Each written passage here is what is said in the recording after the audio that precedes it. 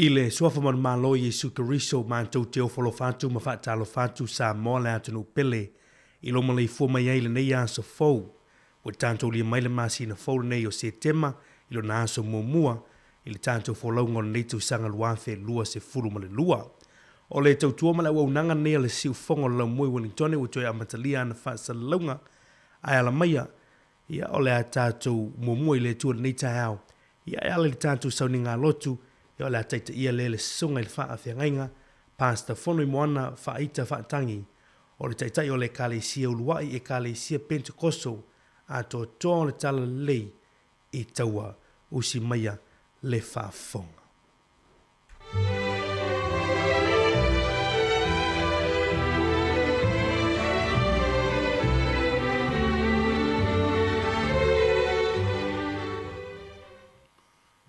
Maloa fua, malo ua maua, le alfai mai le nei tai au fau, si o tātou atu no pele, mai ona maunti tele se ia o i ona maunaiti.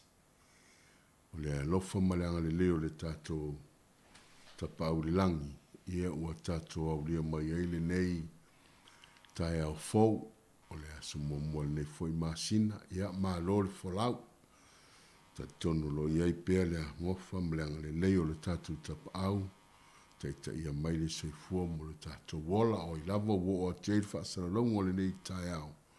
Pa iatu, pa ifo, pa iane le nganga o le tua, ta lauwha pitoa nei o tātou ta mama tina mātitua, lo tapua i ainga. Ia, maua pea le tua le se whaamarosi au mo o tau, ia lango malu fo i au fea ngai e pea ma tuto le tapua i o alum whanau o le tātou o tinu.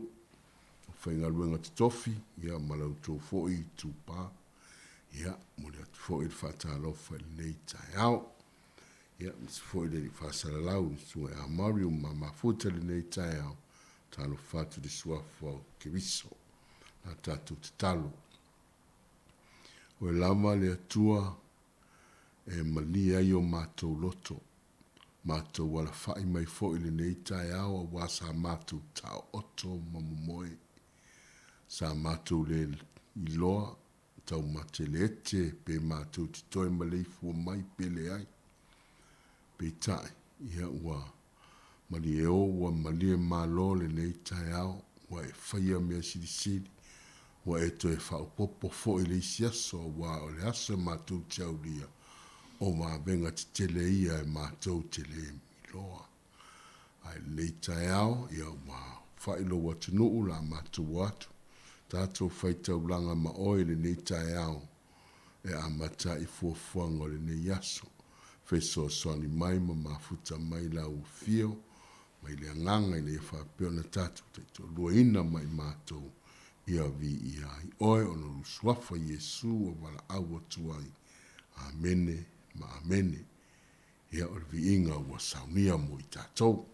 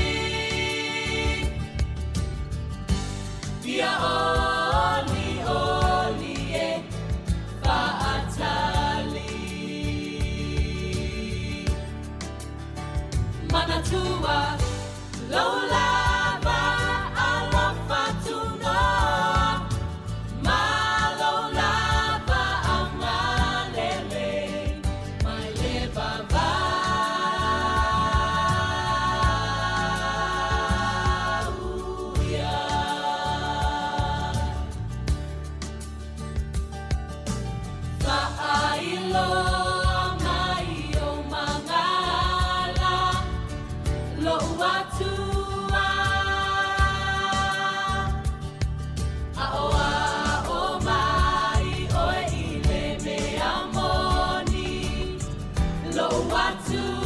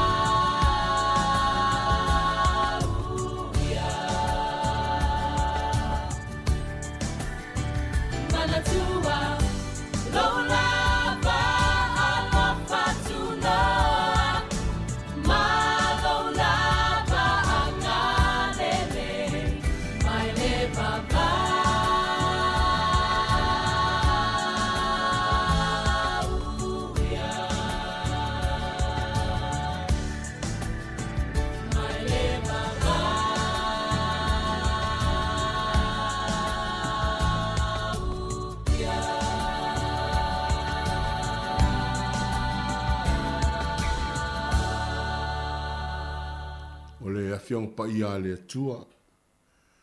Mawasina mtau puta tau te mafuta ai. Ni nei tai au. Tu se lua Timoteo. Mtau pue wha. Pei tauina man le whai upu mua mua. Ia se ia. Whangata le whai upu e malu. O le fiong pa ia le tua. O le nei. O te matuafa i atu ia te oi luma o le atua ma le alii o Yesu Keriso. O le na te wha masino ina o e ola ato mai uoti. Pe a o i lona whaari mai ma lona malo. Ia e tala i atu le upu, ia e wha malosi o na aso e taunga le muai. Ma o na aso e le taunga le muai. Ia e whaatonu atu, ia e ao atu, ia e a popo i atu, male on sai uma, a tua male ao atu. A wai o i ona pola tau te le mawhai ai ona talia o le mata upu e ola ai, ai tusa ma la tau lava tu ina nau, la tau te whaapoto ai, a o mai la tau, ina ua feu o lātou talinga. Lātou te li liu ese foi o lātou talinga i leo pumoni. Ai li liu atu i tala o le vavau. A o oe i e whau tauta i mea umalava, i e ona sa i mea e tinga ai, i e whaile ngā luenga, a le fola le tala li lei. Ma ia e matua whai wina lo whaiva. A wā o au ua whamaringina nei lo toto, ua lata o na pō o te aruai. Ua o tau le tau le lei ma ua ia teau le tau sineonga. O ta au fila upo le whātua tua, o le nei ua te wina mo au le pale o le amio tonu, e fōa ina mai, ia teau i lea lava aso o le alii le whamasino amio tonu, e le ngata fō ia teau. Au i lato malamba o e fia i lona whaari mai. Mātou whanau nauno mātou watua e le malamalama i mātou iau wa fionga mamana ma le paia ma le ai mātou te wala au i la wa fio wha mole tātou ma oe fio mailo mana le anganga e wha malamalama lo i lu i tau wai le soifua ma sio mātou wala. Na ia whapeo nā o ngā ua fionga, maua le malos au na pea mo oe. Fio mai anga pa ia ono rusuafa Yesu. Amen. Ia, ole nei fo i tai au wa. Tato ia ilo nā lofa malunanga le lei. Am taina le tato maftanga, ia ma tato bamba aiatu i le atua. Ono na finangalo whaasino mo i tatou. A wā ua whaamalingi ina nei lo toto ua lata o na pō o te aluai. The time of my death is near. Pe a kau wha pālangi la le upule le wingo le ua lata o na pō te aluai o lona winga wa tau mai, ua le o toi umi se taimia Paulo Masionatali'i. Le tasi leo tusi na tusia le apostolo o Paulo ia po o le pea ma le ona suma le waru tausanga ina ua mawae le maliu o Keriso. Na te tala mai le whare pui pui, ia masau a mata na whaia na tusi, peo na taua le tusi o ngā luenga e lua suma le waru.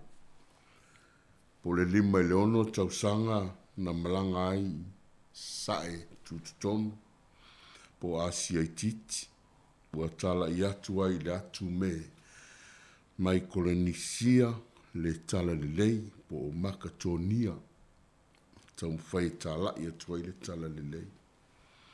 Aina toi pu e masai sai mai, whafoi mai Roma, e peo na ta ua le tusi Filipi. Tusia le nei tusi whamalo si aua i a Timoteo, ai le i fasiotia o ia. O ana upu to muli, po upu muli muli, po o toi upu. O au nei, ua whaamalingina nei e lau toto, ua lata aso o te aluai. O le manatu mua mua le tai au. Aua le whaia le ngaluenga ai le maea.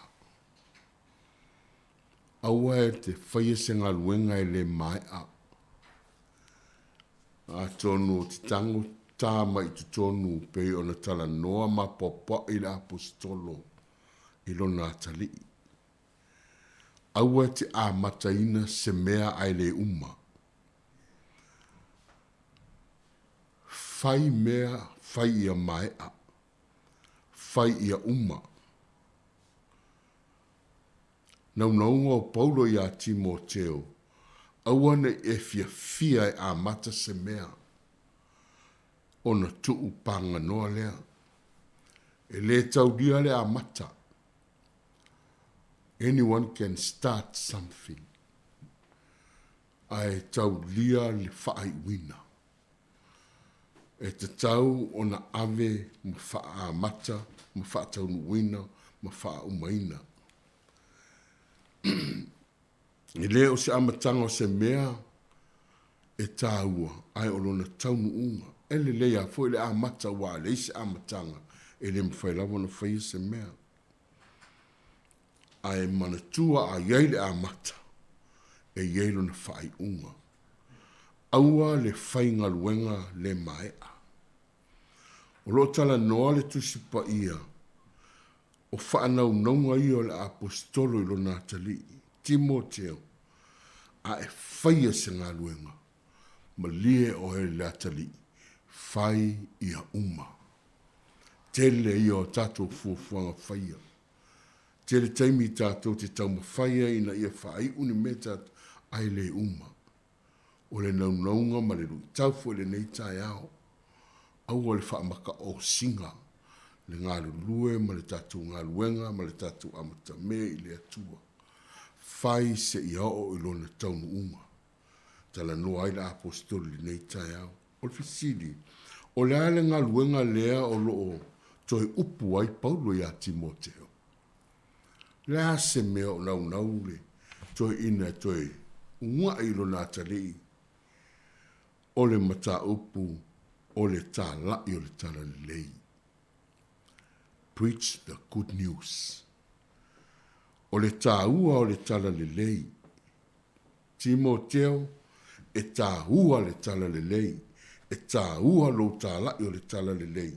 Tā lai le tala o le wha o le tanga. Aisea, o le tala o le wha o le tanga, lea tā ua mai lunga i whai upu i lunga. O le tala o le wha masinonga. O le tala le lei e wha masino i nai ye ua oti a toa mai ola. E mawhaia ona tā tala noe le alofa o le atua. Mawhai ona e tū ma tātou pepese i lumba o tangata. Pai fwone tātou vivi. Pai fo na e fua i mai tupe ngā luenga le atua. Ia inisi e eser fia e fua i tupe tele ngā luenga le atua. I leo se mea leanga. Ao le tā ua ia. Wa fo i mo mo e ngā luenga le atua le tino le nei. Nisi e fia e fua i tau mafa. Whaafetai i e o loo. Alo lofa i au auna le atua ma tausi ala i tau mafa. Mea tā ua. O ala o wha manuianga. Nisi o teime maa nei ala tato wha wō. Wō atu i lea, wafo il fina ngalo nao le atua. Nisi o wha maasani. Tato te wha maasani atu i lea. Tere na whai ia reunion a ainga. Aisea, wha maasani atu i lea vaenga o le ainga. O le vaenga. Wafo o lewa na tea. O lewa na leiloe le tasi. Alfi sili. Na e fai i ai le tala le lei. Na e tala i ai le tala le wha o le tanga. Na e fai i ai e moni ma wha ma oni le ola e wha wawau. Aina e tala noa fo i ai e i ai se ori. Ono le mta upu le e pe ona o fai atu. O lo tala noa ai paulo o le mta upe whamsino ai. E ola ma e oti. Ale umalaunga luenga talo fai o le a whano le na lua tala noa, na lua mafuta, na e whaam sosoani i ai, na e wha uo i ai. O le a whano fo i le na au mai e le tupe, na au mai e le tau mafa. So se mea tātou te whaia, o le au tū o le nei tai au, aua ne i e whaia se mea ai le uma, o le manatu mua le nā. So se taimi lai e tātou te talia e le whaalatanga o le toi li liu ese mga ruenga le ti apolo. Ua tātou maua a aua ne e whaise ngā ruenga ai le uma wa a le uma o isau wha uma. Guess what? E ke sau i ei pe sau i sisi ua mua i le ti apolo. A le e whai mai langa ua iai e ua wheu o la talinga. Wa makanga li liu ese mai le whaalatanga, ma upo le whaalatanga. A e whaia la, o le lui tau le nei tai au, la unga ia uma, whai ia uma. O i lava i te lua mafuta, a o au ia i le whaalatanga le atua, e moni ma whaavavau le whaalatanga. Mlatu e lua. Tu i tangata, tu mau i whainga tau le tala le lei. O le tangata e fia i mea whainga o fie. Mea leise whainga tā o iai. A le lui tau le wa iai. Tu mau le whainga tā le tala le lei. A whainga tā le tala le lei. Tātou o sa. Tātou o sa aisea. A whaina maliu ia paulo na oti paulo o le tala le lei. O a maliu le toa se fulu ma le toa. Ma le toa lua. O e na tala inga le tala le lei. So le whainga o fie le tala le lei. Wa au mai le tala le lei i tātou. Wa tātou wha mao po ina ma tātou fusia. O se whatu tonu ia i tātou. Ai o le fusin o e alo e ave le tala le lei na. Wa le taimi tātou tio i ave. E le whainga o fie. Tātou wa ai fo i le telo atu nuu. Fasio tia mai lea. Se i vai anea ta whanga o whaingi fonta talo, o whainga aluenga whaatālai, o lalo na winga, o le whainga tā le tū mau, o le whainga tā le tala le lei, a le tau nai ni tai au, tū mau le whainga tā le tala le lei. Aua tātou te sosola, aua tātou te lalafi, aua te musua, aua le fefe, aua le mā, aua le whaalongolongo tina, aua le sola. Tu mau, tātou tu mawai. O tu hole tau sama angal pāseka. Na pu e ai Yesu, ai whai mai isi, mian au so. E le ai le tupul mena ia te oi. O lale mena o iai na tātou mau. Na o olo i whainga tāo le tala le lei, whaafiti loa. Wa ave Yesu, wa maliu Yesu, a ua ole au so i le whale tapuni a toa, e tau na lafi ai aisea, e whainga tāle tala le lei. A le nauna unga na le apostolo, ia, Timoteo, tā la i le tala le lei. Tu mau le whainga tā le tala le lei. O ti ngā o ke riso na tupu i te tonu Jerusalema. Na tupu i te tonu o lona nu, na tupu i te tonu o lona ainga, na tupu i te tonu o le ekalesia. O le ata fōle nā mō oe māu. E te tupu nei ti ngā ma te tupu whainga tā le tala le lei. E tupu lawa i te tonu o tātou ekalesia. Whe mai ia a vea o tau e pei o mā moe i le vau luko. Ai seana a vei mā moe o le mea sili o le manu e sili o na file mu ma lama tia ino na ola i mā moe. O le fina ngano o le atua ia e tu mau le whao le tanga. Po o le a le whainga tau ala i te ui ai o oe o le tangata tā lai. O oe o le mā moe a le atua. O i tātou o mā moe o si ei tauranga mō le atua. O le tolu. Whaaiu lau tala inga ma le anganga maualunga ma le fia fia. Whaaiu rou whaiva ma le fia fia. Whaaiu ma le maualunga. Whaaiu mo le manu malo. Whaaiu mo le tutongi ua au mai mo oe run the race to win a prize. O le ata o le kerisiano moni o ata o le keriso. O ata o le kerisiano moni o ata o le keriso. Ai whaatari tali e maua se ia so tā pale, maua se tā whailonga, maua se tā tutongi e mā lo se tā ai. E te tau ia i tā ua o na whaiu maua lunga. Ia maua lunga le whai wina o lau ngā luenga. E le whaafewheina o e se tangata. O le tangata ua iai le tumutumu ato atua e peo na ave ia ti mo teo. Ua iai me siri o na tāua ia te ia. E le whaafewheina e se tangata. So se tā lai le tala le lei, tala le wha o le tanga. Tala le maliu ma le toi tu the salvation e le whaafewheina i se tasi. Whai mai paulo aua tātou te whewhewe i e whasi mai le tino. E tali file mu, so se taimiwa tātou whasanu uni mta mō le tala le lei e te tali atu ma le file mu. E te ngalue ma le whaamaoni. Ona whaai u leo oe i le whaai unga maualunga. Savali le afi e te le mu. E te savali le lolo i te le malemu. Aisea e whaai wina ma le maualunga lo whaiva. E punti ai ngutu o leona. E le popole le wha whai mai a whai o te savali le wha o te atai le wha. Ua i loa lona i unga o lo whaatari mai. Ua ia tau le tau o le lei. O ata ata le tangata whaai u maualunga. Tasi le toi upu tā ofi le whaatotua. O le tasi lea tā upu ma tā upu na matua la pata ia ai le atali. Ia tā ofi le whaatotua. Loto fia fia e wa ai lona matai. Tā pena whai mai paulo. O le a o sauni o te alu. O le a o sauni o te alu. Aisea, ua mai ala na ngā runga o whai o maualunga. O le munu muri nai ta ua mai ai. Ua te wina moa o le pale o le ami o tonu. Whai ia mai au whaiva. Whai ia uma. Au le wha ngā pelo. Au le wha ta ngā whai. Au le wha mata osi. Matua tu e tātou tangata ato atoa.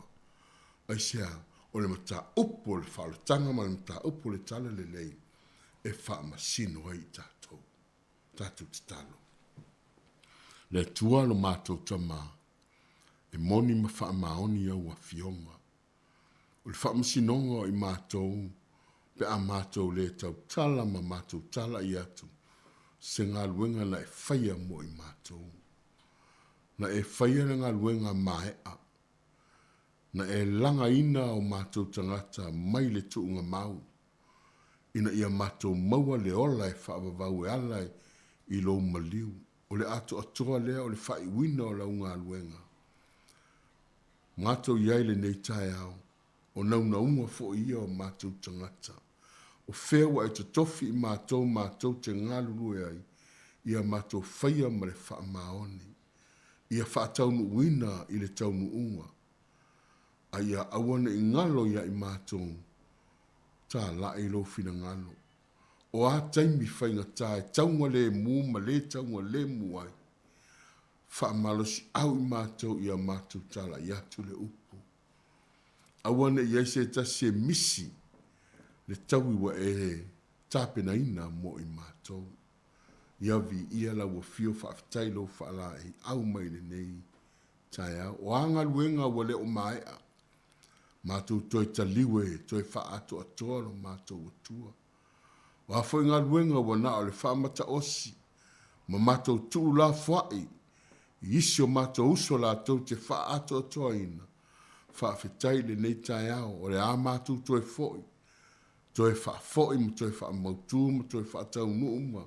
Ina ia hiu, i le maua lunga o lau fio lo mātou tamā. Ia anga le lei mai le nei tae au. Mana tua le lalolangi fe vesi ai. Le lalolangi o wha mai lo mātou atua. O suru wha inga lo mātou tamā. Fia maua oe lo mātou atua. Le tasi leo ala leo i mātou lo mātou atua. Ia mātou watu e watu lo fina ngalo. Awane i mātou fefefe lo mātou tamā e tā lai oe. Wala au la wa fio lo mātou tamā o fea lava o laua ina ai. Laua fionga i atunu o lo o sawa ina ai. E wa talitonu ma whātua tua le au kiri siano lo mātou tamā. Ia e anga le le atu lo mātou atua mana tua le mātou titalo. Na i o mātou watu nuu i New Zealand nei ma Samoa lo mātou atua. Fai le lei o mātou tangata o wā mātou te ioe matali tonu. Ia le aso la mātou whaamasinonga. Ia tātou ma oi le nei aso lo mātou atua. Tu nātu lo watu nuu a toa. Te ngai ma whaiva ma tiute o ngai whanau ia o aonga. Lau o whainga luenga i lea whata ma lea whata mana tua le nei tai au. Ia mana lau upu lo mātou atua, mana le alu lau tala le lei, lei tū ma lei tū. Aua lava ni mātou fefe tau lau fio lo mātou tamā. Aua ieli taimi e muta ai. A lea mata upu le whamsi nonga leo le soifua mo le mātou wola. A o iei lo mātou taimi. Ia anga le lei mai oe lo mātou tamā ma lau whamanuianga le lei atu nuu a toa lo mātou atua. E o iei mai wha mole mole, ia pa iatu, pa ifo, pa iane.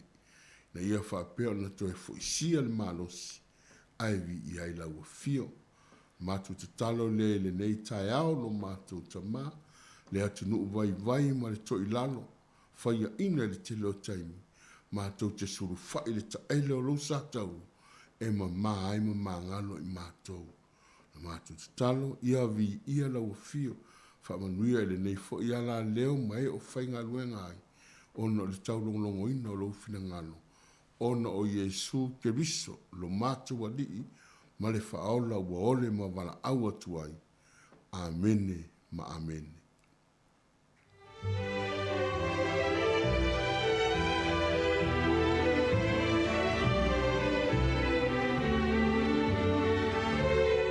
O le nau o whaafonga le tātou tunu ure nei tai au e ale tātou sau ni ngā lotu ni teita ia e le sunga le whaafia ngai ngā pāsta whono i moana whaaita whaatangi o le taitai o le ulua i e Kalesia Pentekoso a tō le tala lei i taua nei tai au mo le atuel whaafitai ma le whaamalo i le au nā le tua o le tāpenanga mātungo fie ia o le ua tō matawina i fo i le paia ma le malo le tātou tunu ia i le nei fo i aso fo i whaalumanga whaaleanganga ia wāre tau sui na pēo le tātou sui fua whaaleanganga. Hamanuia tele le tō i lau sunga le whaafia ngai ngā le wharatua le no whaano whaapea e Kalesia o loo whaamuni mai. O lea ua toi lua suma le 8 minuti o toi neo na tāle o le tūla e valu, tui nātu vivi inga neo le tua, tau tua nere si ufonga o laumua.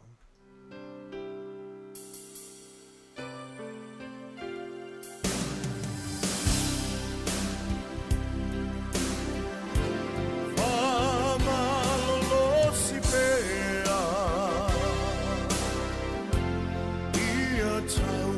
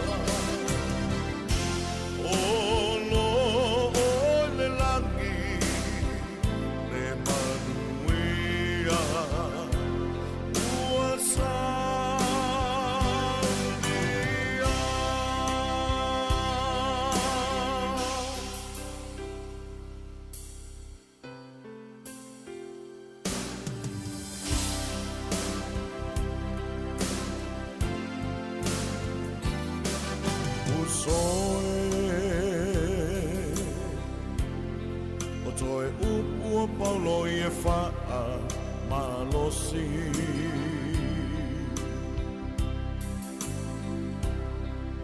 awalo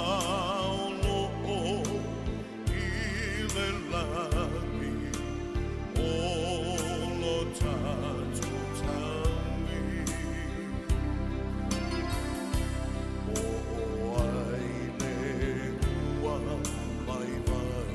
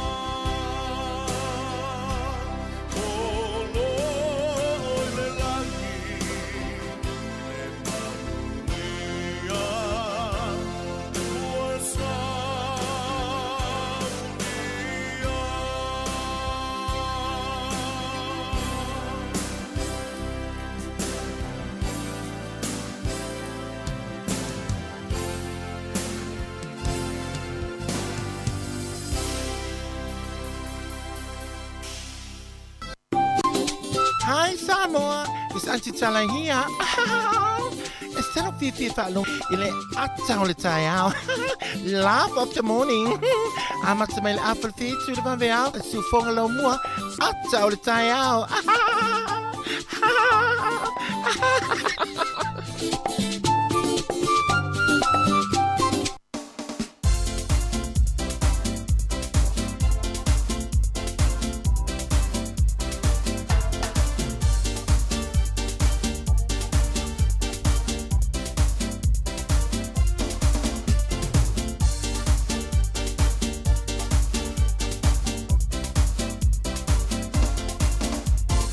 Ata, ata, ata, ata, ata, fifia.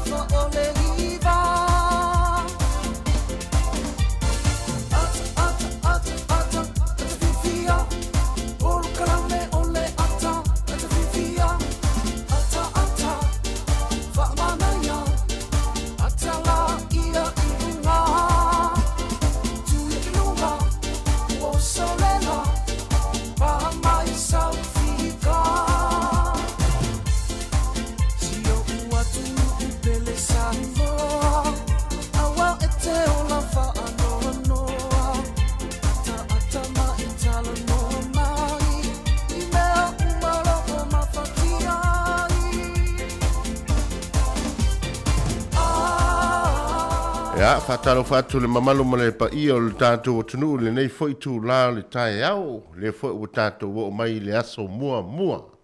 O le masina o se te malua afe lua sifuru ma le lua. Ya, malo le folau. Fatalo fatu foi le sunga ya mari nei tae au, sunga ya mari fai valu. Ya le foi o ma fa tauto lua tu le nei aso, wan tauto lua ino le tātou o tunu o matu tautua masani. Malo se foi manue malo. Talo fa good morning I lau fitalinga sile la I po lau sunga fo I le lia wao le tai au ma lo se fo man wia o lo aso ta bafta Pe ia fo dinga le ta vala fo le pe o laite pe fo dinga laite I pe tani ia lo te ni news o le va tele ta tele o no le tu la fo le o te saua ia o tu oi o wesi fa penale fa pena foi de tu langa le voi ta to finga o tele ina le mafuta ta loi e o mai si ai o mai si malo pa man li tai ia tai o manuia o le nga sau lungo le motorway ni tai ia ai wa amata foi na pisi le anga ia tu I tono le taulanga I Wellington ni tai ia tu langa masan ia a o tatou ai ma le talfatai polirua pe folinga mai o le lavo amata na foi le na le leile alo o le foi le o fenga solo ingo tavale ia mena foi fa penale le nei aso le alfa militao ma le upo le for le tao le so fa ma le fa malo si le ona le tua mai le fa malo si au nei fa yese ngalu ngai le mai ele lo luinga ele ona matino se ngalu o le tonu unga mai ia fai wa tasilia fa fitau di le tonu mo me fa la putonga me ele ngata fa putonga mo au lutu ainga ia mole na del wato tangata fa ma ite se ngaluenga na no va ai to wo mai se fai te ava oni mo ole ubale ole uma le ngalu mali ai mo tangata fa ma ite ta fo en fa uma mali fai ia uma ai le fa ma ite fo le ai tilo le tangata sa fa ia mana ole fa ma natu fa pe na mo tato ia wa fo ile anga ia to nato to no fa mga lunga le ia so ia tato o to no fa finga lunga ia o le tulanga na mare tau so foi fainga malanga o tato ia tu le mo mo se tema ala fatalo fa le tunu fatalo fa tu le malu male pa io le tato tunu la fainga luanga to fil tato ale ta fainga luanga to fi ia o fa mota le malu le fa fa taulanga male fa taulanga ia malol te talo malol langi matafi fatalo fa foi le lolo ta mamtina ma tu o te lutei o le tato tunu Malay fu mai fa nu le le nei ta ma tango fie ya ma lol fa to ma lol ta watai ma lol fo lau ya ma malol da to tunu na to fo yo lo fe ngai ma na fa mtiu te ma fai vai tono ma ta malawa ya te nani fo ina to le fo wa nga ya tu au ma lu ma sanyo le aso fa talo fa tu si fo ngol lo mo le ta ya la to fo yo lo ilungo ta to so ta inga ilungo pe ngol ngalo le ya Facebook ma ta to YouTube le app fa pe fo tato licho ia ma tot fatalo fatu tautua Samoa Capital Radio su fongo lo mo Wellington malana tautua le fo la ma tautua tu nias ma lo se fo manuia ma lo le tawata sile la yo le o tatu el masina lo nei van le le tu sanga ia o va viana mai fo le tu sanga lo fe lo sumolu o le pe yo fo linga mai e se a fo I le mai tau le tangata e se foi fanga le atua o tatou ia pe na tatou tuli mata i o le aso ma fe au mga luang ai le o le tatou malama le fesuia ingo me o le natura ma le lalolangi ma le fofa awa o ma fau nei le na masina tatu e feala mai i tau le ono la ai pungsa ai tate vai atu nei ele peto se furu le ono au vai atua o mala mo fe I mai o fe tangi si mai man lele ta fa no fa mo te ai e se ia to inga tau e o tato ia I pele le wa matana va vala mai fo tau tato tio o toi le umiole o le aso mani umiliao ia ai pu le po ia ai sa o le tato ia le fo longa le masina lo naiva ia o lo ia fo info fo nga disi tofu tangata malan fo fa fa ile masina male masina ia me se finga solo inga ole ase ole asau fo fuanga lo fata otomo ne mati ia tele a fo tangata ia fa mo le tu ia e mani sta to pese to mo le tai au Tātou porkalam. Ia.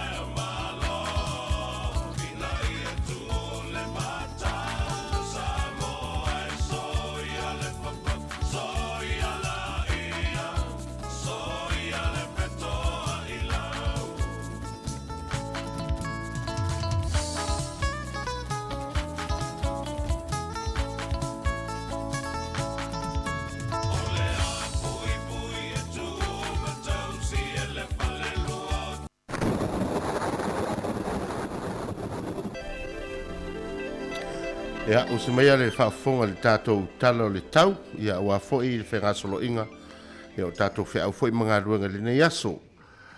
Ia, o le au te lenga foi o New Zealand e whawai atu, ia, o le lava e manaia le suru mai o le la le nei tai au, o Rotorua e lua tikeli o ia o Okilani, a mata mai Okilani, ia e iwa tikeli le maruru i le nei taimi, ia o le fo fa solo lava i tau mawhanawhana, ia whapena fo i le whasolo mai Hamiltone. Ia, o susuru mana ia pe lava le la, whasolo mai Rotorua o Gisborne, ia ma Napier, ia ma se i o mai lava le tātou Pitonu lea Wairarapa, ia o lo mana ia le suru la nei tai au, whapena fo i Wellingtone, ia le mai tau atu ia Wellingtone, ia o le se furu, o le mana ia fo le suru o le la, ia e se furu lua tikali lona mawhanawhana, i le nei fo iaso. Ia o Nelsoni, mana ia fo i tasi lea motu, tasi lea Pitonu, pitasili fo na suru le la, ia o le lava e vai atu teimil nei, ia o le lava e tau whaisi malulu, o le lava e valu tikali lona malulu. Ia o Blenheim, ia o lo suru mana ia fo le la nei tai au, ia e whasolo tu fo i le se furu tikali lona malulu, papena fo i kare stete, ia o Taniren, ia o leo vai atu pea ua sui mai pea, ia le tūlanga pea ona. Ia i Taniren leo atu sumatasi, ia lona tikri le maruru te mili nei. Ia in vekako, ia whapena foi. Pe fōringa mai o le au te lenga lava New Zealand, ia lo mātango fie le suruma nei o le la, ia mawa ai ei foi ia le la le nei aso mātango fie, ia i le whatinonga foi o whi au mga ruenga pe o na iai le nei aso mua, o se te malua afe lua sifuruma le lua. O le tātou tala i le tai, ia e fōringa mai, o le tala le tai Wellington e lava ia o le ana pe le tai i le te o le lua le vaveao, ia le ua sua mai i le afo le valu nei tai au, ia toi pe fo i le tai i le toi 5 minute, toi 8 minute li tulai tolu ana nei, ia ona toi sua mai fo i le lata i le tulai iwa na nei le afiafi. Ia, whapena foi ia leo te lenga I mana porurua, e saulawa manga I atu I kapiti, e whapena foi o na pēle tai nei I le afo leono, ia leo foi toe sua mai I le toe 5 minute le tūlai tasi, ia ona toe pē foi leo le tai I le te o le tūla e ono na nei le fiafi. Ia on toe sua foi leo le tai I le tūla e se fulua na nei le pō. Ia o le tala na le tai mo I la tau foi anga I whangota, ia ai mo le au te lenga lava ia whai tete tātou e le I o dei lava staimi e tau eun tātou o tātou te whangota. Ia suinga foi nei tala le tupe, ia awa foi ia le au laf tupe. Ia o le tātou tala le tupe le leitai au, o le malosi o le tupe New Zealand I Samoa le leitai au, maua le tā la 5 whaasene, tasi tā la New Zealand, maua le tā la 5 whaasene Samoa. Tupe sa New Zealand I fiti nei aso, tasi tā la New Zealand maua le tā la tolu surusene fiti, tā la tolu surusene fiti. O le malosi o le tupe New Zealand I America nei aso, tasi tā la New Zealand maua le ono se fulu sene, ia ma le tupe Australia, maua le valu sene, ia o Samoa lava ia nei aso, tasi tā la New Zealand maua le tā la 5 whaasene Samoa. Manuia la folina o tau seleni ia ingolo whaatale mai nei aso.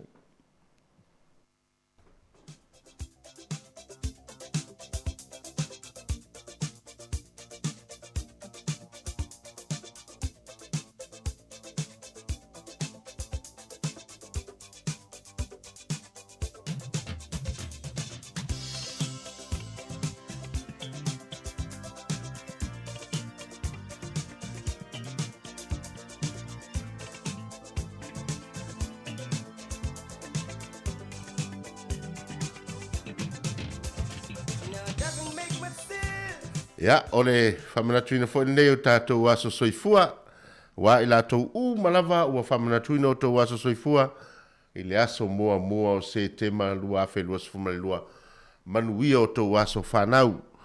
Ia, manatu, awane I ngalo le tātou imeli, o le aso whanau at samoacapitalradio.co.nz, ia, awa foi le la foi na mai o whamonianga I le aso ma le aso. Ia, ai, e olo ieri tātou dus whaitau. I o le tātou tusi whaitau nei tae mo mai le salamo e se lau lua se fumalvalu. Salamo e se lau lua se fumalvalu o lon whai upe lua. A wā e te ai I mea ngā lua ai au lima. E ia te oe le manuia. E ia te oe fo I le lei. A wā e te ai I mea e ngā lua ai au lima. E ia te oe le manuia. E ia te oe fo I le lei. Manuia tele le whamanatuina o te wā soifua. I o le pese nei o lo whantuari si ufonga la mua mo outou.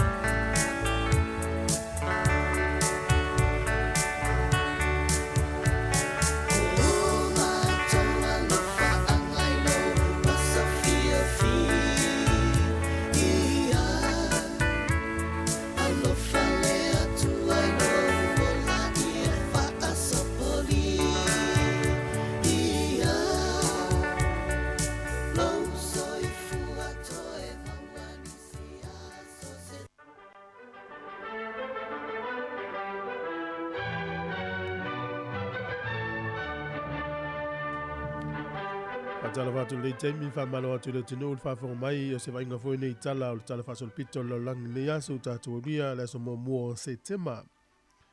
O le solta usanga e tasi iva tasi o no fa vai erika la pusoka le ta o le Corinthian Paulista i tutono Brazil.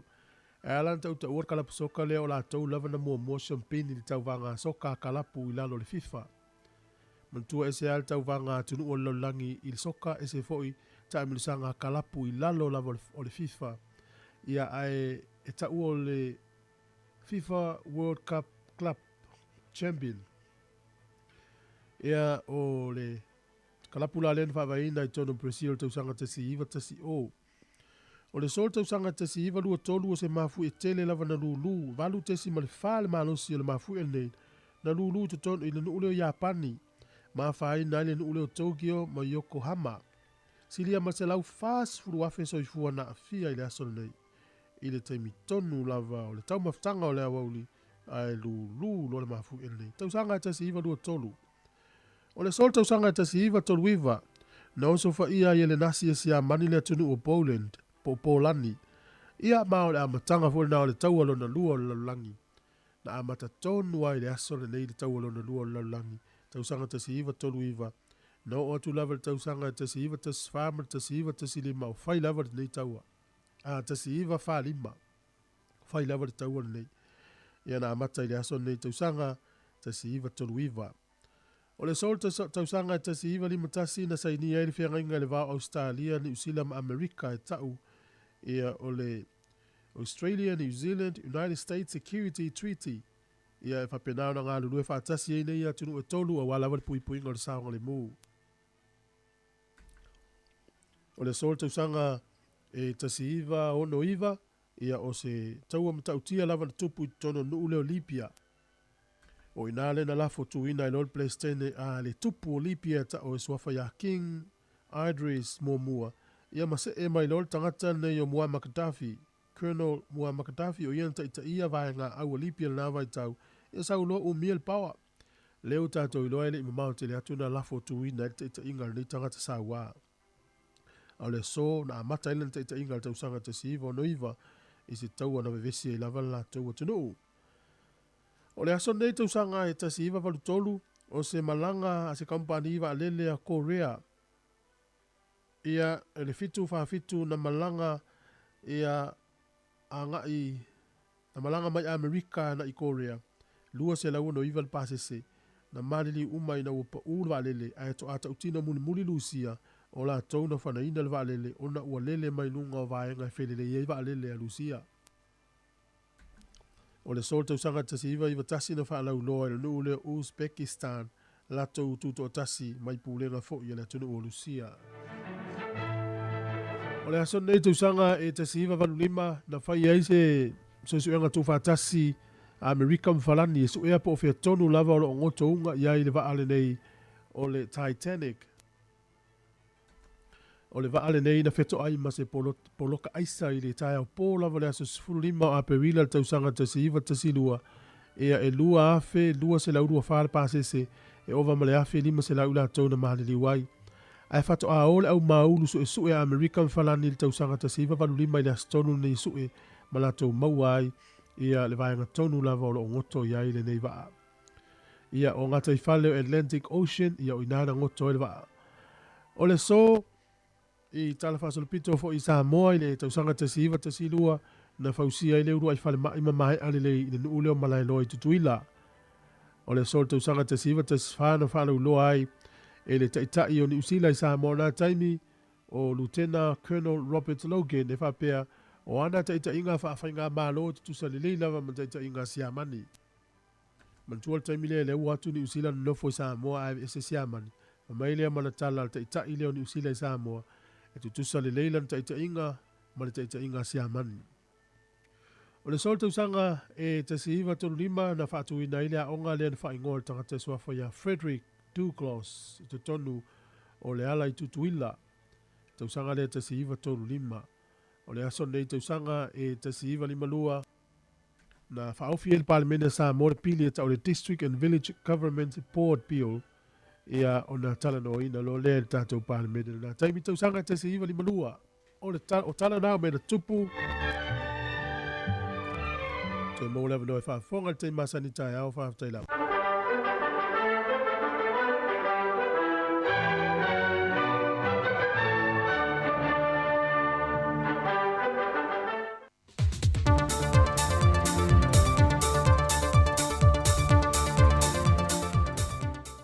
Le nganga fia te toi whaatalo whatua ili nei fo i aso fōru tātou tunuu. Ia o seisi fo i whaopoponga I tala I meolo o te tupu I Samoa. Mō lau whaafonga anga. Wa toi whaamanino mai ele whionga le pula sili le tūmau o le company whaalele le tunuu le Samoa Airways.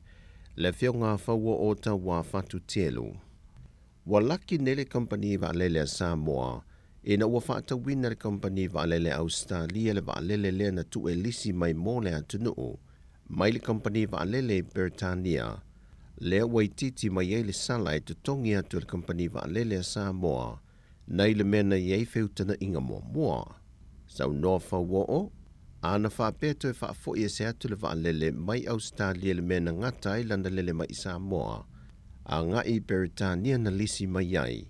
Sa mema no, o le atu tongi atoa se tupetele a nga ele company na lisi mai ai. Peita ia le o le finangalo lava leo le teitai o le itua ngai la lato fo I whaafalitui. Na o lato nau lava ina ia iai se wa a Samoa. E whaititi ai le si itanga o pasese le ua matua matau tia lo lato maua le lunga. E fesoasoa ni ai tangato le atunu ui whemala ngai. I atunu ui whafo matoe foi mai. E lata I le lua se fulufo mai whaato sanga le Pasifika le o loo whaia mai Samoa le whaonatanga. E wawa aile si itia lo le to mai maanga waa. E pou e fo ilo lato fo I au nanga tā ua. Mo le lawe ina o soi fuafou e whana nau mai lea tau sanga ma le tau sanga. O le aunga ma le au tu o le whaonatanga e ilo ai awala ese ma meto tia fou. Ona o le si itia ilo le au whaio pepe whana nau mai mo wha mawina. E to tono tau sanga te itasi le o atu I le fitu se furuafe, e le se lau wafe pepe fau I le tau sanga. O se tasi o whaafita auli o lo ilo ina le whaontanga le nei. O le si tia lo le whaita wau whai o tina e whana nau pepe fau, a o lo maua le tina e le kanesa, ma wha le tonu ai le soifua whana o mai o le tamai titi. Wa sila foi fo mai whaato sanga le Pasifika, e le una ia leo podkalame ma wha la wiloa. Mo matua le whaia leo a inga fuafoina, o no lo wawa ai foi a wala I whaiti ai le mativa ma le le tango lima ma le lava foi o le wha soa matua le tūlanga le tamau a inga. O no le fuafoina whaatatau le leo leo whaia whanau e mo mia, e fua le tamau a inga maua le tinama le tamau, o a inga te tasi. O lo yel wha le so sa yete o fo mai whaato sanga le Pasifika o lo usuia le whontanga I Samoa.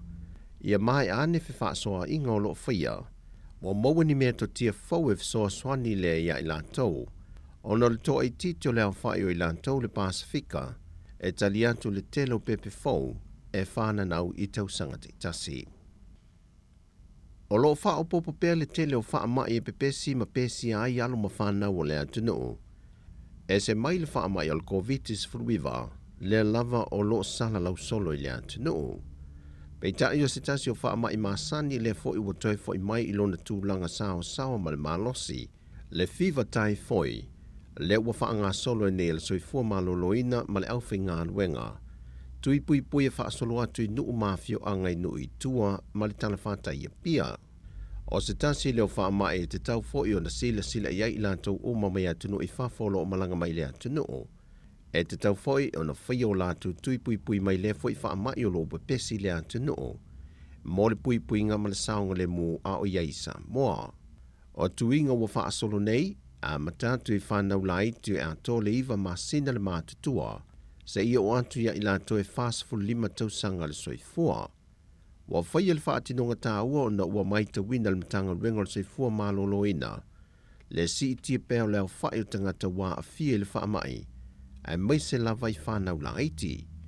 O le tui pui o le fiva tai foi, o se tasi leo a wala mauti no ai le tafi e seo le ni wha mai ma le malu pui ai o tātou tangata, mai ile a fia I siama o le wha mai. O se tasi neo wha mai o toi wha manatu mai le soifua maloloina, o se wha ma i tele wawi fo i lona pipisi, mai mafua mai siama o le nofo maola i fe au mamao ma la pisi a tangata soifua ma meola. Ma o se siama mai mawhai o na whaavea ia e inseti ma manu ni i wha ala fua. E a awhiai ma tau mafa ma vai e wha o ngai nei tangata soifua, e le tau sisia te iala ma la fua tu ma malau tele.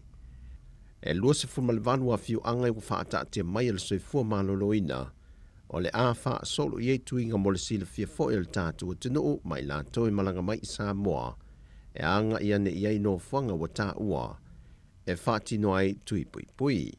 O laulii, leo ne, malie, sa tapuala, o solo solo, le tongo, si umu, vai loa le pata, o motaa, fiaonga le au waa, a whenga, sa tui malufilufi, vai moso o vai yusu, vai telefou, vai teletai, vai teleuta, o moa siu senga, fale lau niu, o tua mua a le sa sifo, a le sa sae, ma ta utu le whanga, o fale vau, fasto tai, no wha lii ma whale a siu. O iele fua whanga le mitanga ruenga le soifua maloloina a mai au polu le nei vaiaso, o le a wha solo atu i le motu tele i sa la whai. E la tatu le tu lai lima le fiafi le aso na nafi, a moli mawina i au telefou le u umio kiu o ta vale afi, e a ngai pam pensini SS le taulanga. Mo le utu ina leo le pensini mo latu sa pe fatu mo foi, i le masalo mie leo no toi si o le tau o le swa u i le nei foi masina fo se tema. Peitai se pe pau fam talanga watu i na mai o le tato malo ma le vaenga o tupe, wa pa ua le tau o le pensini le toru ta la fitu toru sene le lita, o le kiso i le fata la ma le valu sene le lita, ma le karasini i le toru ta la onos ful valu sene le lita. O le toi palasi o le tau o le swa u le nei foi masina o se tema, o se fianga lele au fai tāwale afi ai mai se lava ia ilan tō tāwale lau pasese, o na wa iei se wha mama a venga le tau o le pensini, e toi tau mawai se tupe mama mai ngā ruenga yaso te itasi, o na ele iei se si tanga fau mō pasese o tāwale lau pasese, mai ile masina na te nei. O nai tala ia mai sa mō mone nei fai yaso, man wielu tātua tinuu, wha soi foia.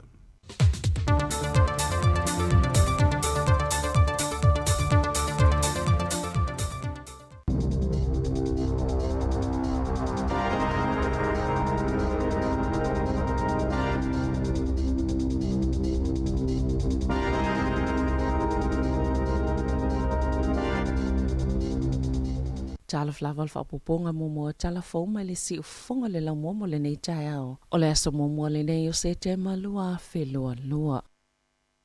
Ua toi li liu se fuafuanga le malo ai le I ato le luas fulfai tō la. Talo na fola sila la tom ta upuna se manu. E la foi la fonga la ufai inivesi I Kiwi Saver. Sa le italiaina le le fa la potpotonga. O lo fa mau popoina po te wina I saufanga po te ngā tupe tangata mo Kiwi Saver. Se fuafuanga le malo e fai le la fonga le GST se fulu 5% I tau po fees e le ngata la ufai Kiwi Saver. E fa pe fo I fa la potpotonga. O loo whaangaio I ina Kiwi Saver, sa malamalo ai le fia I lea fuafuanga. Na sauna le min stau tupe maua David Parker, o sa mata upo whaafau tuanga I whaapale nele GST I tau po fees o tatongi whaalapo tupatonga, o loo wa aia Kiwi Saver. Mau whaalapo tupatonga umalava Kiwi Saver Providers. E au fia ai I le tatongi ngole la fonga le GST e se fulu 5%. Peita ina ta ua lau fiso la fonga I lua se lau lua se fulu 5 miliona ta lale tupe whaapopo e maua I le tausanga. I le whaia o lea fuafuanga,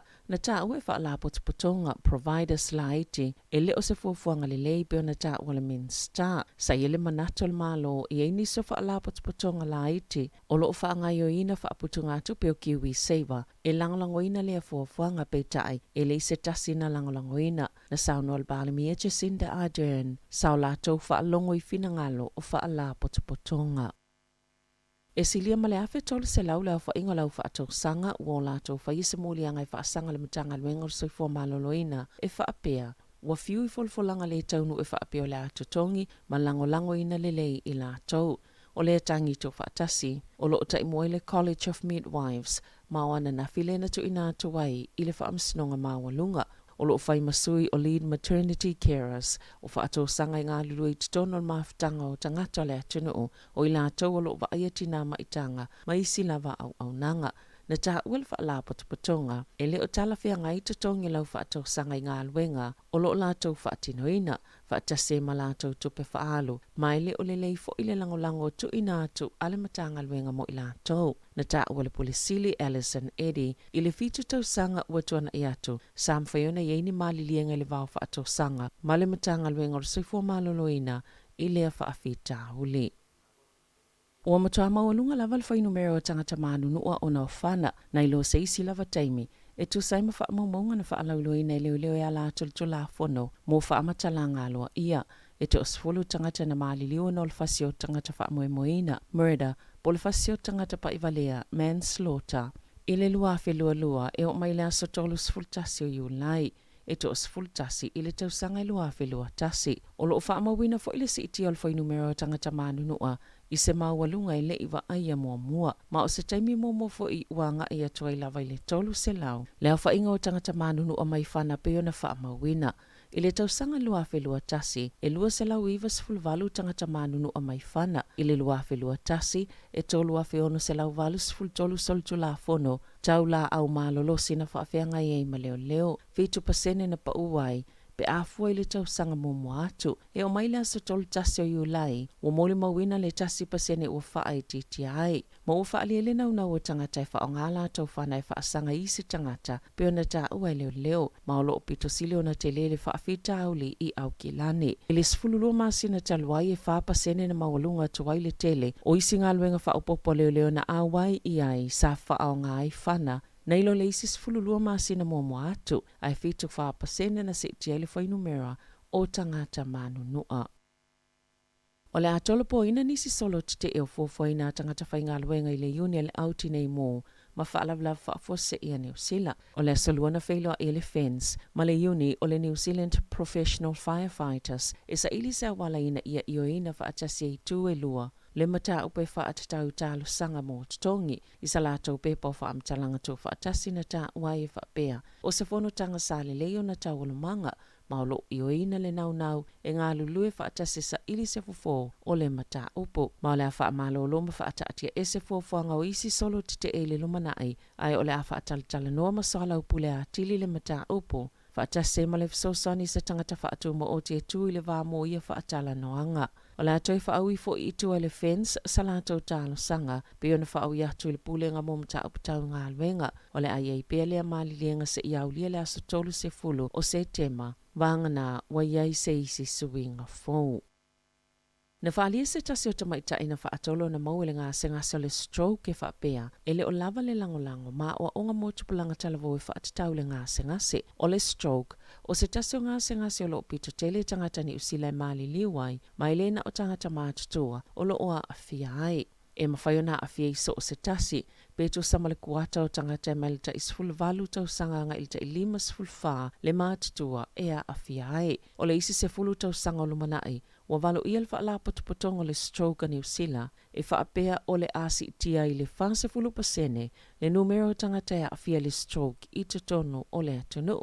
O le stroke o se whaafitau lia awhia whaafua se i le whai ai, ma o se taimi e whaalawelawe ina whaafua se i le solonga le leo le toto, ini vaenga o le whai ai, le e lai ona le tue ngā ioi, mai o lava ina whaalea ngai nai sele o le whai ai, e peo na whaamatala ina le whaalapa tupatonga, na whaatolo na awhia Jessica Ben Perthy i le stroke e au whia i ma le taimi, a o nofo ilo ne tona, masaya ta ua o le polkalame ni usila le taimi nei, o loo whaapitoa mō tangata mātutua, mai le o lava le langolango mō tupulanga e a awhia i le stroke.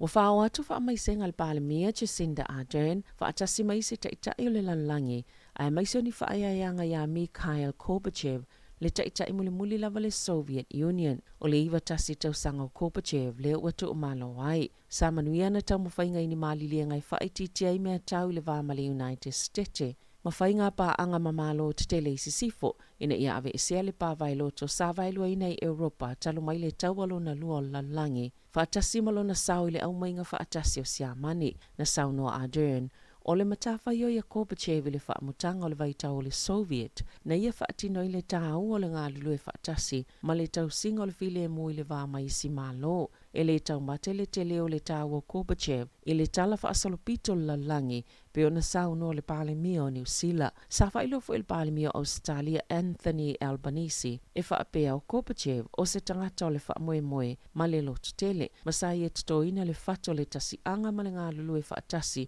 i te tono se lalo langi fe vai ai. Sa vivi i fo ia President Joe Biden o le United States, le ngā luenga whai whaatasi a Gorbachev, ma President Ronald Reagan, e whaititia au penga ni ukilia a malo e lua. Ua tu malo se tangata safi nau malo si mo se file mua le laulangi e pe ona whaalia le whailau tusi a wao malo o whaatasi Antonio Guterres o le tau maunga o Gorbachev mo se file mo. O lo avea pea ma whaataita inga mō tangata uma i le taimina whewaiwai i ei Europa pe ona sauno le palemi o Peritania Boris Johnson.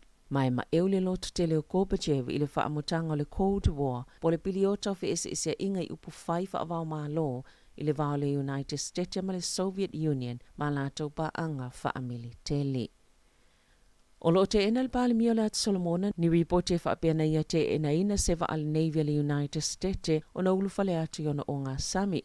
E ni ripote nta wai, sale i whaatanga ino na ulufale atu i le atu Solomona i le Pasifika, le va o le ngā taifale le United States o le Oliver Henry. Sale i mawhaio na ulufale atu le ava Aihoniara, le taulanga le atu Solomona, e tu saima se whaamatalanga si sui o le United States, o nei le Itali atu le malo o Solomona, i sa lātou tāla sanga i toi utu wailo lātou waa, na sauno al palemia manasi songa vare, sa whaalua fisasi le fisota inga, ma sa whaatuaio na tu ina atu le whaatanganga, mo le waa Amerika ulufale atu wai, o nei le i o atu le whaamatalanga pito silio na mo'mieina i lea taimi, na tu ina atu le whaatanganga i lea solua sifulo au kuso, peitai, e o ane i le taimi na wha au atu le fisota inga i lea fiafi, wato tu ua le Oliver le atu Solomona, na whailo atu le atu Solomona i atu no umaulo lātou whaipa anga, o ieini fuafuanga ia siasia tuaini a lātou Navy, ina ia tāo fia mo le taimi nei, si i toi whaafoua lātou ta iala, e whaanga solo le whaatanganga o waa, e ulu whale atu. E ta alonga, wa i oelele i numera lua i laulangi ta alonga ta Apollo Cameron Smith, le ana siampini le ta aminu sanga tele Peritania le masina taluai, o le haawai e le Liv Kolf, le ta aminu sanga ta Apollo tupetele, le langolangoina Saudi Arabia, e lua ta aminu sanga titelo le PGA Tour, sa manu malo i le li Australia, ma o ia le tangata pito mawalunga lontu langa le ta alonga ta Apollo i laulangi, o le haawai le Liv Kolf e o mali taiminei, e tasil miliona tālana ia mawaina ina ua mai al taimilusanga le PGA Tour i le whai unga le vai aso taluai e whase lau 15 miliona tāla le tupe au whai o le taimilusanga le Liv Kolf i le nei tau sanga mo muatun whaali le PGA Tour so o se tangata lava sa tau wā i lana tau taimilusanga e anga i le Liv Kolf la wha malo lo mai le PGA Tour. Tala fau ia ma le si ufonga le lau mua mo le nei vaenga o le tai au.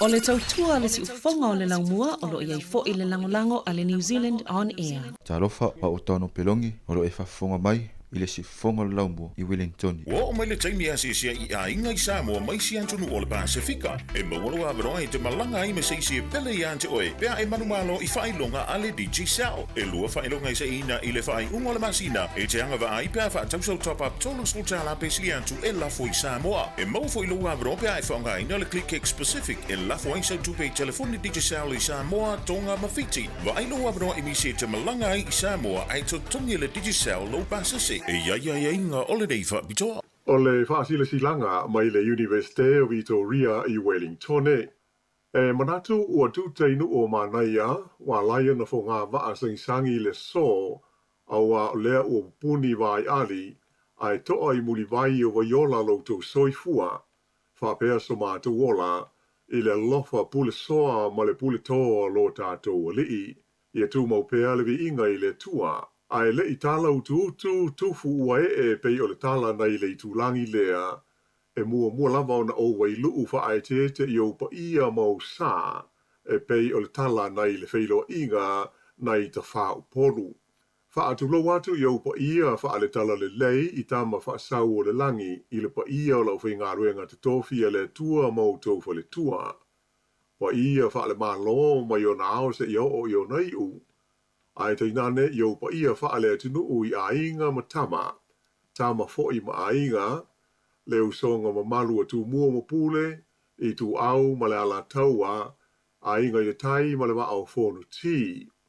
Sua ma le vai whanua, fofo ma i tu langi, sa ole ma sale au mua, ma le lau niu na sai lua. A fio le la au na amotasi, to o le fale ula, ma upu ya te oele manua tele, tu lou lava. Wha ma lo le soifua manuia, wha ma lo foi le langi ma tafi. Ai i le awa tele ma le wha alo, o te wha ailoa tu ai le awa no whai ngā luenga tu mau, o le matuo whaiva o le tō wha manino, lecturer, teaching, i te tonu o le mata upu tau sa moa i le wa au manu Pasifika, o le porkalame mata upu tau Pasifika, ma le mata upu tau Samoa, i le Universite o Victoria i Wellington. Ua o tu ina atu le nei whaasilanga ma le mi ngau tele, mo le whailo atu i se tasi, po o nisi e sila fia e anga waa mo le tu finga, a wale a o ina o le ngana ma le anga nuu, i alo ma whanau au tō waa mai i le Universite. Mole, e sila ane i whaamtalanga tā mau mai e inga tusia o le ngā ruenga, e pei ona whaapipi atu i le nei silanga.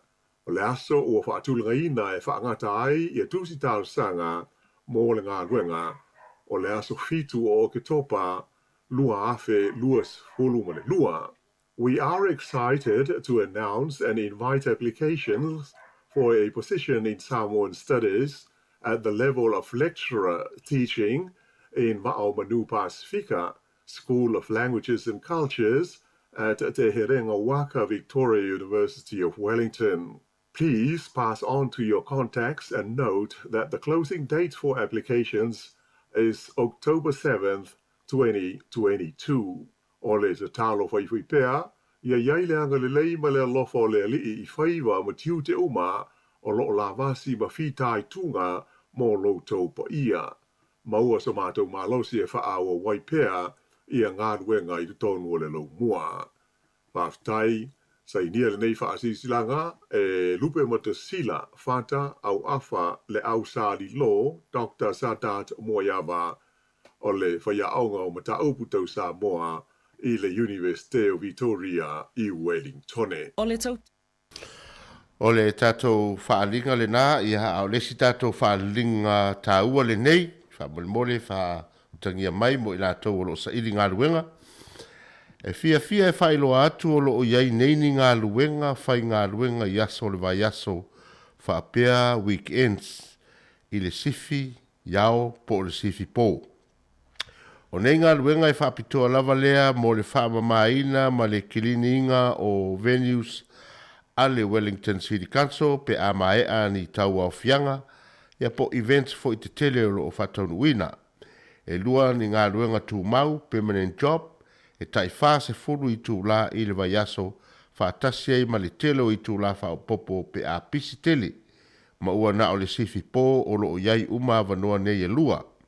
O le isi o nei avanoa, e au fi ai ma se avanoa avita avale, ma e te tau o na whai ngā ruenga wha atasi ma le au whai ngā ruenga se ia o ina uma ngā ruenga o le pō o na sauni le mo mori le au whai ngā ruenga i o lātou whale. E mana o mia lo full license, ma e mana o mia se e wha moe moeina, ma wha tuatua ina, na te mo moria le au whai ngā ruenga i o lātou whale ma le saunga le mū. O le tongi amata e luas fuma le lua tā la, fitu 5 sene le tu la po le living wage. O le teimi nei o lo tele le mana o mia o tangata whai ngā ruenga i teimi uma, ai mai se foi i lātou o tau sa ili ni a lātou casual work i le po le ao foi. Ai mai se lava whai unga o vai aso a wā o teimi pisi ia o event center taitasi. O teimi mai tu la lo tā ua ilunga e mo event centers, ai le au fiai le tele o vanofa i ngā ruenga a le Spotless i so se vaenga o Wellington nei. Mo nisi whamatalanga, whafso o tai mai Violeta Sua i le o lua fitu, valu o iwa, tolu iwa, iwa lima. O lua fitu, valu o iwa, tolu iwa, iwa lima. Po o Jody Brownie i le o lua o lima, iwa lua, fitu tolu, tolu, faono. O lua o lima iwa lua, fitu tolu, tolu, faono. Po le mato website o le www.spotless.com.au. Ia whaaftai o le pūlenga al Spotless i Wellington. Ia o nisi nao tātou avanoa whi ngā ruenga. Ia mo i nātou o lo tau sa ili ni a lātou ngā ruenga. Ia al teimili nei o lea ua awhatonu le itu lai valu. Ia o lo tau tua tu pelsi ufonga lau mua o lea ma tau to lua atu ma tiu te atu. Tei to lua ma le sunga ia mara whai valu. Ia ili nei fo itu la le tai au. E maari e fo ile le nei aso o le lau tātou o mai a se tema. Ia al whi ngasolo inga lava ia o whi au maasanya le tangata ia o e mesa le tātou o tanu. Ia e whanongo ina fo e lo tatino o e le swinga le tau. Pio le ala nao o vai atu lo usu malosi ma. Ai e ele si vai nga le no fital no ai. E mana ia fo i pe to e pe na tala no mo mo fo. Ai to fa manatu. Nga le vai atu to e salutala. Le tu langa le mo le o le fo ile le mfaio na tu ina tu le matua le fatanga nga i lana fa na we alu e fo ile le ta ufa paranga sleep over le alu moe pe alu e moe o ilisia na wo ia pe sa fo ile na wo i nei tato fale e moe le fai mai so suanga vanga le i te e ta u ilisi vanga ia ai fa le ta u fo ilisi tu ia ai o le fotuanga le mai ina ia mata i tu ina matua ia le vanga le ina ia a puipuia mai whanau nisi a fianga e tauana i te ua a fia i lato. O la so whina ngalo i le vai. Mana ia le tāpule ua e te au mai fo i e tā ua fo i whaafo mai le tātu tunu ua o longolong pui li pere tātu tunu i wanga leo o tūlanga leo le momoe e se whanau i whaleo isi a inga ia pe tu salava pe o lato uo ia e pe i a pōlenga fo i a le i te minei i me vai na fai talavu o ai vai fai fa excuse voi le fa alo fanga voi va pe lai mo moe mo ia elo le voi le tu lang voi le elo voi na ma tu ko ma te tu le me e fai fa na ia lai malo lo ma tu na la wo ta fa fa is talavu e se foi me lai wanga i la tu pe wanga pe nai ton ma te tu le wa pe ole si me no fai tau ilo o ma fa fa lo a fa pe la o fa te tinga fa pe o lo o le no forma o tu la fa no mai la fa na fa te tinga ia o la wa te oil fa tu tuanga ia te ia o le si matua o te va ia fa le ia la fa pe o le la o ti fanga ma ia me o mala na le la patino ia te o la lo ti o le va ai fa le po pe sa le mu ia tamiti nei le au mai i lo fa le ma fa ta se ma la fa na ia mamai tai tu ina foi po ala to be ia le afai po afai o se ati le la matamata ma tai tu ina po le ata le matamata Mani. Ia matai tu foi po ani la tu la tu foi le ani. Ia la tu foi ta longa po ani ina ia saunga le mu o wa le po lenga le na. Le fe mai la tu ele lei ile sitei. Ai le lei foi. Inisi vai alai ma tu a le te lo o mala mai te lo ma tu po ta po ta te no. O le si vai nga si la ir tu lang foi le. Ese le o ina fa na i tono lo ai ese foi fa ngo au po kalame au fa tonunga o ia ese foi la ia ese foi fa nga foi la ma tu ma e pela e foi mai wa tau ese le Pela ina tonu ale afianga lewa tau ama ele maule. Ia. Ia fa ai tete ia ita tau matua ele. Wa sa mantua na le watu ai ova ai atunga ese ale ese sa lo tonga la ia o le ita mo fa mai. Ese ala ele fa ia fa pe ia pi fa sa ua. Ia. A mata lo sa lo le to fa ia tuti na mata ma o ese to inga. Wo so wai. O ese to inga skei no au mai.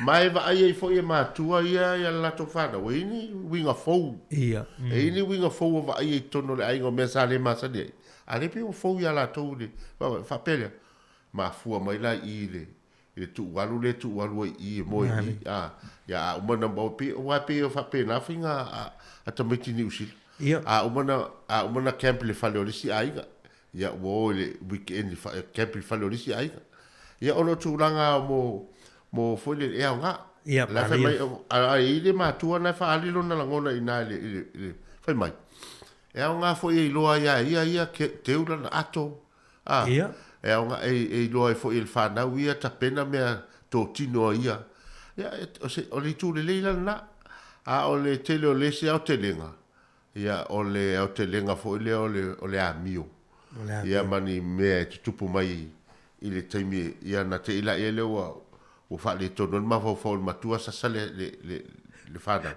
ya ai ono ni me na mo mai o talo i fo lan fatama ya o se famanatu mo tato matua le si va nga si la lita o le sola so mo ne se tema le wa o te lo a mata na release mai tuorta i se lau su no vo ile tala ono fitu se ne vo ile o le living cost o le fiso soan del malo le mo le tau su fuanga o te lo vo i o la wa fie le si tagato le fa tali le temi in nei ton o si feso soani ta o tel ai talo sia ele o te tu purva vo le la kilo va nga no fu fa tu New Zealand ele o seina ye la to fa tau le Loy Queenstown ya la mo le tu pele ye vo tagata lo ma le liu ya la mo tu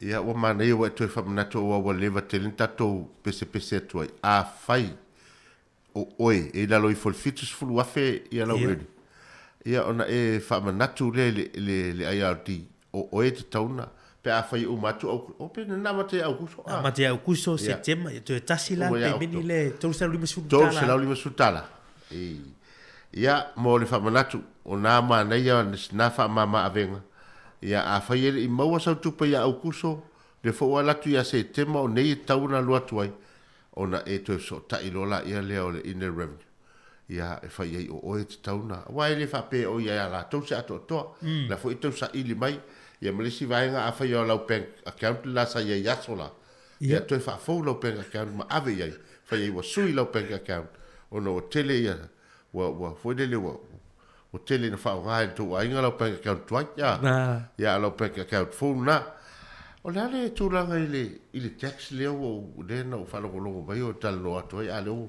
pifo linga mai o leo to e seis. O maa lia i o au ai por kiki. O wata o ai a voile si tūra wapea. O le si aso tu mai. A o le si lo aso ai to e sei tua le. O le fo i tūranga voile na whaatata me le malo le. Nga malo le lipa le tūra me le for te mini. E le la tōna nutinga fo i le e tau whai a whaatu tusa se le avanoa fo i le e eini si o kampani le ona le tūlanga fo i le kiwi seva. Le tātou tu pei e whaaputu fo i le wale te mi te malolo mai retire mai ngā luenga mai malolo e te ausia le ono sulima o tau sanga ona e tue mau o menera o tupele. e la ia company ia po manage funds ia la tau te va ia tātou tupe whaaputu nei.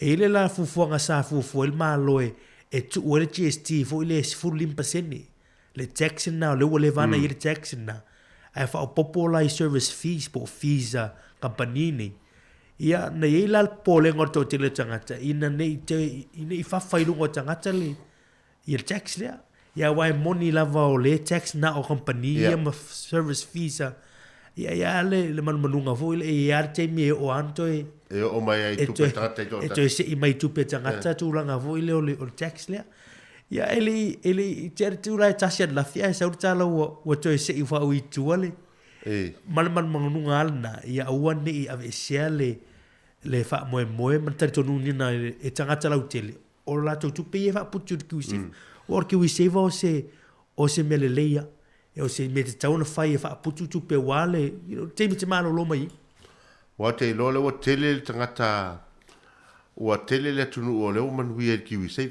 mon lewa fa putu o lewa fa taweo la to fali ia o nisi fo yo matua lewa retire mai la tonga luenga ia la o se la ko ki se ai pe o le foringa mai o le tax le pe ona e tau fa matal le pe na tau fai na nga il malo I company ia la to te ai la ki se ai no winga foringa mai ai o to tele fo intanga taua o fai tio ma ave e se la to tuna no popole e wa feme mai tu pe e company o tu pe ta to ia te jotas e na le sa wol fa punga pe o le o fai nei oi ya la le ini to le fo e tongi e ta to ia company mo la to fi e ki la to ia pe o sa o no le wa tu la ta mai fo ia tu langa o finga palot ia la fo ti lo tu ia Jacinta Ardern mal finga malo le pa fa ilo tang fiel vanga le ta si fo ila le te va palo ta le la so wale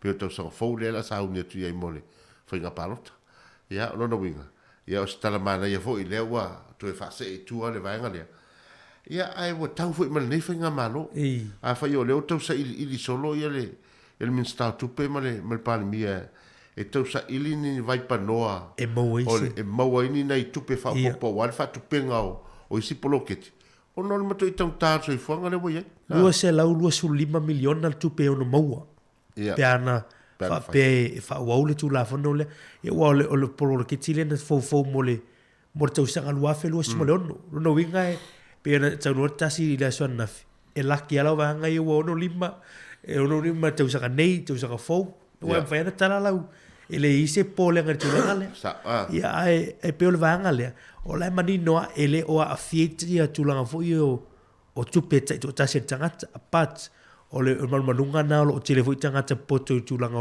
o talo tupi e alte me e tu fa fa ilungo tanga tale e se mai ala vanga nei ia company nei ia tu langa ole o le tongino service fees ia mar tax le fa po pe a fa GST na o fa longo mai ai le popole sta uso tasi pe folinga mai o lai popole la de kiwi se vai te ia lo uber tax te walu ia I te walu o fo lo naso fia io fa le tonu kiwi se ia ai me si fa tai ia to ta fa finga lo malo ia ave se tu le vaira ma vai stato pese ia tala me fa solo pelo tato proclame tala iva to awinato tato telefon tala mai Samoa ia ole te foi oliva ma wes fata de nora ma sunga le pe tele mai Samoa ia tato company el titi sau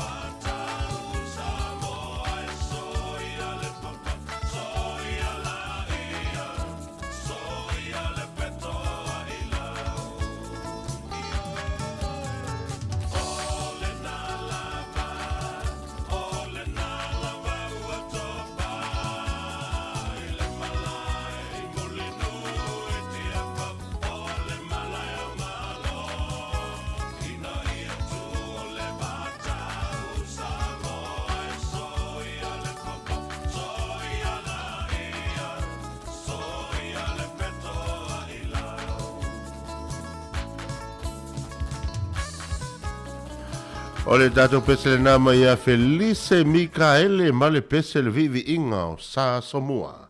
Ia, ma le tatou pitonu o tatou nuu le politu malo si umu. Ia, o lea ua toe se funu mali tolu minute o Natalia o le itu la iwa, tale itu la iwa, toe awinatu tatou talafou ma tala mai Samoa. O le maloloina, lea na a fa fita itunga iei le tamaita ia Savalina Casiano, ia fa pia foi ana malo, ia awa foi ia le taulongolongo i lo tatou soifua maloloina, ia awana ingalo tatou pokalame taua le na, ia i foi ni mai ni nai ia whamtalanga taua e swani a tatou, ia awa tatou mai tu mauatino. Leo te wa ai atu le, e se tasio tau le ai Hawke's Bay, Bay of Plenty, Bay of Plenty le talafatai le aluatu i Rotorua, il te mile o le tau malulu. E ma no si le li wa tau mwhai le li a wana i toi e alu e wha tau mai ni tau mawha mai le supermarket. Awa tangi ia tamai lau ele wa alu to tō ia mo meo o whala au aina ma to tō. E lo te vai atu le a mo mai au wha. Pe fōringa mai, ia la ai tō su tau sanga li. La lau whai mai tala. Whato ai loa i. Le te leo lan tupe ua o whasauina mai. Ia talu ai le whai ora ngā ruenga lea. Wa langa ele o te tau o fiel tu langa supermarket le tau o whala au aina e. Wa te le lope ma sena e lo whatau ni whala au aina mari. E ma sena e na tuli o e pe le i o te me te alo whatau whala au aina. Le i o oi. E whai asina tau tau o whala au aina te mini. Wa le o le vaenga le na le wa a wala tu nei o te whatau. Ia tu mo te tilo pi fōringa. O tau le va in tau. Ia. Aula. O al whainga na o whatau. O au te latu lo tu mo te tilo mai ilo. Ia. E ilo a te awa tau toa mai me le ave tono le ato ave whatau a le tu me mana. Male sa ali. Ale mane, na le luatu a whai o lawa mai e tina le ainga le lisi e te o angiangi. Ia o kapisi. Ia sawe male mo le springaniangi. Ia mai, ia mai telefuala au te le lopo ai. Ia pau ale mena roto mai lisi na le pia fia e lua. Ia na tongi lua i to. Ai ata latu la le falefe mai. Wai latu a mai mea tango tau la iei mea tango. O vat. E leise na meo le se ilo ilo. Pai pe ai fo ni tau. Mai al dele. Na lo lua tua va ai tua i meo la e tatia mai ia fu e tonu wat. Na i lo fai mai. Ia awa e tele meo le umi li ti ofo i ne meo tina au. Fiu e whaatali so leo whaatau. A lea lai o tau milo milo. O le vainga la leo mo whaasenga lili tau. Ai pira le foi le roa mana ia foi fa manatu mai si tau le wa le la o le te mo sam. Ia mo tatou e tau fai le vai. Fai lo so sua lo tu o fale a matana to le kapis. Ia o suking ia ku kama o le mau king. Ia e tua ia tau mafana wa o tau tala le lo sui fonga le. O te lo se tali fai go fiena ma o se tali foi le mautino. E se fel tupe. Mau te lo te le fi ai ngoi la tu. Yo o tonga ta mato o ku kama o ki polo foi stu langa. E su ngata ya o telefone for ki polo te mini. Pe o vai ngani tau ta to mati tu ta ua te le tu le langa mai le fai gol mele ole. O to ar tanga te yo la kapisi. E se favor tu pe al. Ya wa te mini sa ole. Ua te ngata se fuanga ya me se te mini ta ua le. Ta tu vai o wale fai se favor ile. Ia lo tu peisi mea o ngā ia e. Vai la wala fule whengo whia tu tōra ka pisi ma mena. O le, ua e toi ta ua lo tīpolo, o umana tua lo le, e le, o tonu westa loi. Ia. E ila o a mātou Samoa. Wa e totile i ole Samoa. Ia. O mele, e ili tau mawharea Samoa le miti. Fai pe e mare, e na ele uru pe a leise mea foi le leise mit, leise me le leit. Ta o pena o le miti la e fai. E ilan masani Samoa a le eisaniani. O le lauti polo la mai fai miti. E ilan vai aso to no foi fai la miti. O umantua o no la miti polo, lauti polo.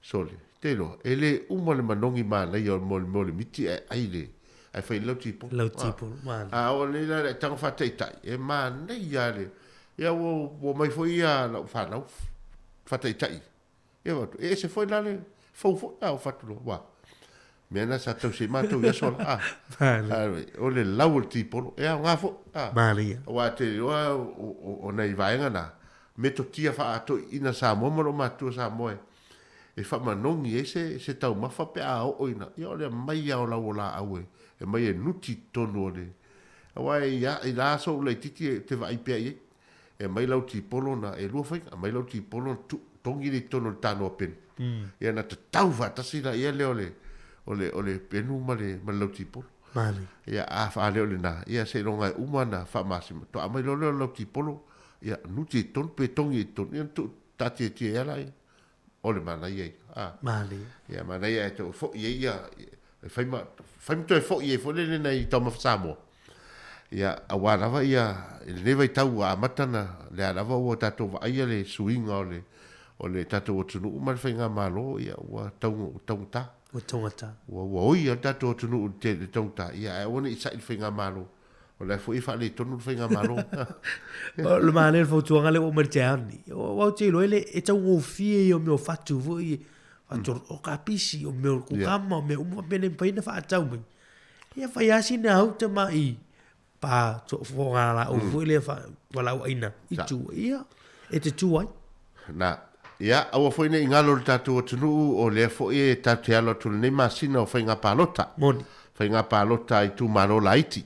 Ia mata i tu va ile lisi ia a fai o titi e taftafa la wala va ai e tato lisi na ia tato a lau papa fa ilo na ia mata i tu le leifo ringo le tangata va ai le ata na e pu e lau papa.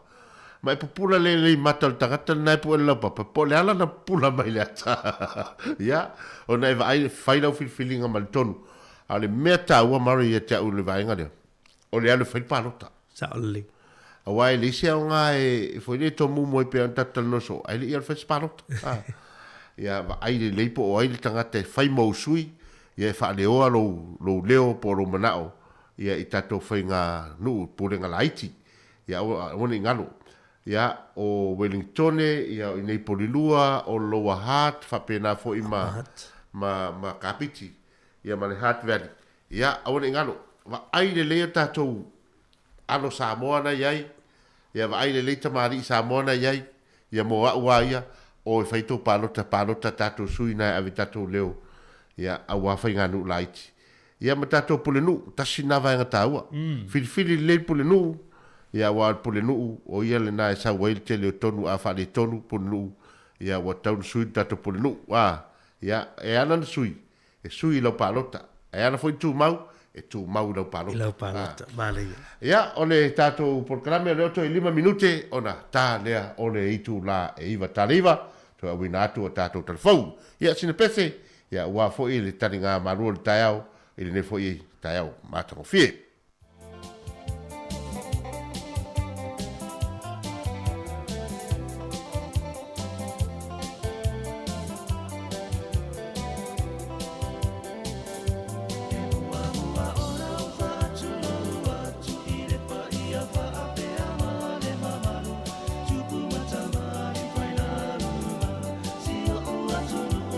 Samoa, a fio mai o le wha aururu, ya la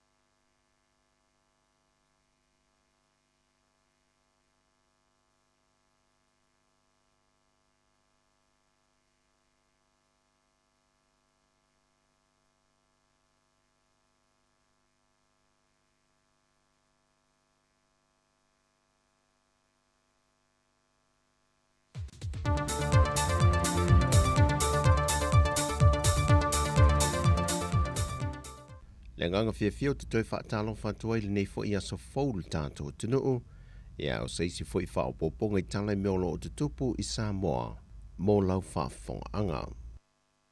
Wa toi whaamanino mai ele whionga le pula sili le tū mau o le company whaalele le tunuu le Samoa Airways, le whionga whaua o ta wā whatu telu.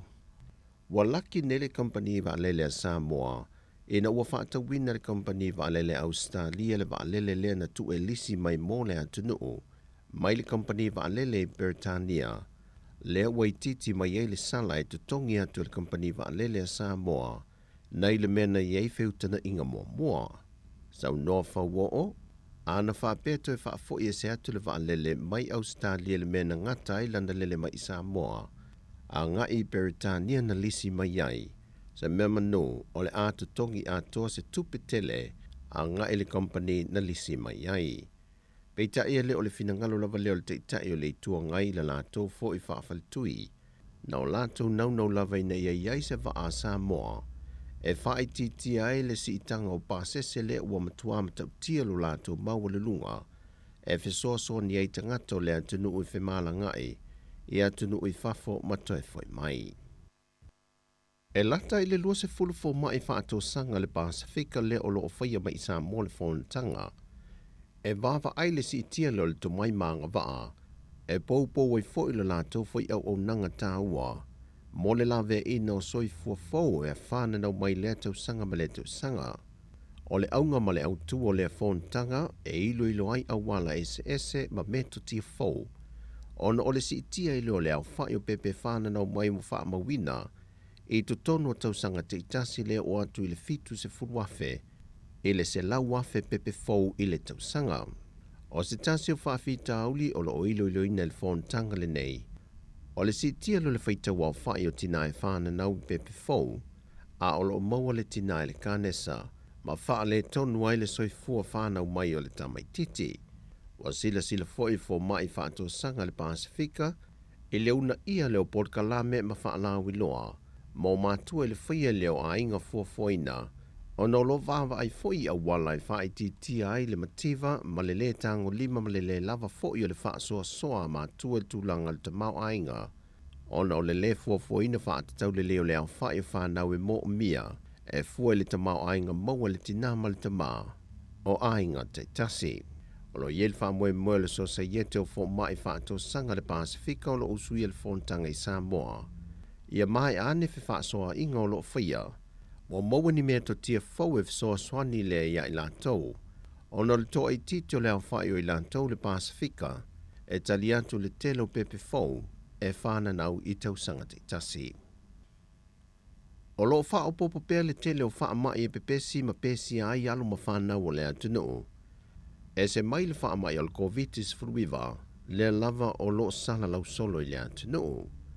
Peita i o se tasi o wha mai masani le fo i watoi fo i mai i lona tūlanga sao ma le malosi, le fiva tai foi, le ua wha ngā solo e ne le soifua maloloina ma le awhi ngā luenga.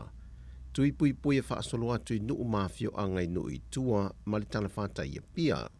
O se tasi leo wha mai e te tau fo i o na sila i ai lātou o mamai atunu i whafolo o malanga mai le atunu o. E te tau fo i o na whai o lātou tui pui mai le fo i wha mai o lo pesi le atunu o. Mo le pui ngā ma le saonga le mu a o iai Samoa. O tuinga wa wha solo nei, a matatu i whanau lai tu e ato le iwa masina le mātutua, se ia o atu ia i lātou e whasfu 5 tausanga le soifua. Wa whai le whaatinonga tā ua o na ua mai ta wina le matanga renga le soifua maloloina.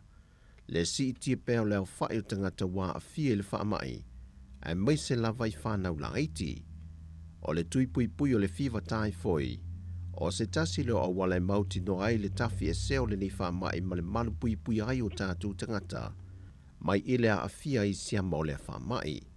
O se tasi neo wha mai o toi wha manatu mai le soifua maloloina, o se wha mai e tele wawe fo ilona pipisi, mai mafua mai siama o le nofo maola i whi au mamao ma la pisi a tangata soifua ma meola, ma o se siama mai mawhai o na wheawea ia e inseti ma manu ni i wha la fua, e a awhiai ma tau mafa ma vai e wha o ngai nei tangata soifua, e le tau sisia te iala ma la fua tu ma malau tele. E lua se fuma le vanu a fiu anga i whaata te mai le soifua maloloina. O le a wha solo i tuinga mo le sila fia fo il tātua tinu mai la toi malanga mai i Samoa. E anga i ane i no whanga wa tā ua. E whaatino ai tui pui pui. O lau lii, leo ne, malie, sa tapuala, o solo solo, le tongo, si umu, vai loa le pata, o motaa, fianga le au waa, a whenga, sa tui malufilufi, vai moso, o vai yusu, vai telefou, vai teletai, vai teleuta, o moa, si usenga, fale lau niu, o tua mua, a le sa sifo, a le sa sae, ma ta autu le whanga, o fale vau, fasto tai, no wha lii ma fale a siu. O yele fo whangal mitanga ringol se fo maloloina a mai au polu le nei vaiaso, o le a whaasolo atu i le motu tele sa la whai. E lata atu le tu lai lima le a fiafi le asona nafi, a moli mawina au telefou le u umio kiu ta vale afi, e a ngai pampensini SS le taulanga, mo le utu ina leo le pensini mo latu sa pe whaatu mo foi, i le masalo mia leo leo no toi si o le tau o le swa u i le nei fo i masina foa se tema. Peitai se pe pau whamtalanga watu i na mai o le tātou malo ma le vaengo tupe. Wa pa ua le tau o le pensine le toru tā la fitu toru sene le lita. O le kiso i le whata la ma le valu sene le lita. Ma le karasini i le toru tā la onos fulu valu sene le lita. O le toi palasi o le tau o le swa u le nei fo i masina se tema. O se fianga lele au fai tāwale afi, ai mai se lava ia ilanto o tāwale lau pasese. O na wai se wha mama a venga le tau o le pensini, e toi tau maua se tupe mama mai ngā ruenga yaso te itasi. O na ele i se si tanga fau mō pasese o tāwale lau pasese, mai i le masina na te nei. O nai tala ia mai sa mō mone nei fo yaso, man wielu tātua tinuu, wha soi foia.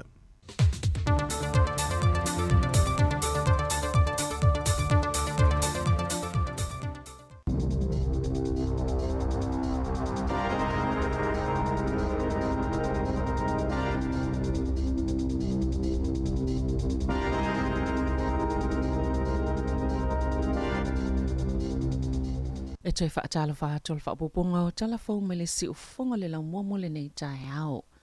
Pe ama le tolu se lau onos fulu leo whainga o tangata na maali leo ia onga matutonoa o onga amata, talu mai le luafis fuluiva e tu saima wha maunga fou. E to alua se lau fitus fuluiva mai lea o whainga, wa wha mawina e wha peana maali leo wha afua sei, ao le isi to o valus fultasi, na maali leo ini wha lave lave wha afua sei. I ripote le staff i le solo o ta waia le taitaifono o le whaala patupatonga po lea onga maululunga i kolisi. O ni whainu mera e popole ai, ma ua ta o mai ele matoa mo umia ya onga ona whaasao a la tauta i ala e tali e tuwai i ni whaalave lave whaafosei po ni whaafitauli e tutupu ina ia puipui ei tangata umai se o se o manga wa onga mai ni manuanga. E whianga i pea onga ma whianga o ni mata upo onga ia so taitasi pe ona saunole taitaifono Kate Keynesford, ma o loo lātou malama le leile matua mo o mia lava o le pūlea le leo ni whaafitau li onga e tutupo mai. O Keynesford o loo avea fo i mapulea onga i le kolisia o te ai porirua.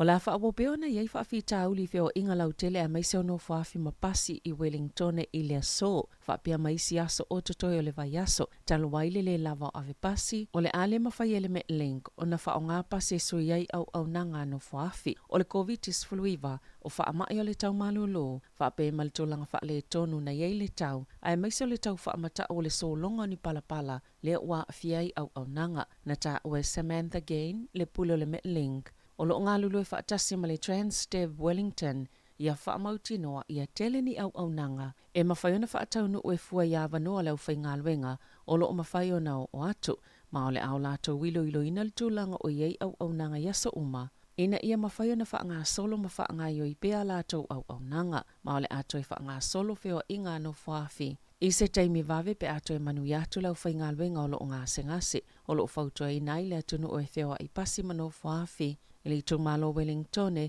ina ia mata i tū, ma wa ai le upenga ta whailangi wha pele epale au nanga i loa i le tūlanga o iei feo inga mō taimi o tutoe o le nei vai aso. Ua toi li liu se fuafuanga le malo ai le I ato le luas fulfai tu la, talo na fola sila la mta upuna se manu, e la foi la fonga la ufai inivesi I Kiwi Saver. Sa le Italiana le leie fa la potpotonga. Olo o wha mau popoina po o te wina I sauwhanga po o te ngā tupe tangata mo Kiwi Saver. Se fuafuanga le malo e whai ai le la fonga le GST e se 15% I tau po o fees e le ngata la ufai Kiwi Saver. Ai wha pia fo I wha la potpotonga. O loo whaangaio I ina Kiwi Saver, sa malamalo ai le fie I lea fuafuanga. Na sauna le min stau tupe maua David Parker, o sa mata upo whaafau tuanga e whaapale nele GST I tau po o fees o tutongi whaalapo tupatonga, o loo wa aia Kiwi Saver. Mau whaalapo tupatonga umalava Kiwi Saver Providers. E au fiai I le tutongi ngole la fonga le GST e se 15%. Peita ina ta ua lau fiso la fonga e lua se lau lua 15 miliona ta lale tupe whaapopo e maua I le tausanga. I le whai o lea fuafuanga. Na ta ua whaalapo tupatonga Providers la iti e leo se fuafuanga le leibeo na ta ua le min star. Sa ile manato le malo I eini so whaalapo tupatonga la iti o loo whaangaio ina whaaputunga tupe o Kiwi Saver. E langolangoina lea fuafuanga peitai e le se tasina langolangoina na saunol balimi e Jacinda Ardern sao latou whaalongo I finangalo o whaalapo tupatonga. E silia male afe tolu se lau leo whaingo lau whaatou sanga ua latou whaise molianga I whaasanga le matanga luenga o soifua maloloina e whaapea. Wa fiu I folfolanga le taunu e whaapea o le atotongi ma langolango ina le lei I latou. O le tangi to whaatasi, o loo tai moile College of Midwives, mawana na filena tu ina tuwai I le whaamsinonga mawalunga. O loo whai masui o lead maternity carers, o whaatou sanga I ngā lulu I tutono maafutanga o tangata le atunu o I latou o loo wa ayatina maitanga, ma isi lava au nanga. Na ta uel wha potopotonga, e leo tala whia ngai tutongi lau whaatou sanga I ngā luenga, o loo latou whaatinoina, whaatase ma latou tupe whaalu, mai leo le lei fo I le langolango tu ina atu ale matanga luenga mo I latou. Na ta uel Polisili Alison Eddie, I le fitu tau sanga ua tuana I atu, Sam whaiona yeini malilienga le vau whaatou sanga, ma le matanga luenga o soifua maloloina, I lea whaafita huli.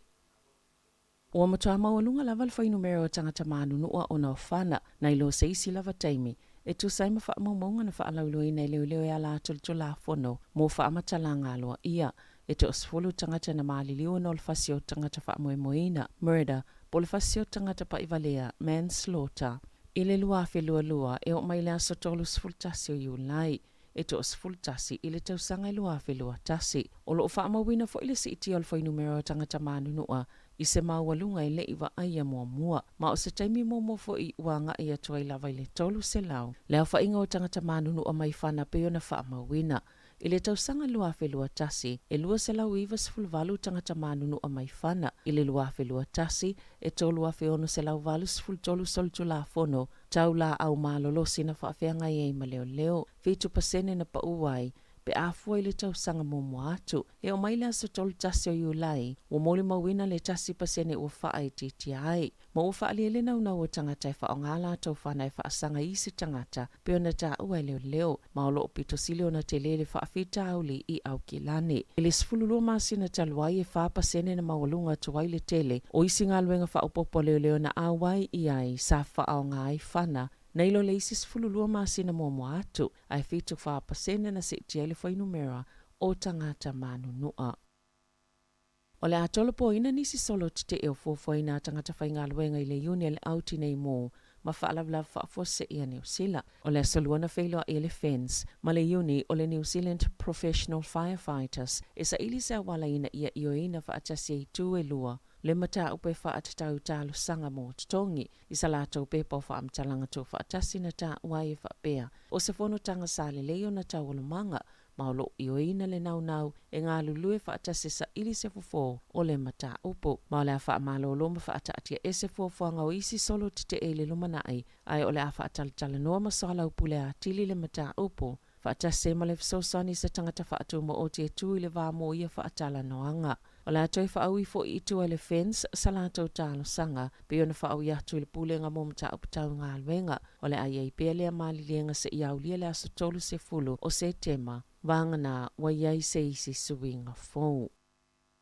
Na whaalia se tasi o tamaita ina whaatolo na mau ngā se le stroke e whaapea, ele o lava le langolango ma o onga motupulanga talavo e whaatatau le ngā se o le stroke, o se tasi o ngā se o lo pito tele tangata ni usila e mali liwai, ma elena o tangata mātutua o lo oa awhia ai.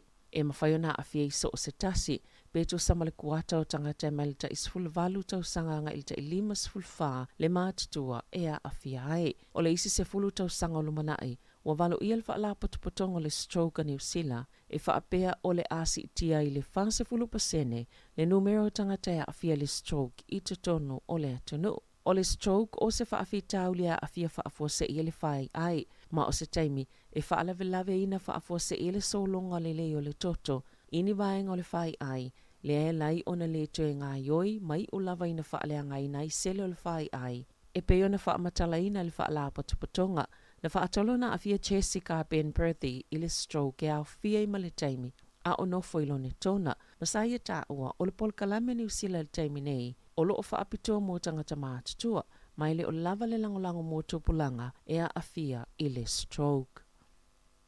Wa whao atu wha mai senga le pāle mea Jacinda Ardern, wha atasi mai se taitai o le lanlangi, ai mai se ni whaaiaianga ia Mikhail Gorbachev, le taitai muli lava le Soviet Union, o le iwa tasi tau sanga o Gorbachev le watu o malo ai. Sa manuia na tau mawhainga ini maalilia ngai whaititia i mea tau le vāma le United States. Mawhainga pa anga mamalo te tele isi sifo, ina ia ave esea le pā vailoto sa vailua ina i Europa talo mai le tau alo na lua o lalangi. Whaatasi malo na sau i le au mainga whaatasi o siamani na sau noa Ardern, o le matafa yo ia Gorbachev le whaamutanga o le vaitau o le Soviet, na ia whaatino i le tāu o le ngā lulu e whaatasi, ma le tau singa o le file e mo i le vāma isi malo, e le tau mate le tele o le tāu o Gorbachev, i le tala whaasalopito la langi, pe ona sau no le pāle mia o New Zealand. Sa whailofo il pāle mia o Australia Anthony Albanese, e whaapea o Gorbachev o se tangata o le whaamoe ma le loto tele, masai e titoina le whato le tasi anga ma le ngā lulu e whaatasi, i te tono se lalo langi fe vai ai. Sa vivi i fo i President Joe Biden o le United States, le ngā luenga whai whaatasi a Gorbachev, ma President Ronald Reagan, e whaititia au penga ni ukilia a malo e lua. O tu malo se tangata safi nau malo si mo se file mua le laulangi, e peo na whaalia le whailau tusi au au malo whaatasi, Antonio Guterres, o le tau maunga o Gorbachev mo se file mo, o lo avea pea ma whaataita inga mo tangata uma, i le taimi na whewaiwai i ei Europa, peo na sauno le pāle mi o Britania, Boris Johnson. Mai ma eule lotu tele o Gorbachev i le whaamutanga o le Cold War, po le piliota o ese inga i upu whai whaavau maa lo, i le vau le United States ma le Soviet Union, ma lātou pa anga whaamili tele. O lo te ena le pāle mio le atu Solomona, ni ripote whaapea na ia te ena ina seva al Navy le United States, o na ulufale atu i ona o ngā sami, e ni ripote nta wai, Sale i whaatanga ino na ulufale atu i le ato Solomona i le Pasifika, le wa o le ngā taifale le United States o le Oliver Henry. Sale i mawhaio na ulufale atu le wa Aihoniara, le taulanga o le ato Solomona, e tu saima se whaamatalaanga se sui o le United States, o nei le Itali atu le malo o Solomona, i sa lātou tālu sanga i toi utu wailo lātou waa, na sauno le pāle mia manasi songa vare, sa whaalua fisasi le fisota inga, ma sa whaatuaio na tu ina atu le whaatanganga, mo le wa Amerika ulufale atu wai, o nei le i o atu le whaamtalanga pito sili o na mo'miaina i le a taimi, na tu ina atu le whaatanganga i le asolua sifulo au kuso, peitai, e o ane i le taimi na wha au atu le fisota inga i le a fiafi, boto e tu ua le Oliver le atu Solomona, na whailo atu le atu Solomona i atu no umaulo lato whaipa anga, o yeini fuafuanga ya siasia tuwaini a lato Navy, ina ia tau fia mo le taimi nei, si ito e whaafoua lato ta iala, e whaanga solo le whaatanganga o waa, e ulu fale atu. E ta alonga, wa i oelele i numera lua i lalangi ta alonga ta Apollo Cameron Smith, le ana siampini le ta amilusanga tele Britania le masina taluai, o le awai le Liv Kolf, le ta amilusanga ta Apollo tupetele, le langolangoina Saudi Arabia, e lua ta amilusanga titelo le PGA Tour, sa manumalo i le Australia, ma o ia le tangata pito mawalunga lontulanga le ta alonga ta Apollo i lalangi, o le awai le Liv Kolf e o mali taimi nei, e tasil miliona talana ia mawaina ina ua mai al taʻamilusanga o le PGA Tour i le faiʻuga o le vaiaso taluai e faselau 15 miliona tala le tupe au fai o le taʻamilusanga o le Live Golf i lenei tausaga momo atu na faaalia le PGA Tour so o se tagata lava sa tauvā i lana atou taʻamilusanga e aga i le Live Golf le a faamālōlō mai le PGA Tour. Talafou ia ma le siʻufoga o le laumua mo lenei vaega o le taeao.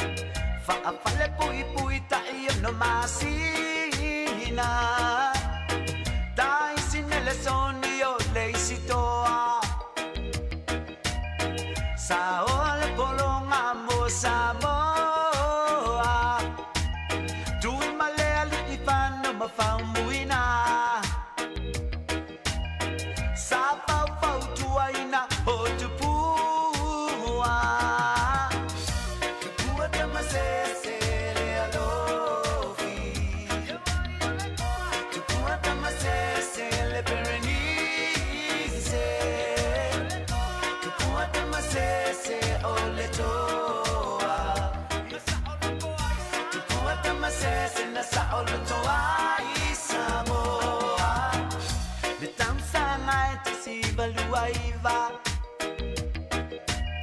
Absolute full malevalote sema. Namasoya iyoletoa Samoa. Uotangata valeinai otupua.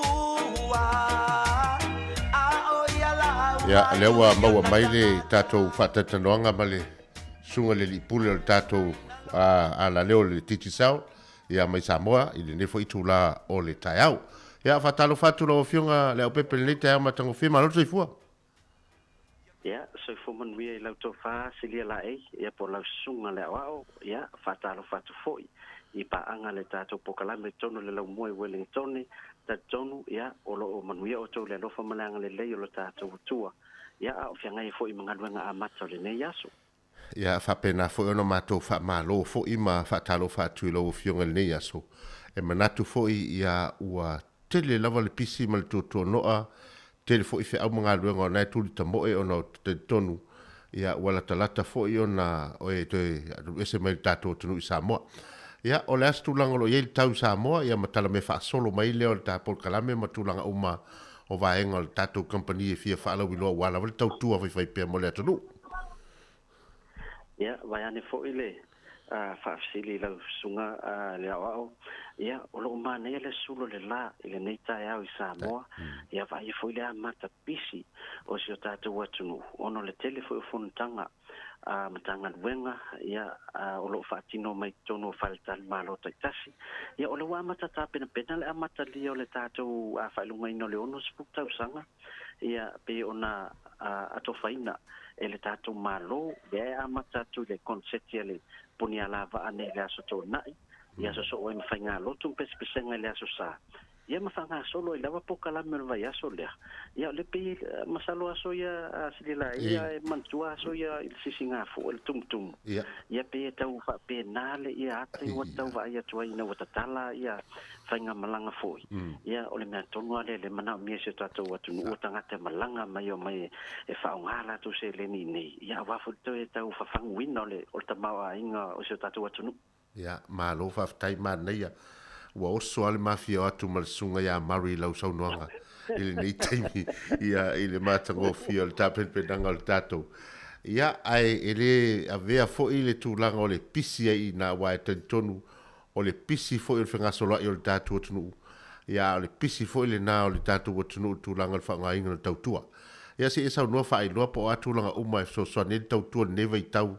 Ia o alo atu le tatou atunu mo le whamanatuina.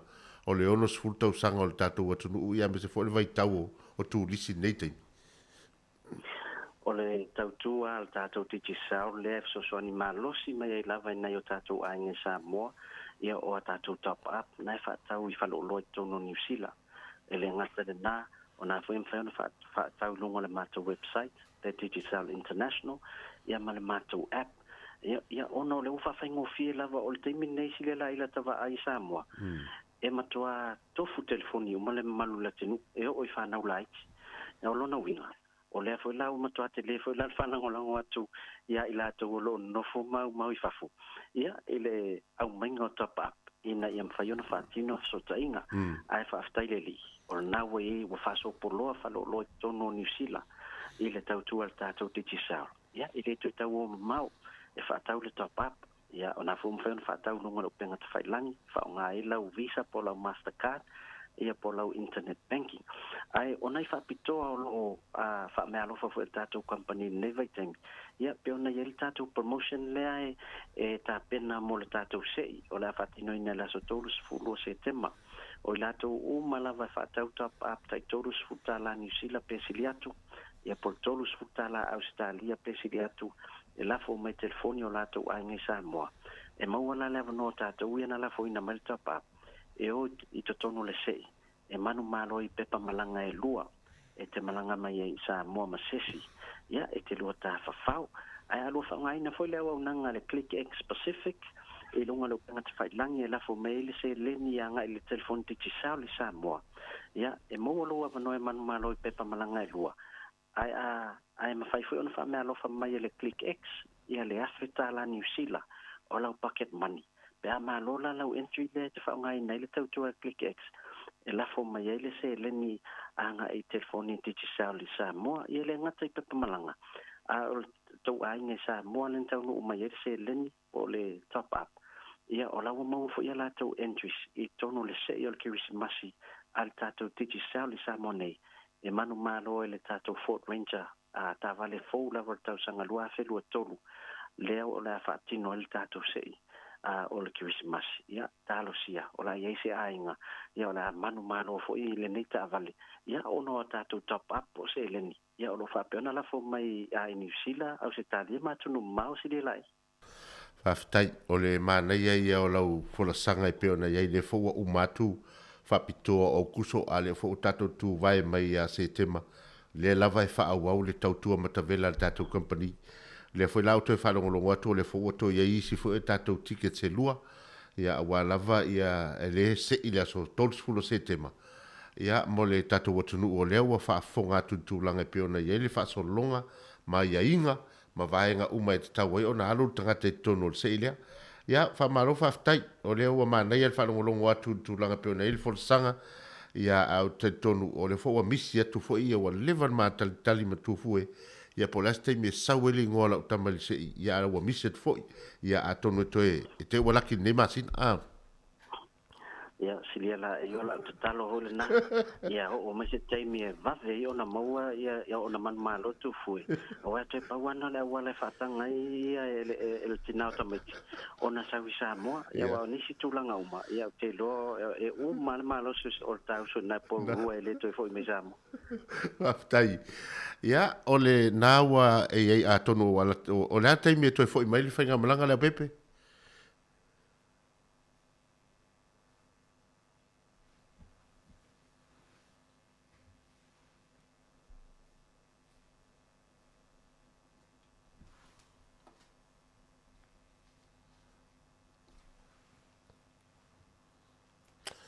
ia a tonu o leo wa motusia le tatou por kalame nei aso ia o le fo wa ia lewa mau atu lau la tatou ia folding me le lopo le lilo tu fuele na fala na ve fo le ia o le fasili atu po a feto fo me fainga malanga ia o le fo tu langa pe ona ia le fa nga so longa mo fa unga fo ne va yaso ia o le fai unga vai aso le nei e mai alo foi le fa mo le punia lava ale ta pena tu la stona ia pena lango sua foi le tatou digital ia male tatou lava hotel o le tatou tanga duenga tangata ta fa mai fafu fa peta tatou fiti aways ia o le pe o singa duenga na le matu tenga luen nei temi mai alo le stona ia ona toe anga ia tu foi le ia a taton ia e fai foi le tatou update la songa fua ia o tau no atu New Zealand ia ma fai tatou tanga ia malo faftai ia mo le foi faftai tele le tatou au fa longo awa pe ia e sau noa ma lele mai li tūlanga o ia inga o tatou company ia o te le fo il fa mama avenga mo la tau ia awa fo il la fo ina to se leni e me se fo il tūlanga o tau tua mo tatou company ia e malo faftai mo fai valo fi au manuia fo ile le au mawai nisi aso toi na ia ili le ial fai ma foi le matau napa mai nei a wa fa atua le tinau le ainga wa tau na umal te mina ia to ta pena to o mai lo aftai si le ai mol mato wa no io ia e tatou te pisi lava ia e tatou te manato foi ta mai ti o lo tapo ai mai ia e tatou filo ai leva ia e tatou ton mo ni al nei aso le manuia faiva alo fatu aftai se foi ia le na ua whaafonga mai tātou tunu tūlanga peo na iei tātou proklame ia ma le ali pula le tātou titi sauli Samoa ia o le tātou kompani telefoni o lo e foli au nanga ia wale so sani tātou tunu le ngata o tupe whaamomori ia a o tūlanga foi o tātou telefoni ia wafo i tala noanga mana e tātou ainga Samoa ia lango na tātou kompani na o kompani Samoa ia e au ngā foi o le foi lango mai a tātou whasalalaunga ia e mese foi a e laki ia le nā i e tātou tickets nā e lua ia ua lava lo whai malanga atu Samoa pe e manuia ia le nā foi o le Christmasi ia o lo i e tātou Ford Ranger le nā ia o lo o mai tātou pepa nai se ia vai atu sina tātou pese ia ona tala me wha solo lo le tātou poklame o ni ngalo le tula se fulu o por kalame o le soifua maloloina ia fa foi atu te mai tai a Savelina Casiano ia fa pe foi ana maloi pe ona masaniai manuia fa saunga dato tunu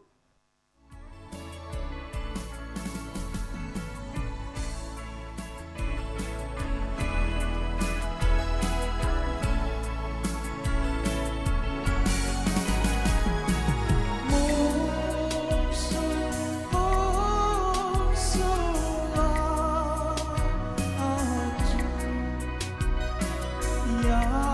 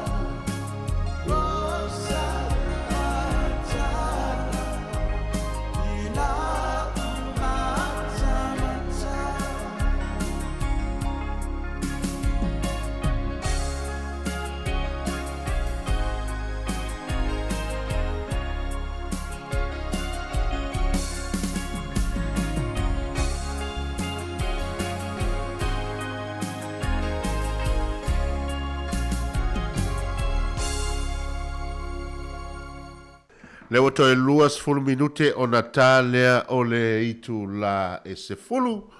Ia malo fo i tātou atunu. Nei fo i tu la o le tai au. Mana tu lava le tāpua inga mau i ta mamti nā mātutua. Ia ai me se fo i ia la autou te talo. Ia olo manui ai le alo faivo le tātou atunu. Le anga ia tu fi au mga luenga. Ia tainane fo i tātou whanau ia oa onga. Ia malo le tau atai malo le fo lau e manatu.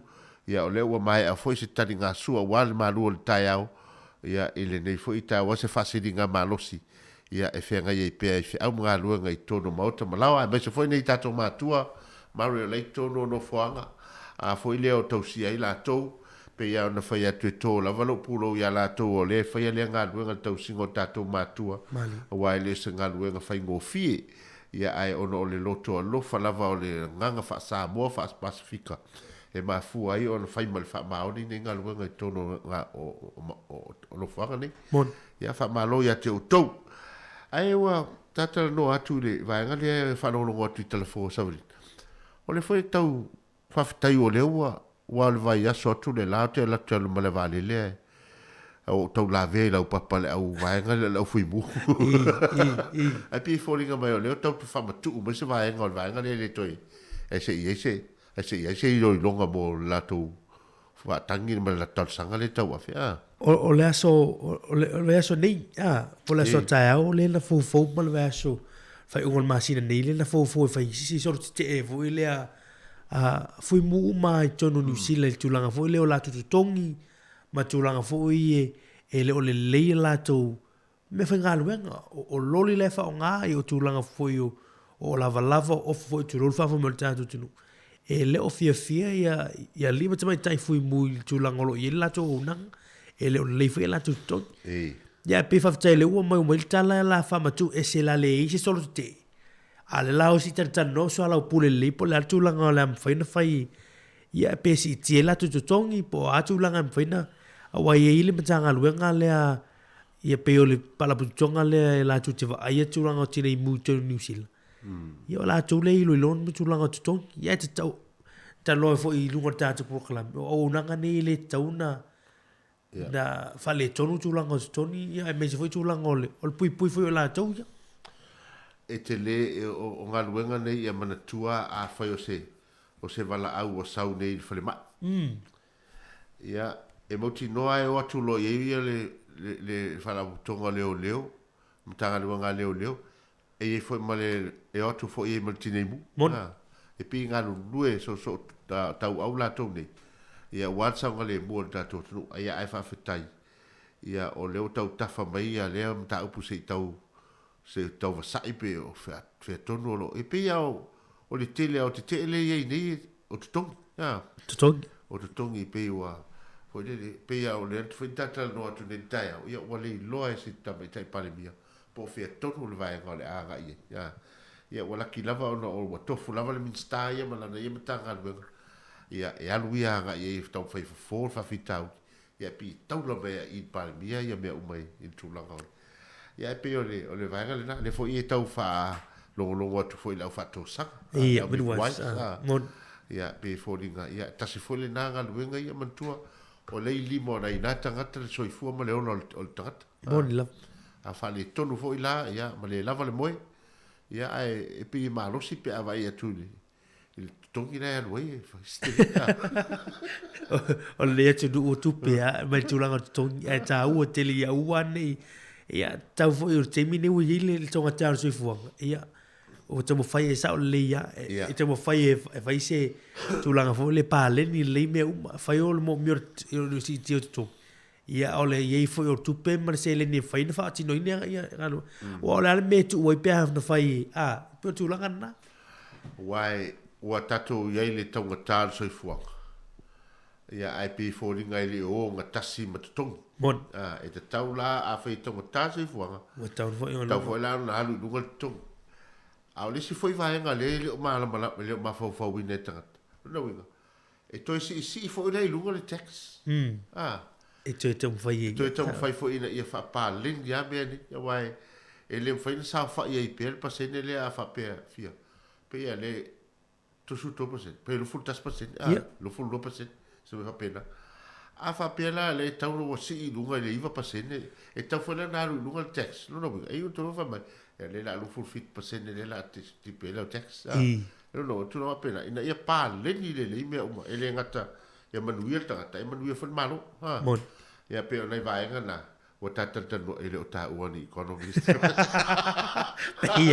ia ta uani ai ole ai fe lo ta fai no me ta fai tongo il ta fai tongo te ma ai ngale o le tunu ia male tu langa ia ai fatalo fatu ia penise ta vili ia fa pe foi ia oi le si Maria Wilfred fa pe foi ia Luiva a foa ma sua ia fatalo fat foi a kele mete le e ma futa mai i Melbourne Australia a pe foi Erika Maoe ia o ka mo tasi nga e le fia ia mai la to umana voro i lungo tato a le sunga ya te metiu ia maro fai fa lenga wenga e awale fai ma mol tangata ya lu fai ngan wenga ala ile atta polo i tu tava e ya lo tatu ele le ya la pe la to lo tava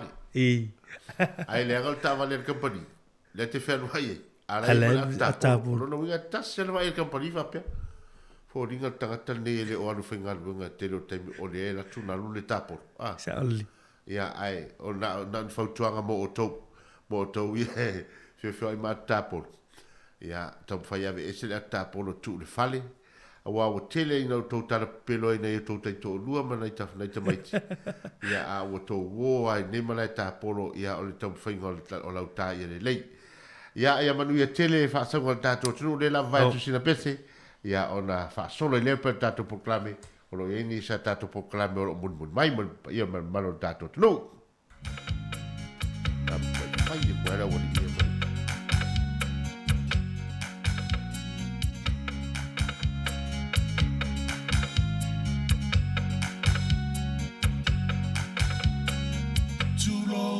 Samosa, sei atele oe mai vasa. Na o fa apa ia tuna vai na de io una aloha. O feo io Samoa le mono ua fa afia fia. E mata no dofo, e ole upu mai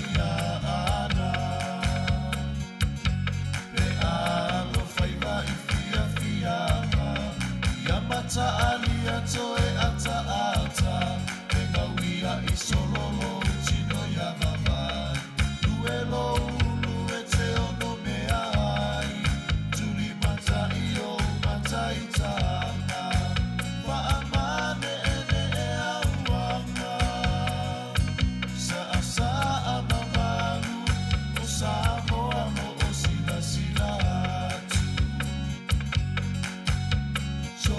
la vale fetu iala ai tura ina yesa asa e amulo loto la fuane imala e au e au fa angatanga e fa amasa ni e tupulanga e lilo ala o vai ai feso o tai Tapena maya ia le tau aluna e fia ua la taona uma ele I lava Polika ngase na ile atu aluma o moli atu o le whaangaro le tāpua inga le wheeko o lo sauta ua mau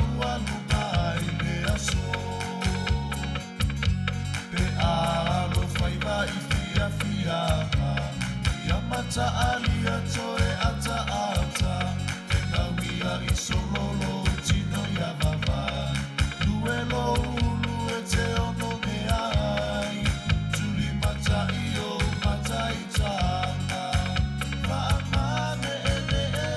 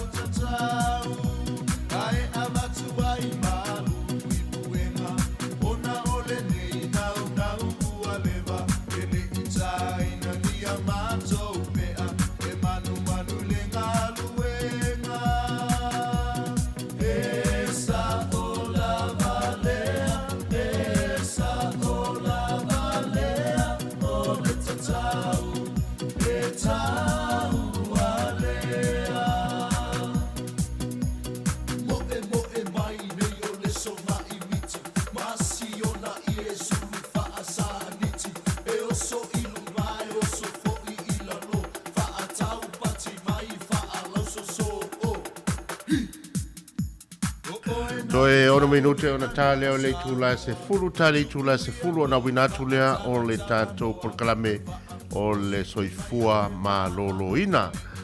Ia o le fatalo fatu mo peni a finau dunga tato Facebook ma YouTube. E fa pe foi le sunga ya to tive fa so taulo pe ya sale aura kamania. Ia fa pe foi ia finaunga po liu sengi mai melepone Australia. Ya mese fon to tele o tato paanga ya o lo mafuta mai lungo tato Facebook lai malo so fo manuia malo fo tawa ta il tato o tunu mane stala lewa va ia tune yai si tasi fo yo alo ta alo ile la kapiliki le tamalea o Joseph Suari ile ta alo le aulea Sydney Roosters i Australia ya leo fa pea leo a mata ona tau fa tala noa e Australia le tulanga foi lea o le liu mai o lana lakapi le tulanga o le lakapi yungi ya e ve ai oia mata alo ina ia tau mawhai le wale World Cup le tau sanga foa Australia ya ai fa pea se fulu miliona ta la se fulu miliona kon kalate i le 5 tau sanga le tau mawhai ina wina e 2 miliona Australia le tupe e tu tongi ai i le season i Australia i le 5 tau sanga. Ia o le matua i taunga tā lava o tamata alo tātou Samoa. Ia lo mwhanau Samoa temil nei. Ia e pei ona iai ia lātou konkalate. Ia whamalo fo i le alo le atunu. Ia i le tūlanga peona. Iai fo ilan ta alo. Aware ngalo. Ia ta alonga Argentina whapea foi. Ia man tātou All Blacks. Ia man tua le fo ua tau. Le fo tau tino le tamo Michael Chika, ia te whaia onga fo ile sa whaia onga i Australia, leo whaia onga i Argentina. Ia o le a whaalua o na whaia ina leo Blacks, i le Malay Hamilton, i le whai unga le vaiaso le nei.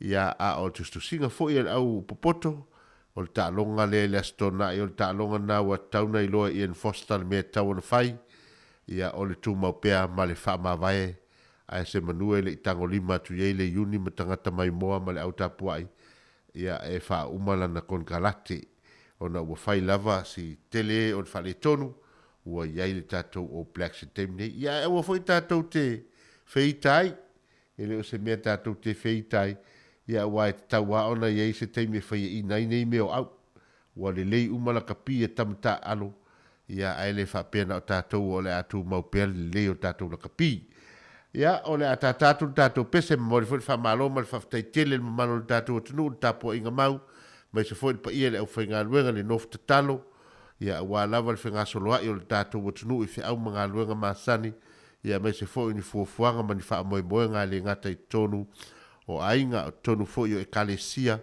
ia ua mafua ai foi ona manuia le gasologo o mea uma faafetai foi i le tapuaʻi mai o le tatou atunuu ia whangasoro pēr tātou tautua. Ia manatua tātou tautua li tu lai tasi. Ia ona pasi atu foi leo le polo i sunga ia tāsesa le msami Samoa. I tātou ofisa tūtutonu i Samoa. Awa foi le whauwina le tātou tautua i le awauri. Ia mo te minei. Ia mat foi le atal tai au. Ai whaasauri mai tātou porkalame o le soifua maroloina.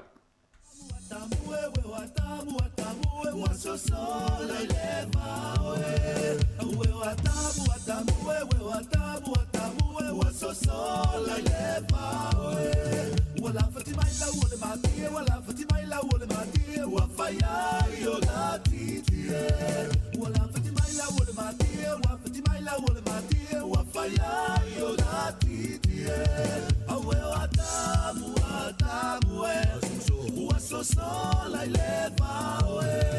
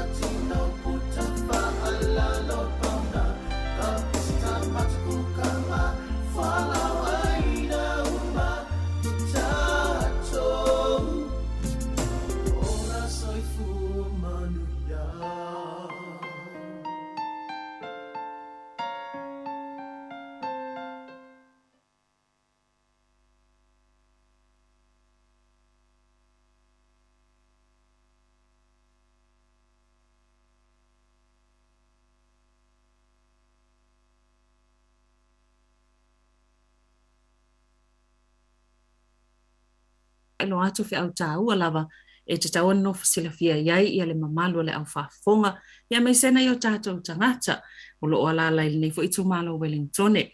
Tau nei o tātou kalamil seifua malo loina o le amātou talanoa tu ai fo i masunga ia se iuli fale ula fatia lofa ia whapea fo i le sunga ia sera tapta ala ia o tau lau silafia lava le tau langa o mta upo o le wha lau te lenga lava o tau langa o le maisuka ia po aunga o le suka ia awalava le puipuinga i tātou. Ia mai se fo ia o ngā mo i lātou o le ua tūla la tātou lava le suka. Ia ina ia mawhai fo ina mō mai ni whamatalanga o ngā e mawele puipuinga mai lea fo i whamai. Ma lo sai fua se yuri whapea Sarah.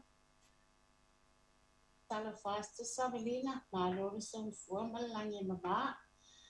Ia ai mo peo na si tato vi inga ile tu el meta ya o tato au dia mai fo ile aso mo le nei masina. Ia fatalo fatu fo pa ia malu mawalunga le au fa fo ngai nei tai au. Tupu mai e ole atinu ia tangan fo pa ia mawalunga ia au fa ngā le tu ai so fatu fa tau langa. Le mamanu o Samoa o lala papa au so se vai pangole ne ke lope talo fa lava. Ia e whapopo te foi, ia se whamalo ma se whawhiloa i whapito i mamalo le atunu. Ia mai lava i maunga te tele se o maunga iti, ia malo so i fo mauma langi mama. Ia whaatalo whatafo i uso, ia e le ngata fo i lea o a ingolo whapiona ma ua mai a tātou. La tātou polo kalame i tafa o le ke lope ia whaatalo whatu le nganga whaalo tele. Malo so i fua. Malo, i o le tātou te pisi lava le nei vai tau le tele o tangata ngase le ngata o lo whaawo pia le COVID-19 ia ai o whaamai fo i lātou o le nei vai tau o le tau malulu le o tātou whaalongolongo i le tele o ngā luenga wa tapuni nisi i ni na yaso ona o le lava tangata whai ngā luenga i o nisi fo i ia ua le fo i o le ason leo le whale tonu wheo inga i no whaafim basi i ona o le lava basi tele o i lātou lo mau le whaama. Ia e fia le nganga o lea lava e te lua soifua malolo ina lelei. Ia wani tau tua ino na yo tātou tangata. Ia me se fo nei po kalame.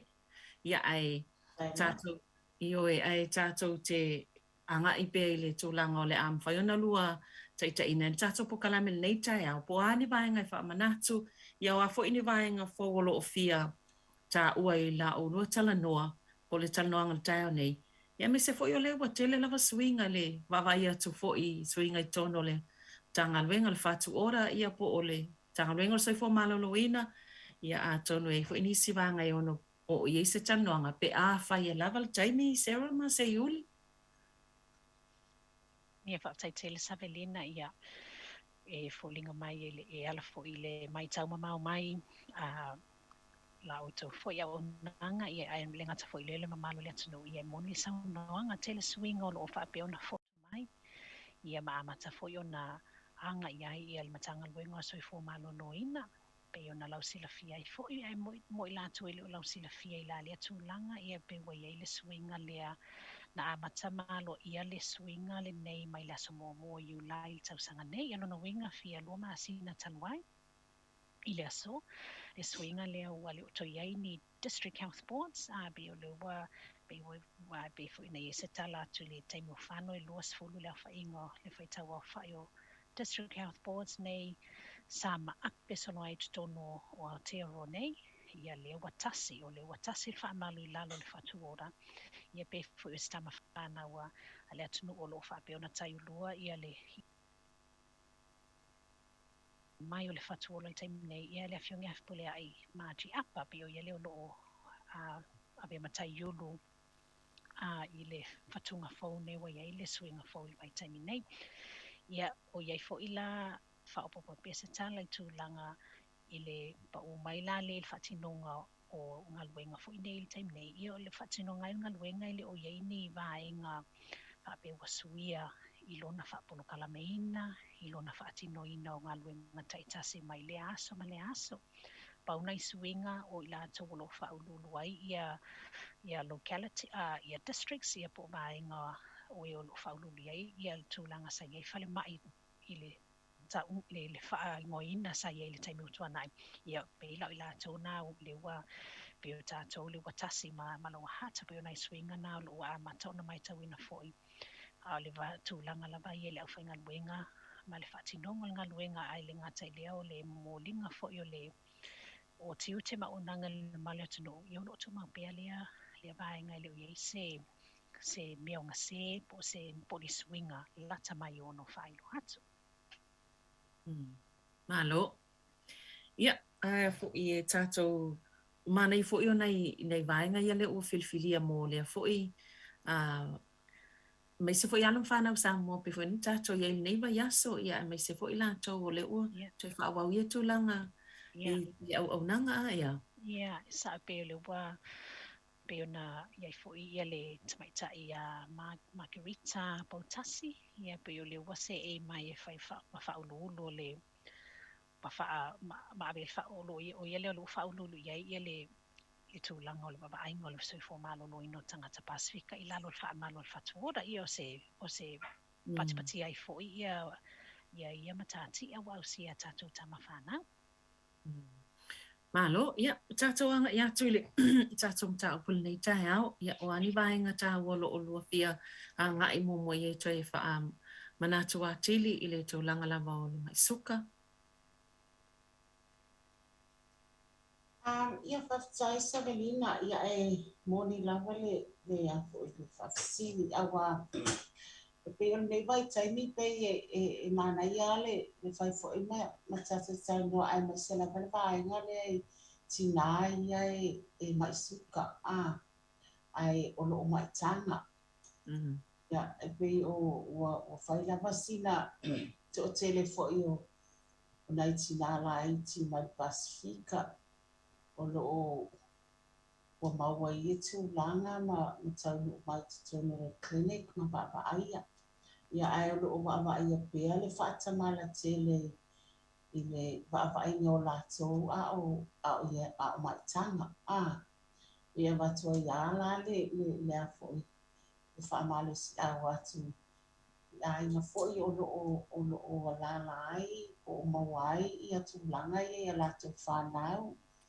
Awai tele lava i tinana i tia wo baba ia pele so tele ona ngai mai ia lo mana o ia pele le fau tua ia lato awai e le fai mo fie tai le mai tanga am fa fe ngai ai fo i matu fitinga lo tamo fai ai ia le senga fo i o fo mai le clinic ina ia o la manuia pele pepe fata se na tina taimi ne le iwa masino lo fe ngai ai e pe ona i tūlanga i mana i volta tanu ai le tai au mana i whaasoa whaatai i pe o le whaapopo atu i le tūlanga o le ala o le awiwil tatu whaatalnoanga fo i nei tai au ia o le tūlanga le pe ona ta o se iuli ia le si a ye se tatu taimi ye se tasi o saili li ngai au fo i ona tato whaatepa ia le mawhaailo fo i le malo le atunu o ia le ngata i lea o i lato o lo o alala i tutono Wellingtone ia mapoe ropo ka piti. Pe awhai e se tasi o fia awai ma whaosafia fo i le fia participate a ina ia awai ma langlang sua fo i le sa ili linga. Ia o le au i se tala pe a o ia le tatou taimi. I o whaapoponga atu i le mata upo i pe ona sauno e se iuli. O le sivainga tā ua fu e pe ona vaai pe lau anafi o le o se iuli sa ngalue mai o le kliniki kene poro. Ia ai wa la sa ngalue atu i Wellington o tā ua fu i lau tātou fitu wha i tūlanga o le ngalue ina i ma le launanga sua fu i tātou tama whanau ia mai se o le tūlanga i tina i pe ona tā ua. Ia wala fu i au ona mata i tuina ia o tāpenanga ese au ona lui tau ai fo i lato i le taimi le nei ina ua maitanga ai mai se pe awhai o lewa whailo ina fo i ua whaamauni o ua mau el maisuka pe o la pata inga ia au tonu i le tina maitanga ua mau el maisuka ia manisi vaenga me whai ona a sia fo i le tatou whaasoa i le nei tai au ina ia lui tau ai pea ma whangu ma whamanatu pe ma malo le atano le tau o le tau mafa po le au tau mafa le tau o le whamalostino pe o tau Saulina le asa momo nei o le spring le fua funga o la au le a funga mai ia o whailo fo i leo le tau mafa na whana o le a amata ia no winga o le a maua le malamalama i le aso i mawhai ai ona whaatino se savalinga i lungo le awala pe alu la mata ona whaatino ina ia whaamalostino ma paenga whapena o lo o tu ia tu bia ma fa mana tu be le malo le tunu. Malo, ia, sa o le ia, o lo tato mol mawina pele, tu langa le waisi. E pe whaatawur whape o le, o lava al whamalo stino, ai, tau mawha pe il tu langa i tau na iei, o nisi foi whapea. E le tau walo whamalo stino, ai whaititia lava le tau mawha. Ai pe fōlinga mai lava i la o tau whautua ma nisi foi o vaengo sa i po malo noina. E o whaatase fui lua mea nei o le whamalo stino. Ia ma le whaititi o le tau mawha pāleni, o le tele ma le laititi o le vaengo le tau mawha i tau na whaongaina. Ia e tele lava i le o whaasaina se tau mawha fo i lea e o lo mawhai lava o na whaonga ia so se tau mawha. E pei o le pū lea le leo o tō langa ia. Ia me sene vai tau le tau malulu. Ia o tele lava ina tā oto ia wa aunga tā fo i alu whalwha malo stino. Tell John for iam nei vai tau e mo nawa o le ale tātou tau mawhai atu fo i nisi tū langa i mea ai te tau wai. Ai a te wa ai atu fo i mea ai o lunga o tau o langa o mea ai o lo mana o mea ai le a fo. Le tau mafa te tau wai. E pe e whaaforinga mai o le tūlanga whaingatā le wai ai nei. E a fo le tātou tau mawhai atu fo i tūlanga ia i mea ai te tau. Ia pe o mea ai e pita sili o na tau matai whanu o loa lea e o lo mana o mea ai. E mawhai lawa o na te tūna ia i tū. Ai ia iala o tei tōnunga fo i tūlanga o mea ai. E mo i lava e a fo i o mea ai e mwhai lava o na tātou ia tātou lava preference i mea ai Pasifika. A le tūlanga e leo te vaia o le te leo le tau mawha. Tasile nā tūlanga e a fo i o lo vaia pia o le te leo le tau mawha tangata i eina i tas.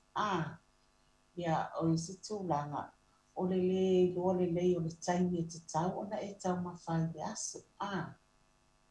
Awa o isi ia e pei e whaaforinga mai e ngalo i a lātou. Alo o ai pia i taimi uma lava le asu. Ai le ui mea ai lai titi.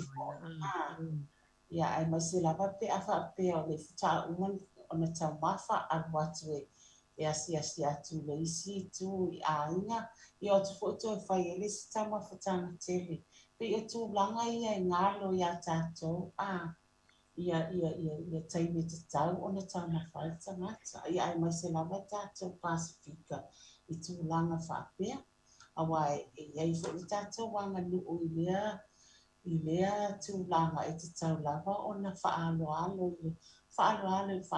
e te tau o na taria le whaaloalo o au mai. Au mai whanitafo i a tātou te e atu a lo o nau mai. Ia pei o tūlanga ia e a fo i te tau pia o na tātou wa ai te toa i ai. Ia ai mai se lava i tātou o lo o maua i tūlanga ia. I te tau lava o na whaailoa awa o te tau tono fo i nei vai tau. E le o toe pō pēa ia tangata o lo ua mata o na mālanga lama i tūlanga uma. Ia ai te tau wailoa o na fo. O na ila tau o lo o maua i tūlanga i mai ese. E te tau lava o na whaailoa. Whaailoa le nei pe a whai asi atu i po i.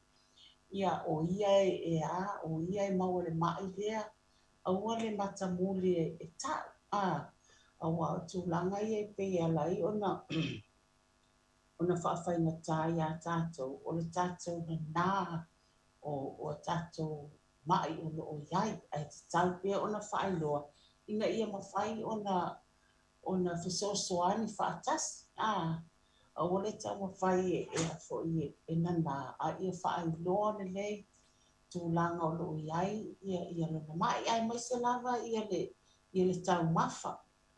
Tau pia o na whaailoa o ia le tau mawha i lea mea ai. O ia le tau mawha i lea mea ai. E te le lava ia whaososo mai. I te tonu o e le na o mea ai tātou te aia. Ia api o tūlanga fo i ia e pe e tau fo i ona tātou wa ai toa iai. Tai se iuli ia o le tūlanga o le whiwhaasoa atu i le tūlanga o le suka mai tina mai tanga. Na ia mantua fo i la ia fast fulu mai aso e tau awa i le tina ia le pepe. I lo nā fo mai mai ngā i le first 3 months po le first trimester po le fua le i le taimi mua kuata mua i o le kuata le o ngā tutonu o le tolu le ono masina.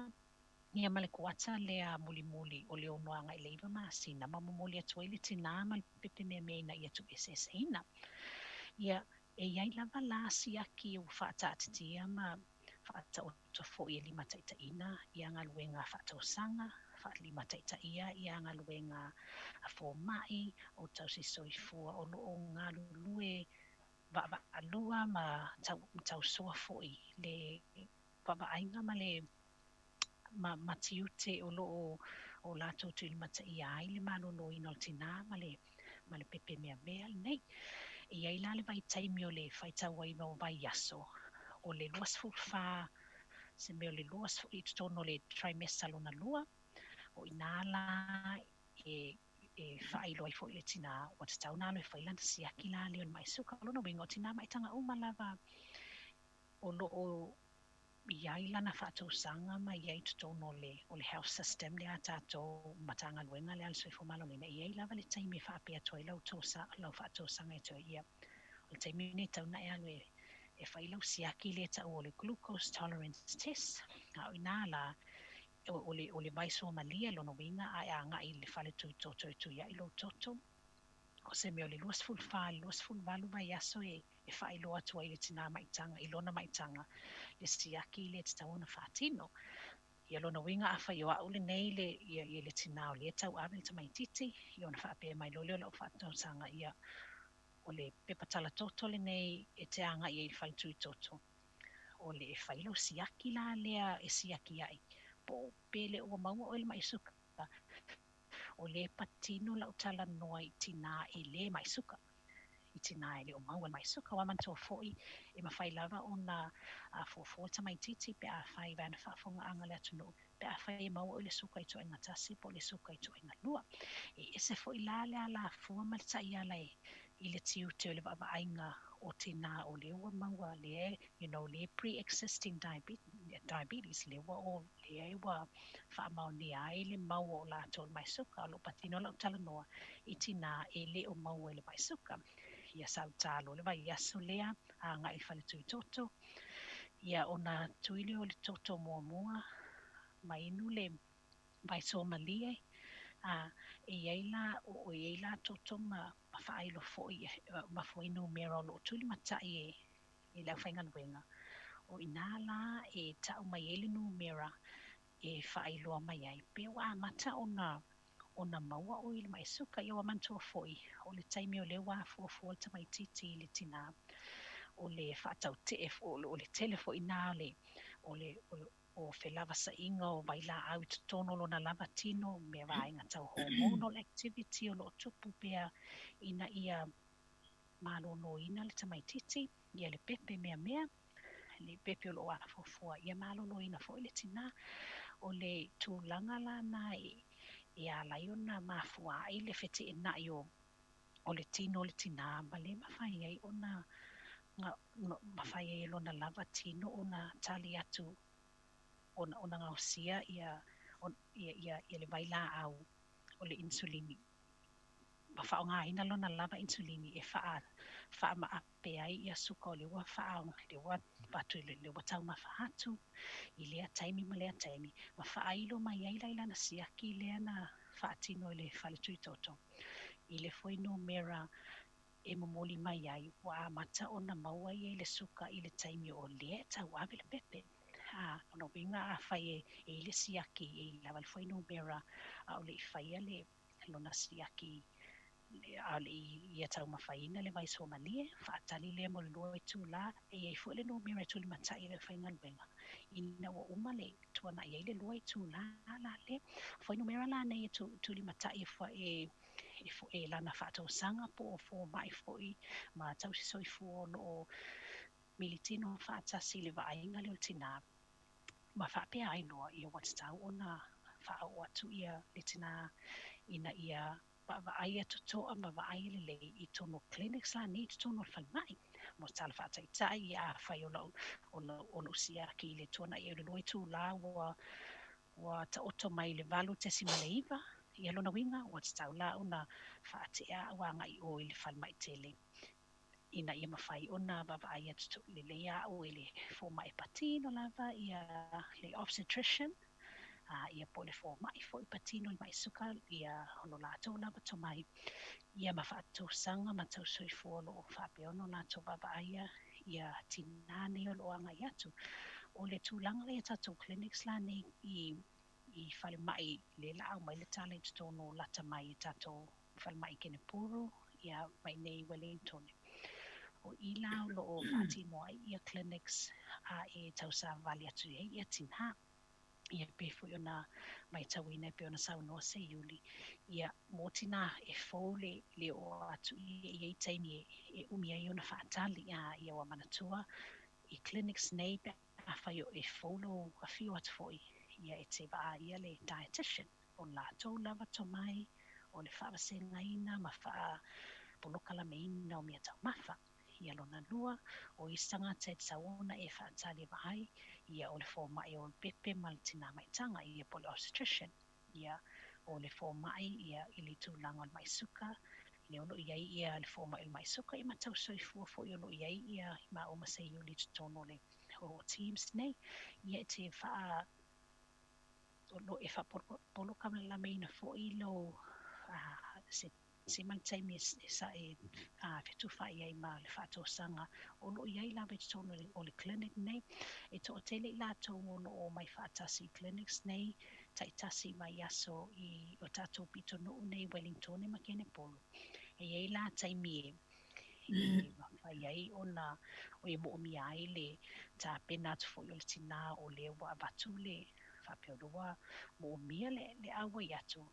ina ia mawhai ma whata awa ina fo i le o atu nei clinics ona o le manatua fo i o le suka a mawalunga le suka o le tina ia mawalunga fo i le suka o le pepe wa manatua le suka i mawhai ona o le whale ma whipasi ai mai le tina i le pepe mea i le pepe le wolo a fuafua i tawala atu i le whanua pio mai inga nai e tau ai le sila fia fo i le vaenga la iona te le whae te tenga ma mo mi ai le vava ai totoa ma vava ai loloto pea o le awhainga luenga ina ia tape na ina tatu tina ma make sure la e saunga le mo ia leisi kuata muli o le maitanga ha ma muli atu ai ia le soifua fo i o le tina ia matu e se stay nai ma le pepe wa mantua a whai e whaatupula ia le mawalunga i le suka o le tina i ona fesopoa i le whanua o i la lea lai ona fefete le tino le pepe la i whanau mai tu no fo e whapopo mai ia le awhionga se yuli ai o i la i le tino lea o le fefete la lea po le puta i o le pepe le i whanau e ala i ona whawhingata ona whanau le tina ai ane whawhonga anga le atunu i le taimi what tawai ona ola wa wale wa puta tele pepe wale mawhai ona whanau mai le ala whanau ia ma mi ai le ta oto ia po isi vaenga foi e au ona whaatino ina le awhainga nuenga ia mai la tau foi ono ia ile to mai whapito i le tina ma le pepe ina ia mau pele ola ma le saunga le mo i le taimi o le la atu ese nai ia le tina ile taimi le wa tini le ia le maitanga o le whangu lava la ia tātou tama whanau ina ia ono sai fast food mai aso ia it's a long time o se taimi umi pe atu tō manatu iai ia ono o te lele mo mi o le ngā lulue wāwāla lata ia wa manatua e two way iai fo i le e whai fo i ngā luenga pe a whai e mo miele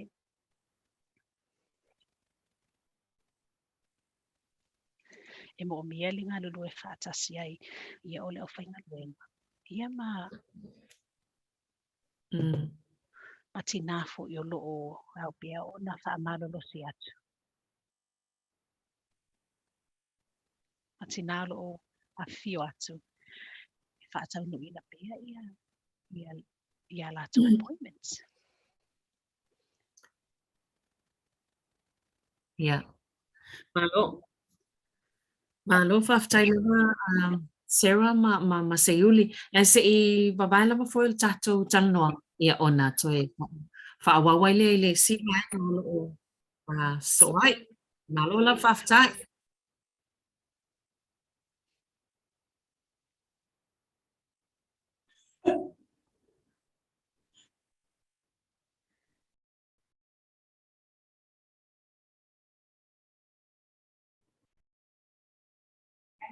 Ít tại các cô phải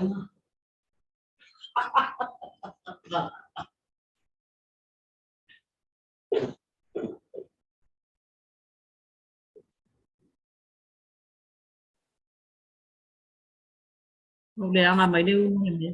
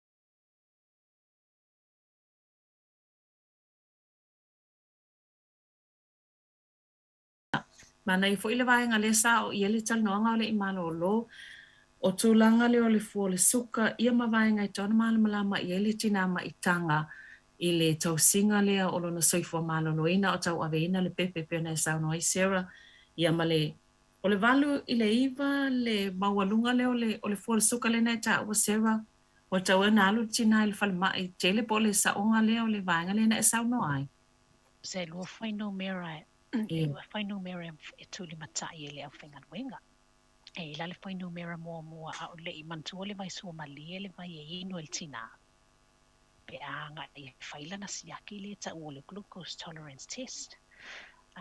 E la le fai no mera e siaki e tui I ona whailo mai le I le taimi e mawai ia whamaumaunga. E la fai no mera le ta o le fasting. Au le tau mawhaina le vai somalia lea ona e whaatali le mo luai tu la pea umona ona inu le vai lea matu ia inu toto a whaila e sau lau whainu mera pe fo I mai o la wasili atu lungo le valu te si male iwa ia ona mo o mia la ia lea ona a nga ila ona whaau olo lo suafa fo I lea I tono le o le siaki ai mawhai ona sau no mai ia se yuli ma mauti no mai tu langa I foi no mera nei au lumanai wa ele fasting sugar le fasting le foi numero le fasting au le tau mafaina mai Somalia le ia ma le numero o tua nai le luai tu la talu o nai mai Somalia ia ma fa ma ite ai le referral ia po le fa o tu le sua fontina a ngai le tatu clinic le tono fa mai tele Pastor Sarah, mana ia le whamamlamanga le ua fola tu Sarah. Ia ai ia te au le taimi nei. E mua lava ona o wawa ai tu langa mua le taimi e te tawai ona abatu ia e te nā nei. A whai o oe te maisuka awa e a foi. Wa e maitanga. Ia, o le taimi nā te tawai ona waai oe ma e anga i atua le clinic. O le isi tu langa o nai tina fo ia e le o maisuka. Ai ua maitanga. Ai ua mawalulunga i test pe ona fola tu Sarah. Ia whaatasi ai o lo o na mātua pe hereditary o na tua ai ma isuka ma tu langa whapena ia pe o tinala na e mawhai ona o atu le clinic lea ia e pe o taibi me o mua lea o tu langa umai ia o whaalia e Sarah ia sa ia o tu langa ia i le taimi te taunu o atu ai ma ngai hatu clinics ia o fofanga uma ia ai o le mele o te whitau talai fo i le o wau tangata ona o tātou tina ia wai te tono le clinic nei e whanoa noa lava ona o le tele o lātou o tātou Pasifika tina e le o whaamaoni a ngai atu e tele lava ni tūlanga o waai ai i le clinic lea o nei e le awai atu i clinic. Ai le o whaia fo i a tūlanga i pe ona whaatulunia a wa o tina nei e te tau ona so e la tau suka i taimi o mapo. Ai le i whaia lana tau mawhtanga ki tai au lua i tū la taluna o man whailana tau mawhtanga whapena i lea uli ma lea fiafi. E le te tau ona misi ia so uma. Ona e wanse tono re clinic lea e te tau lava ona whaai tete ia fo mai ina ia maua pea ia testing ia e whaata tau ia i tonga fitinga a wa o lo umaitanga e tele fo ini a whaini o le pepe a ia ni tau langa e ani mai i le maua lunga o le suka. Ia pei o tūlanga i o te vaia, ona o le o wha maoni o nai tina nei. Whether e le o mamawhai a lato, ona o tele o isi tina e whai ngā ruenga foi.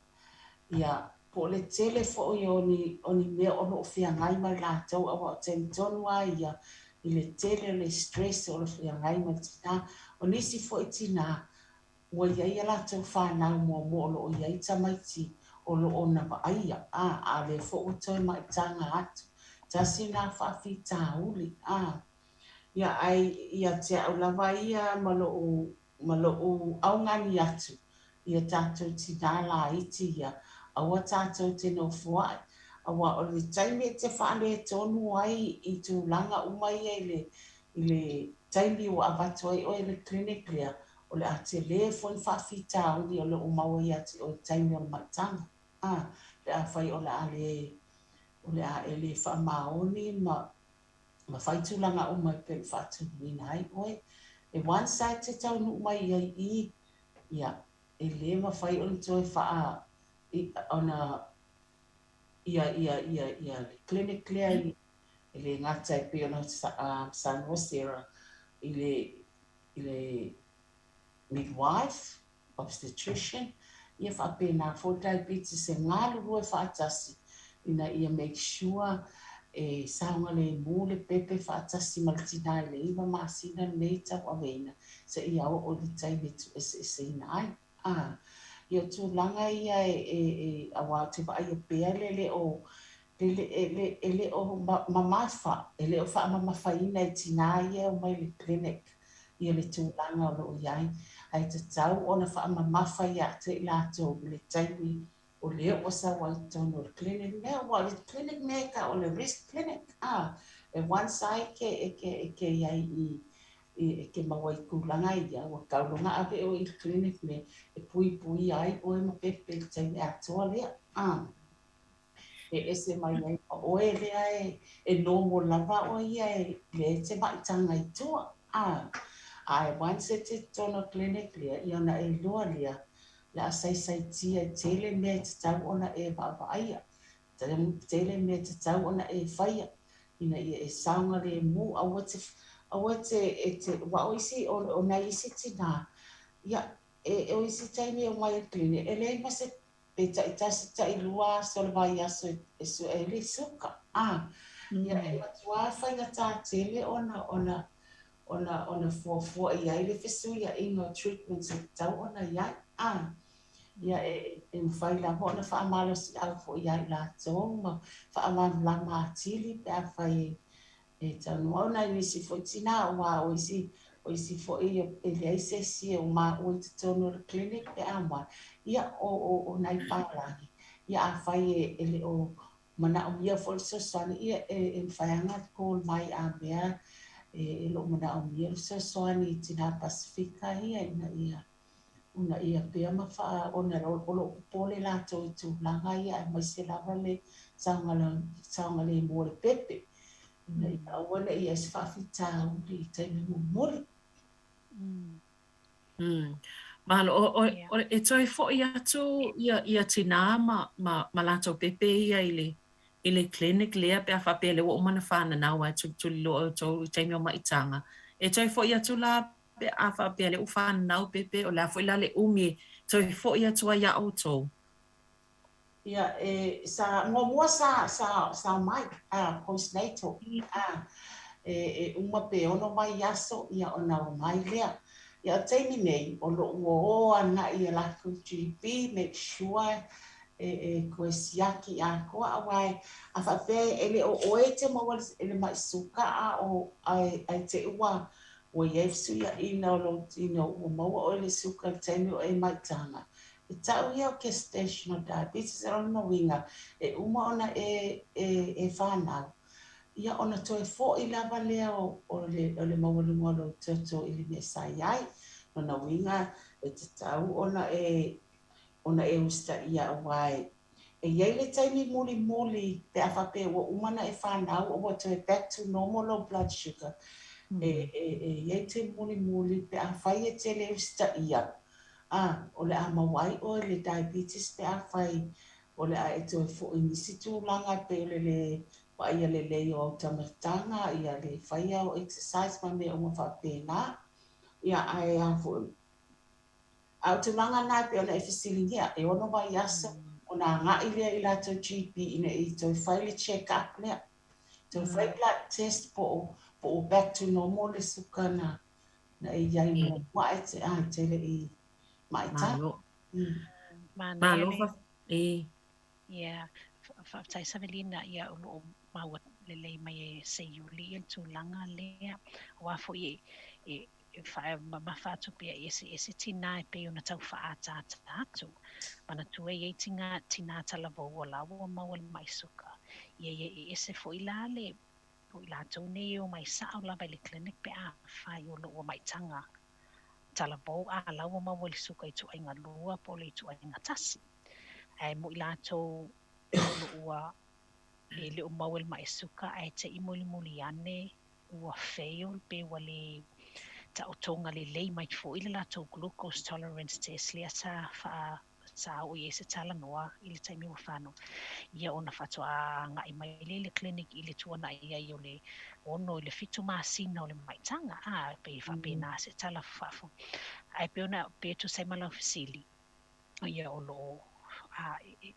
e moni saunoanga se iuli e ono mai aso lava e toe whaafo ia tua i le tina e toe tae ai le tina ina ia o atu le clinic ia whaataatia le ala fua e toe fo ia ilana fo ma e alona ainga ina ia tuli loa ina pea le babainga o ia a whaatino ia tuinga o le pepe fōli nei ia masiaki atu ai fo i mahia ai pe o le tamu whaingana so i fo malolo ina ia awane e tu esea ia siaki nei o le pepe fōli ia siaki atu ai fo i matinala tau ia awai e le taimi pe ona saunoa ia se yuli mo le tinala vai ia le fato a mau el mai suka le gestational i le tuana ia i le ono le fitu masina o lona maitanga e ola loa ia ona te a fo i le ole o lona mai suka i le taimi lava lea i le taimi le wa ola ai ai la taimi a ona le mulimuta ia ni tu ala fo i mani fautuanga e pule ai ia le putolo na ti lona mamafa a o ana mea tau mafa mea ino male anga i anga iluma i ona toe tuli o so lea o le mai suka fo i la lea le la sau loa e fai masuka tu mau i le taimi o sometime later i longa o holanga ina ua i se taimi o luma na iai ia e pe o le anganga o lo tau moli atu e mawhai lava il tangata o na pōlea mawhai il tina o na pōlea le tono pōina o le mauai o i el mai suka ia pe a whai lava e whilinga ia ma tau mawhai fo i e pōlea le tau mawhai pe o na ho o i se taloanga i taimi o tōna i atu ia ma le wha malo stino Malo, ona ole o tātou te tā wale vaenga le tau mafa. Ai ona ole fia tutuli lava le taimi se rama se yoli. E ele sai li linga le saulua tā ua ile amtanga o tātou po kalame. Pe mana i fo ile anga i ai ona e vavai atu e mana i a tele ale vaenga le ono anga i le sai li linga i mo meo. Tau mafa soi fua malolo ina New Zealand po au ngā ia ia tātou po so sonia tilin tātou. Malolo si pon me e o ngā tilin tātou mamai. Ai mana i foi o se lo sa no se ram se yuli le ile foi sai li linga por so enga atono se mas tai biona o popo mai foi le se yuli ai o se tala va vertu le tu langol sai li linga lo fa pe foi una fa i lo atu le matanga i o ne sai li linga e pe foi o le pe o mato matata i ne fal mai tele i ta o le endocrine diabetes and research i lo no winga e yeile le vaenga i tutonu lava o la mātou matata o lātou pitola au leo le whatinonga o staili linga nei. E yeile o staili linga la nei o lo whaululu i le hali professor ta ua ia e swafa ia Jeremy Krebs. O Jeremy Krebs lao se tasi o so atau fo i mātou tenga lue vava alue tutonu o whalmai tele. Ma o lo fai ma o lo ia tai luina le sa i linga nei ma sa i linga nei sa o e monelo sa noanga o lo tuli mata ia le tulanga o le ma lo ina le lei o tau o mea tau mafa i to tono New Zealand pe tau fa pe na le lutala o le sa i linga a fai tau atu la le sa i linga fa utala ina fa Britannia. An Aotearoa New Zealand diet for metabolic health and whānau well-being. Nono winga lo tuli matai ia le pā lenio mea tau mafa i totono New Zealand. Mo le malolo ina o se ahinga. Pe a tau tuu se tala lata mai i le tātua ngana. Ia o le neila sai li linga e tusama le whaisi umi o le pe tusama le ono masina le umi e whaatino ai ia le ngaluenga. Ai silia ma le isfulu balu ma sina le whaitau ato ala bole o le saili linga. Ia ni saili linga o lo o whaatatau i mea ai. Ia o mea ai la nei o lo mawhai o na tapina ina foi. Mo i la tau e mawhai o na awhio mai ma whaapea mai ia mo o manatu. E mawhai ona au wai tutono saili linga nei. O saili linga nei savelina awhai o lo pe le ainga o se yuli o le ainga o lo ainga e malo ainga e mawhai la tangata o tasi o le ainga. Masui o lo na ainga o na au wai ia le silia la ma leono. Ia o leono la na ia mantol telo na tatu i na tatu ainga silia tu foi numero ma leono. Ia na leono lava ia le sili i le tele o le ainga e tasi e mawhai ona awai le saidi linga nei lona winga le mawhai ona e mawhai ona tatala le ia le to tele la ainga nei ia le silia maliono e whaifu ina fia i matamaiti a mata i le matua o tamaiti tila i titi i le 5 tausanga se ia mai le 5 nga i po ai lava le tangata matua o le ainga ia le silia ia tausisia le foi numera la le o to ono o le whatinonga la sani i le ngai whapel tala e lua ia kulupu o le vaenga a ma le vaenga pi o le vaenga a la o ie atofa ia i latou te mauafua mea ai mo le sefululua mai aso tu sa sapalai mai la le sai linga le nei po le suenga le nei ia mea ai wa manatu le test ma fatino ai le au o le sai linga ia ai fatalitali le vaenga pi lea a le si vaenga le lona lua se ia o fo latou taimi i le lumanai i se taimi o lumanai ia o vaenga ia ona matai tui nei latou e mawhai ona ofi mai ma au waili nei saidi linga ia ia ngaluenga fatino la ia i le fatumuina o questionnaire ia ia lau pepa o fesili e mo mi ai le tali ai o le awai o fesili matali nei e mo mi ai le a fai a fio mai i latou e awai le saidi linga nei ia o le a fatumu fesili nei o le afua lo mamafa o le afua lo umi o le afua ia po le ale lau tele o lo waste le lo sui la palapa fo nei ma le pe afua le ia waistline fua le fua siaki le fua o lo toto ia e mawhai fo ilana tui toto mo e o le a awai ia e manatua se i vanga nā lava ua sainia a tole malama o e o no manatu e mawhai ona awai sa i linga nei maulatou sainia fo ia ni pepa wha maumaunga e wha matu mai ai ia la latou malilienga ia ole sa i linga la nei o se amata o sa i linga a mata ia isi sa i linga i lumanai no winga it's a stepping stone o saidi linga a mata o lo tu di mata ia ini si saidi linga tele e patino la vele malolo ina o mea tau mawhai filia fo i le malole atunu ia ai le ngata fo i lea o le filinga a se ainga li o le ainga lea leina ia i le manatu e lo saidi faulu e saidi linga le tau o le principle lea as a family wal tele o ainga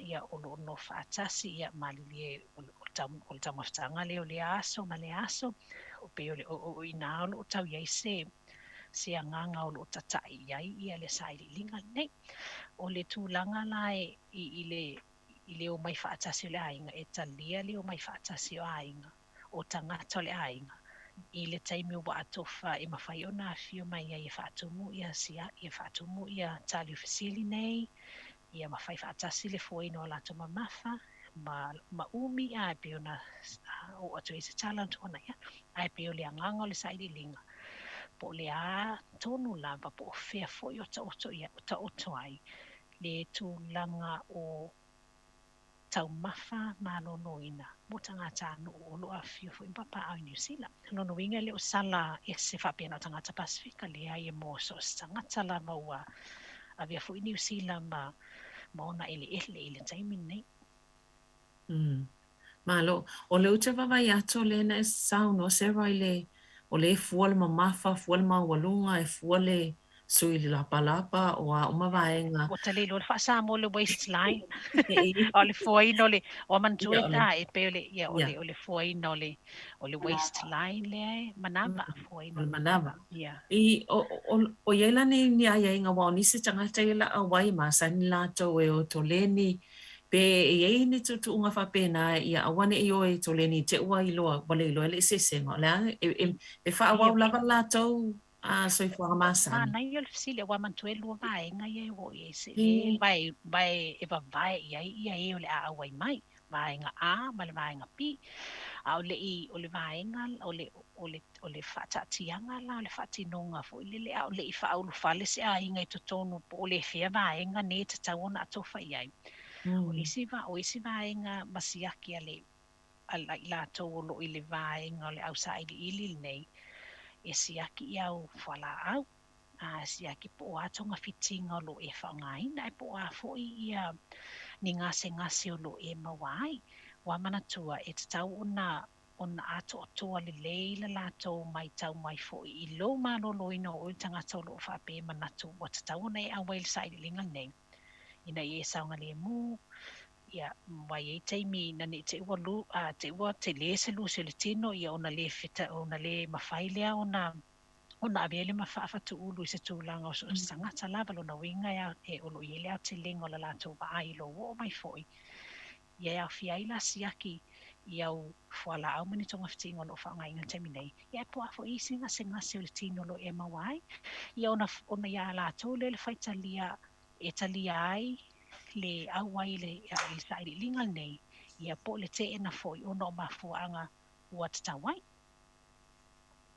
Malo whaftai. Mana ia sairi linga le wai pe o le siwaenga le tātou titi lo tau mafa tātou tanua pepe le leni tau mafa pe whaale tono vol tātou ola maloloin. Pawal whaing tāmua o pe whape o te alo I tono le suenga nei. Olo vai atu lo wa mana e mal fali futalo.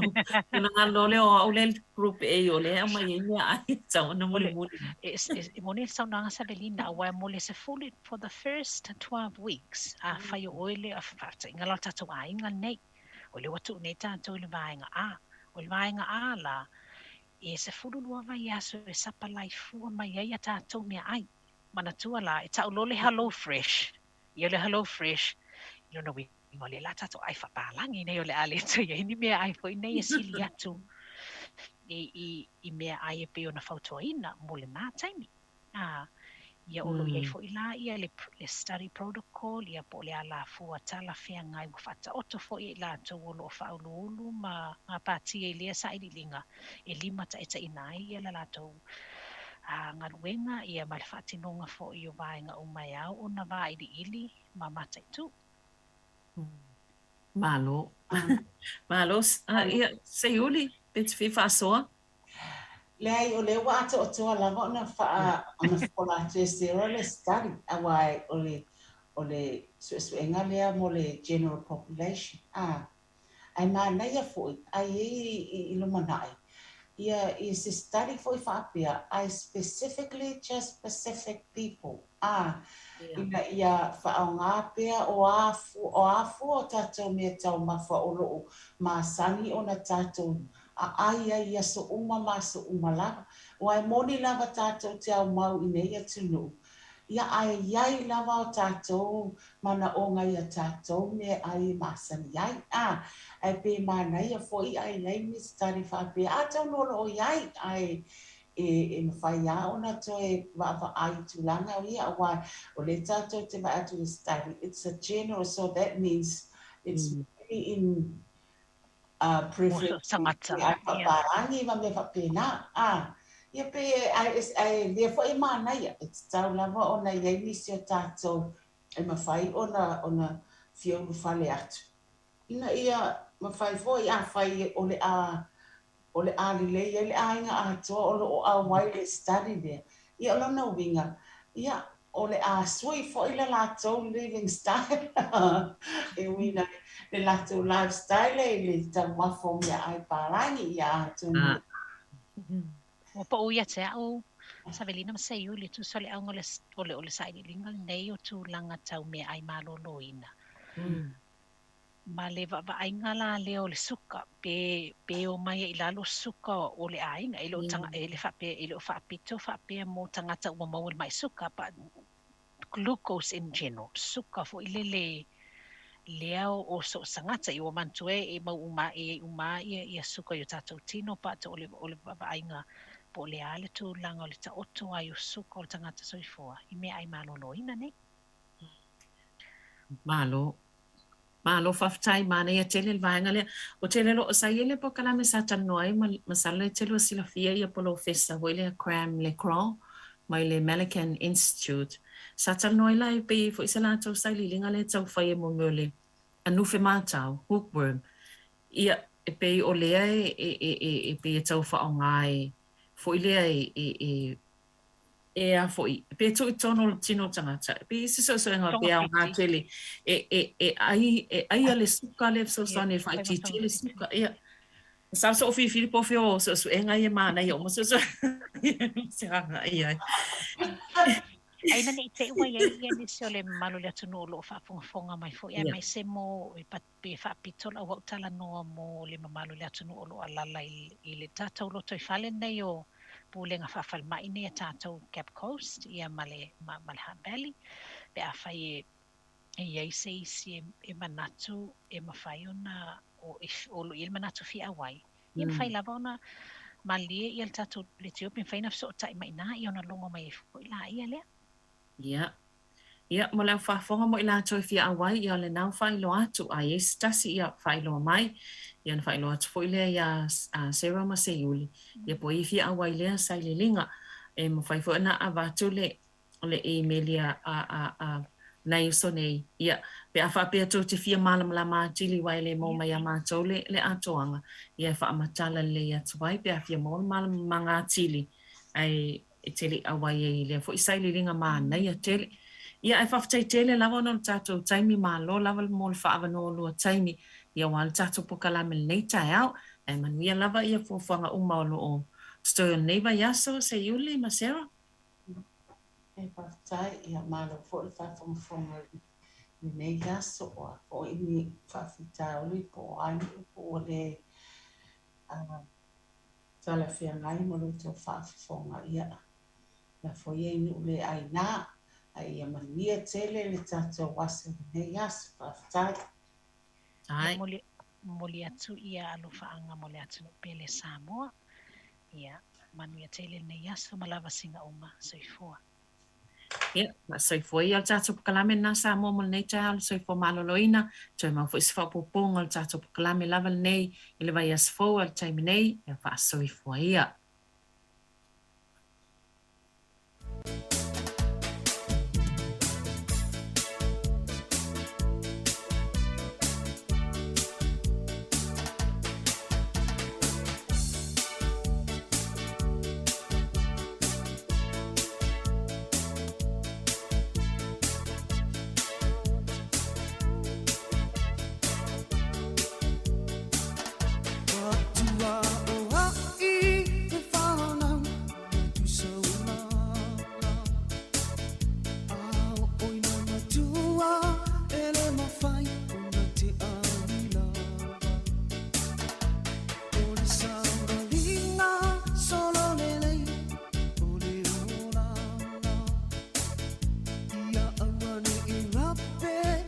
Ia, fia la fo nei taimi ia tātou whasalonga, ia maua lava noa al tātou porkalame, pia na masani ai disfutasi tai awa stofi, ia marisunga sua pete, sangata pole vataringa whamaulalo, ia le no whatalo whatu di sunga sua. Ia whatalo whatu, le tātou malo nei tai au, ia so i whamunuia le nai tuole, tātou whisa, ia la sunga sua, mesfol tātou malo pia na, ia nei yaso.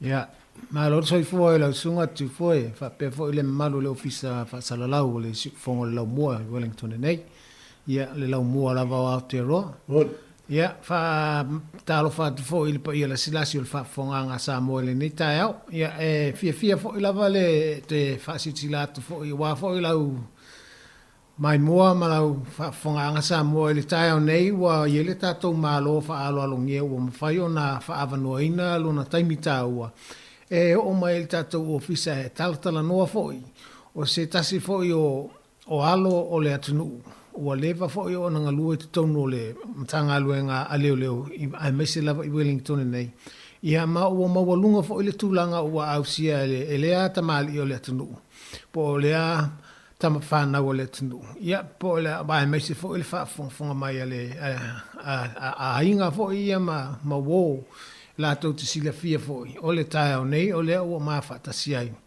Ma le susunga ia James Semisi Pātea. O te sunga ia James Semisi Pātea o launa tūlanga le olo ia il taimi nei o mawulunga lawa i te tono o le matanga alue ngā leo leo o le Detective Senior Sergeant o ia lea o le leo pele ta ua leo su'e leo na a o sa tini sinia ia o lea la pela a tau sili mai fo o lea la tu lea no o talo fato le sunga ia James se misi pa te fo mo sana ia fo I fatalo fa tu le malo le tno malo le se fo James ia faftele tu mo le no fatalo fatu la sunga sua pe tau sangatu ai mesele mamalu pe io le o to au fangaluenga fatalo fatu foi le pe io Samoa o poto lo fa fonga mai le nei tu la ma le nei pol klambi ai mai se tamama tina matua fa pele au fangaluenga pe ia le atua ma lo le soifua maua ma le langi mama fatalo fatu le pe ia wow fia o lo ingoa o James se misi patea o lo tama o riti patea mele nu o toftoala ma vai e sa fata lo tina o vitala wat patea mele nu o loto fangai sa fata ma sale panga I le pa faftele tu mo le ne av no matungo fie o vala o inai lo nei tangata fata va o tinga loe ai au te wha moe le lofo le tu e fseo swan mai ngaluenga le awhia ngai ai. Ja, malo, nau whao tau whaafonga mai le whaafonga anga fo Samoa e mana I o le whaatalo whaat fo le sunga ia James se misi patea. O le tātou pōkala menei, o le fia whaatala noa le I le sunga ia James po le I le lana mata whaioi o lo ia nei tono le mata ngaluenga leo. Ai o te tali tonu, ai le o atu le tūlanga lea, e pe e mānaia lava le tātou tala noa, ua sila fia fo e mamalu le atunu. Ia le tangata ia James Patea, po fea, ia le nāua tau whaafonga mai, ia o umona whaamatala atu, ia ona tua ia tina, ma le tamā, ma lalafanga e o mai ai, ai se I whaamtala siripea ia James fo ilona ia o langa tupu po whea na amata mai ai e o mai le taimili nei leo o mawalunga lona tūlanga I tutono le matanga aluenga leo. James, yeah, sau whaamtalanga o tell us about yourself. Okay. So born in 1970. I was born in Samoa, but we moved to New Zealand in 1972. When I was 2 years old. So mum and dad at that time had three of us. I was the second oldest. So oldest was my brother Heston and Sandy was my younger sister. So we all come to Wellington. I think we first went to Auckland and we didn't have enough basisi or money to go down to Wellington, so we stayed with some family in Auckland. But what happened back then, because we were part of the Pacifica migration, so dad is he's the youngest of 12 and mum was the oldest of 8, and mum came from a quite an educated background from her village, and her dad was an education inspector back in those days. But what would happen back then as we come over was each sibling would come to New Zealand and make money and send money back home for the next pair of siblings to come over.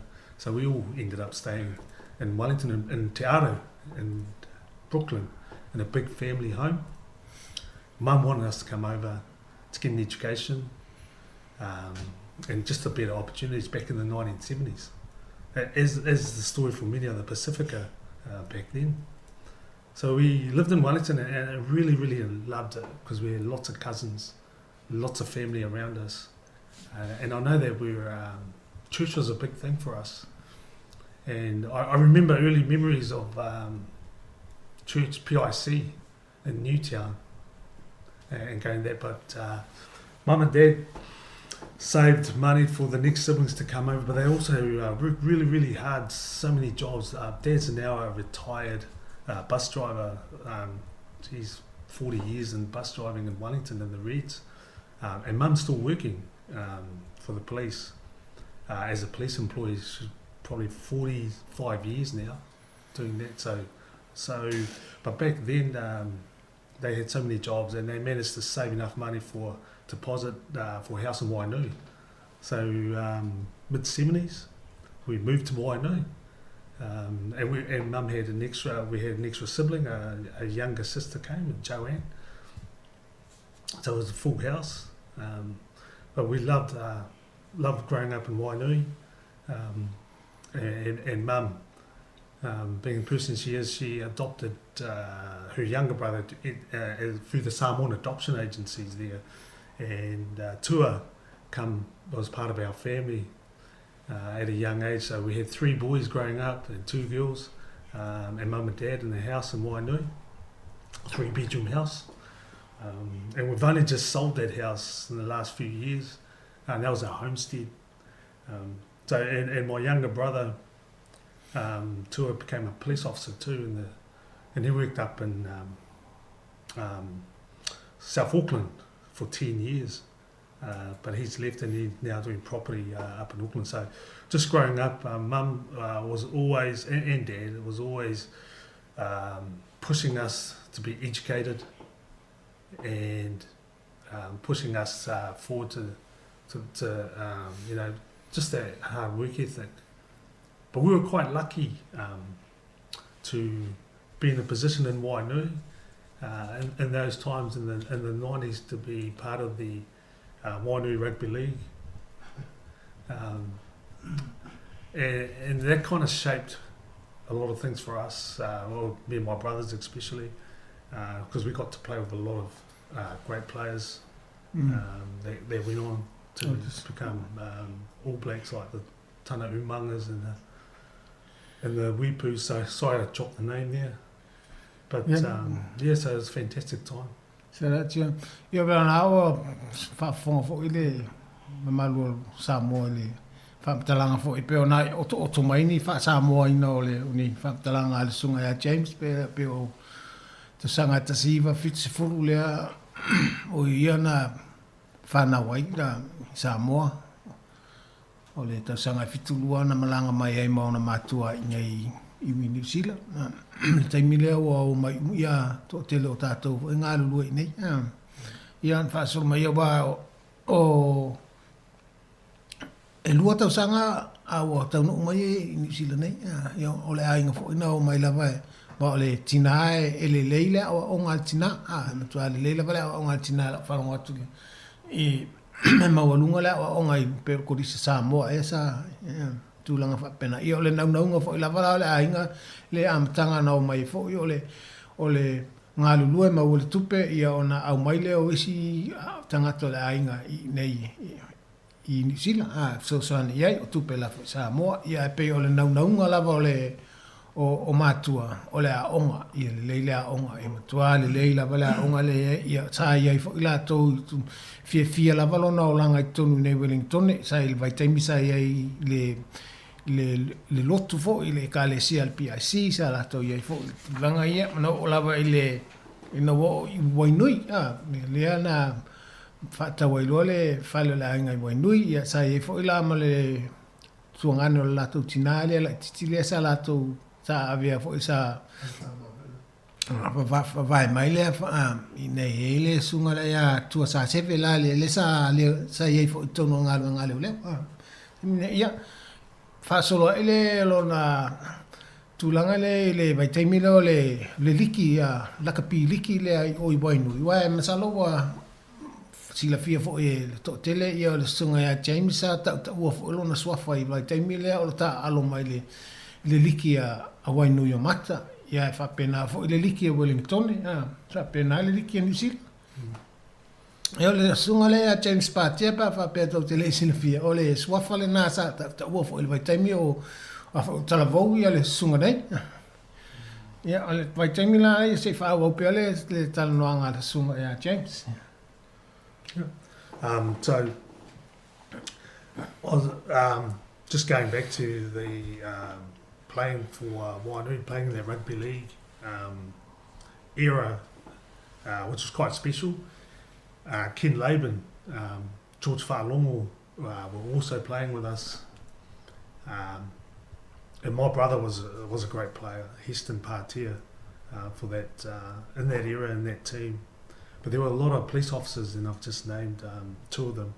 And they were quite influential for young Pacifica, growing up in the community. We were probably one of the earlier families in the 1970s in Pacifica and Wainui. So we were a small church. And out of that church was great too, because you had Nekmia Tialata come out of that, so it was great growing up in that era. But the influence was Ken Laban, and also a mum as well, was still in the police. So after going to Wainui College, and I worked for the government in Inland Revenue for a little while and played rugby league, but I decided to join the police through the influence of those players. And I joined in 1998. Posted to Lower Hutt, and those first few years in Lower Hutt were fantastic as a constable, and I was able to draw into connections I had in the community. And being Pacifica, I could connect with our people, whether it's in both sides of the fence and the law. So I really enjoyed those times there. Pela na tau noi le sunga James pe o I le tatu tal noi na te milo langa te milo ta alo le liki ya o pela o le vai te milia o ta ufo I el vaenga le sila fia le to te le ile fionga ya fawono Ken Laban o le vaenga le pe o sunga ya George Whaalongo ya o vaenga ia tonu le ofisa le sa o le vai te milia ya o pe o la tau ia sa tau mwhai fo le taltan loa atu le sunga ya James I le ngai uinga le wha leo ya e tele lava ia lona mafuta atu fo I le tatou tangata Pasifika I ta'alonga ia ma sani atu tangata Pasifika sa soan tele fo ila le taimina ua leo ai wa sa ngalue fo ia tono le ofisa o la fonga I se vai taimi ia e peita I ole tausanga tasiva I wawalu o na ia ulfale tono le matanga luenga leo. Ia o tele la vala lang alue tono I Lower Hutt ta ngalue. Ia wa vela le tele o lona masani o tatou tangata Pasifika. Sa afsoswane fo I lana ngaluenga fa leo. I le taimile na ua ngalue tono le matanga luenga. So after a few years in the front line, I, as you know, you can specialise. So I had 2 choices. What I wanted to do, what I wanted to do at that point was youth aid or the CIB, which is the Criminal Investigation Branch. So I was always really comfortable working with youth, but I opted for the CIB. So I started my detective training in 2001, and did all my detective training in Lower Hutt. And one of the things that I'll never forget is the first homicide that I worked on was a double murder of 2 sisters who were 11 and 12, and they were murdered by their mum's partner, and that didn't realise it then, but that kind of affected or kind of drove my career later on, and that happened in December 2001. So working on those kind of cases, it kind of affects you later on in your career. So, but the point that stood out for that homicide was it was totally preventable, because of the information sharing that we have nowadays. I can see that wouldn't happen. It'd be really hard for that to happen again. So I stayed there in the CIB for about 7 years, and left in 2007. I went to the college from there as a recruit instructor.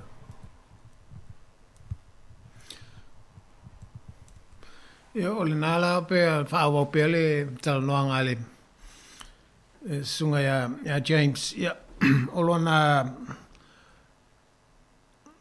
fo i olanga auna I tutonu le matanga aluenga leo lea na I tutonu loa hat sai ai la e lua ia ngā aluenga sa ia filifilia wae sila fia fo o tutonu le matanga aluenga leo e umalola ulua tausanga mua lava lea wa pasi lau nofo mau tutonu le matanga aluenga leo e iei le filifilinga e mawhai ona e tele si whaenga o le matanga aluenga mawhai ona e apala iei pe e te ngalue ai o ia la sa tanga I le vaenga le o le ngalue matamaiti la iti le tupulanga la iti po o le ngalue le I le tutonu le tulanga le ta o le CIP po le leo sue leo na leo sue ia o na la le na faila na filfilinga o ia la ngalue tutonu o le vaenga le o le leo na leo sue CIP ia o le to le tausanga la lua fe ma le tasi le na a mataila na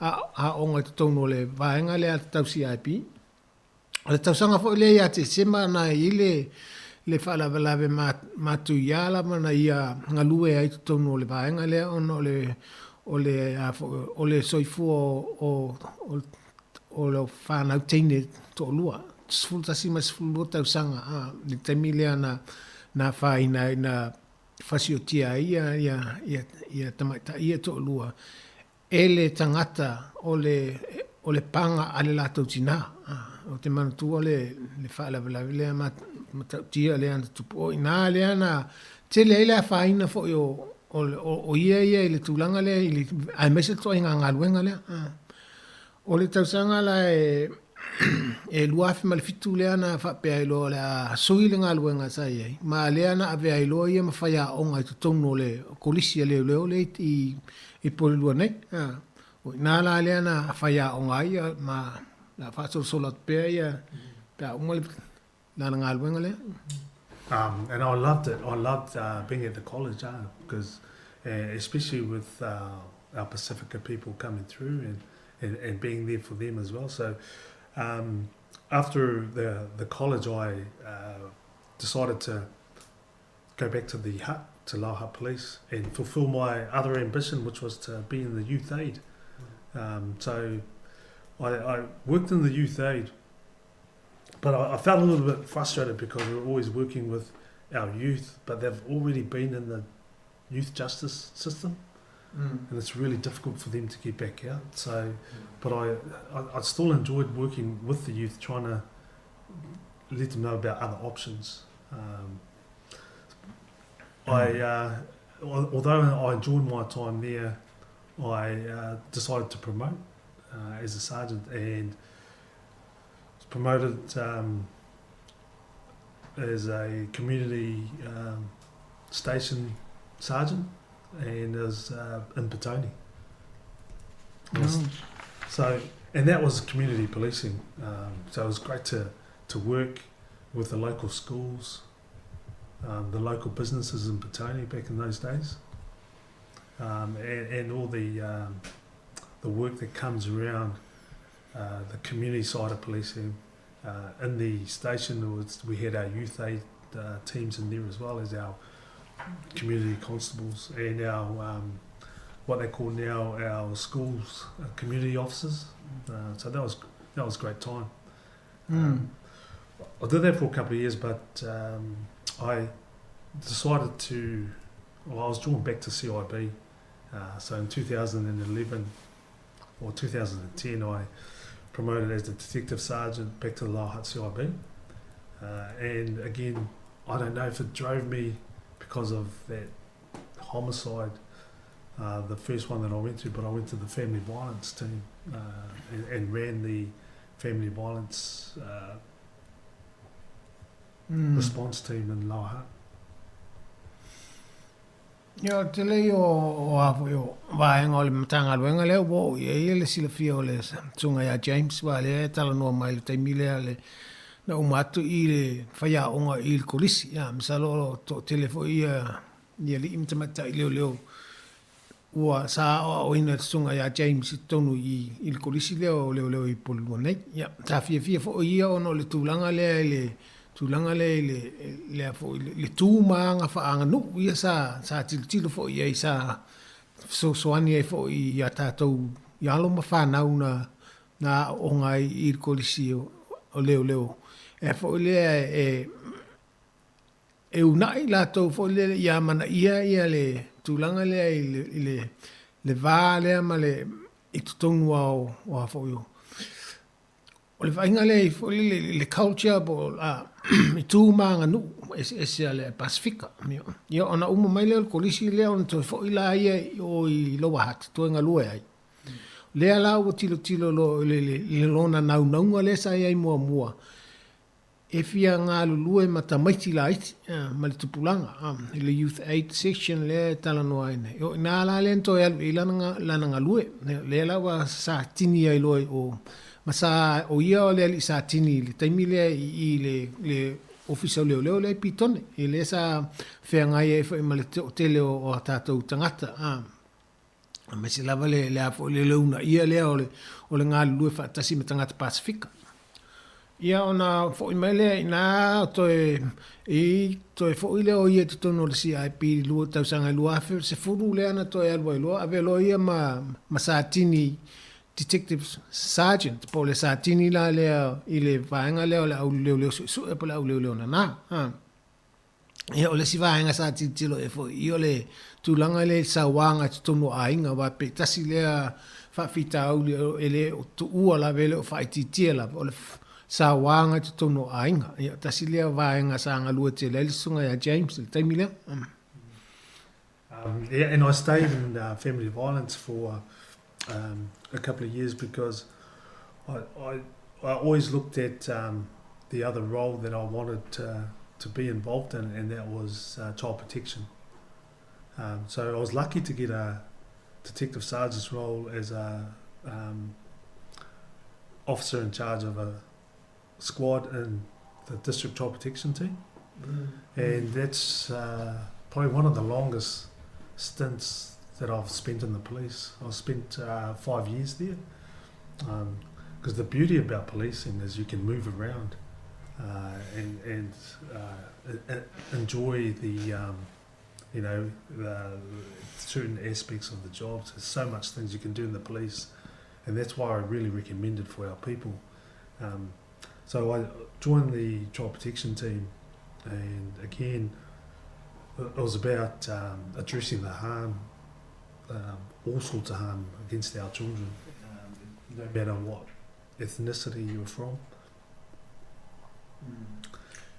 Yo le si vaenga la le na le so enga sunga ya James le wa ve ia mata i le vaenga fo le vaenga le le la to te ba ia le mapui ia alo ma fana light the child protection team man tu o alo fana ia le aktele na faina fo le i solinga tu la fonua tangata matutua le ala yo la to la le sa fa pitole la to va ia so e no o solinga tu la fonua ia fa sanga i alo fana witi e lima tau sanga o le sunga ya James in me o le tasi lea o na naunga o le tau mawhaile fa aititia ia fa fita auli nei e lima tau sanga pe ona i ta ua le sa i tonu i le mata le vaenga lea o le matanga alwenga pe ona tara unofo o le si le leili na o tonu o le matanga alwenga leo e tile vaenga e se mawhai ona e iai fo le e tinga lue ai ele na olungo le wala ne pela o fa fonga fo o fa matala le sunga ya James se misi lana au nanga fo malona o langa ngalue tonu le matanga alwenga leo tele vaenga se ia no e lana su enga malanda tautua and after being in the child protection I moved back to Rauhat CIB for a little while. But I felt like I've already been there. So I took an opportunity when it came up to move into Police National Headquarters. Oh, yeah. So I came into Police National Headquarters in 2017. And I was the Family Violence Coordinator National this time. One of the Family Violence Coordinators. And that was really, really great work because we were just changing the way that police responded to family violence at that point in 2018, where we rolled out the what we have an app now, the 5F app, where instead of our police officers going to family violence incidents or family harm incidents, what is now known as, and writing it out on paper, they can put it through their phones. And the other great thing about the new family harm work was the sharing again of information between agencies for these kind of jobs. So I was really lucky to be a part of the rollout back in those days. Yeah, a lot of the work had been done before, but it was just good to see it come through. Yeah, we know le tausanga lua fes fu mal fitu la le anto fo ele songa ya James la le o yena to fo tono le ilo wahat le CIP le alo wahat ai pela olona langona le taimile wa umona ia ngalu e tomo ngalwenga le o le o lo tausanga lua fes fu mal fitu ona o mai lo i ngalu i le tumutumu ale le o ngā tonu le o le ofisa o e wha le a leo le Police National Headquarters, o i la vala o le ofisa autu le a le matanga luenga a leo i sila atoa, le Wellington, o le tonu la le ofisa le wanga ngalua e nele sunga ya James Semisi. Ma o le tausanga la lua fesfulfitu.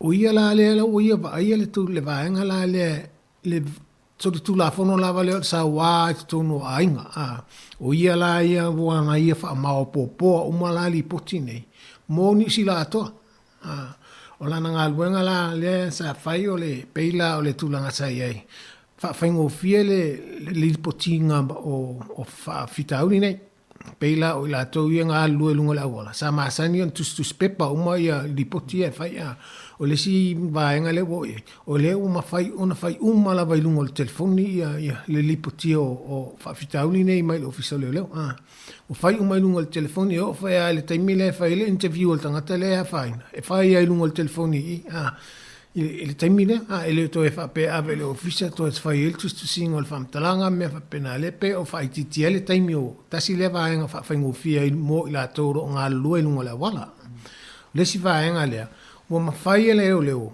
ona la tau tala noa anga i isi matanga luenga le malo e mau le fisosoane e fa fo ia le fa fitauli le tu la mai le ainga fa pea o isi matanga luenga le malo e mawhai ona i awa le fisosoane e il fa fo ia o fa fitauli o leo wanga lulu e fa tasi matanga luenga a leo tu sala o te fa popo unga o le o tala noa wha atasi ia matanga luenga leo e fōru wha fitauli leo o mai le uli poti mai leo fisa leo.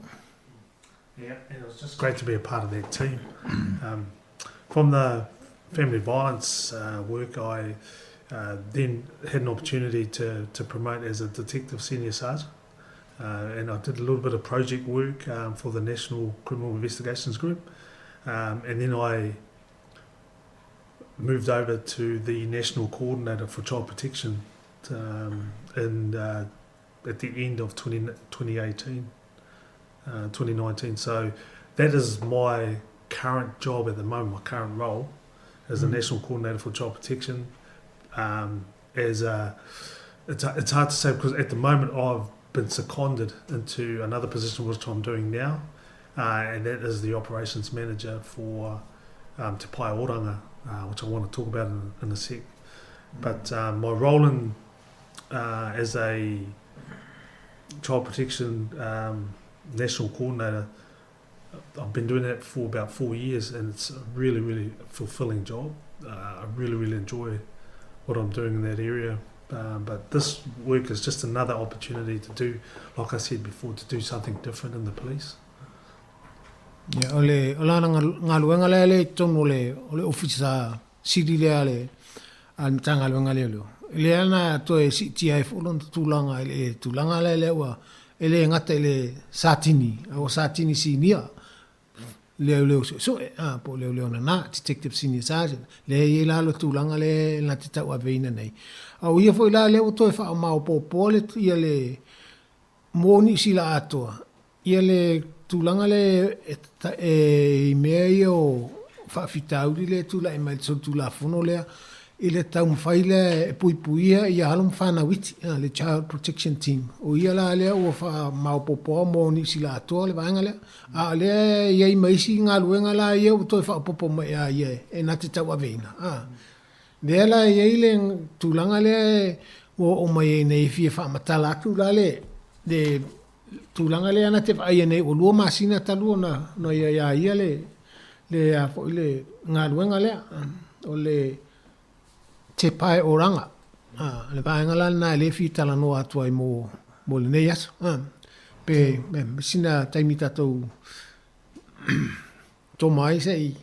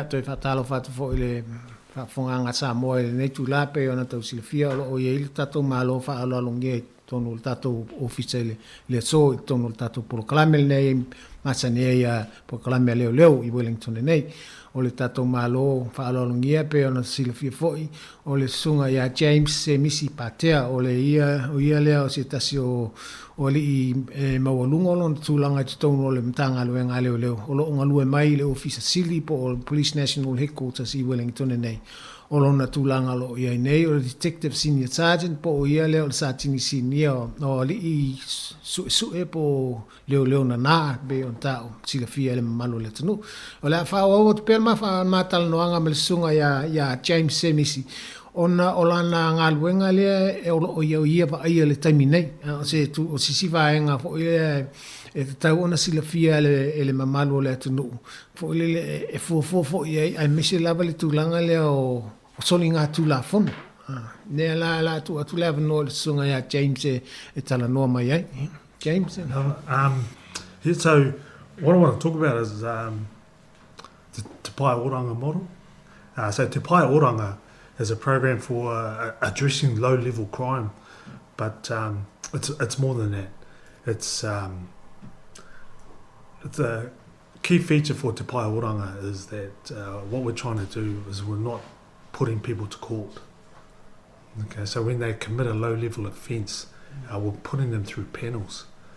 So Te Pai Oranga is part of the supported resolution in police, and the key feature of Te Pai Oranga is the local community leaders have panels.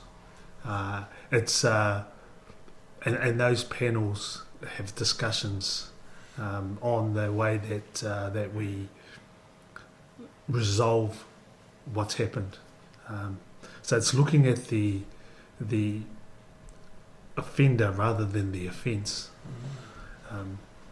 So the community panels are what drives the Te Pai Oranga, and it's to help people in trouble to get their lives back on track. It's to do right by people that have been harmed by crime, and still holding people to account without going to court, which is quite important. It is started back in 2010, so it's been around a while. And it's about using the community panels, the iwi justice panels.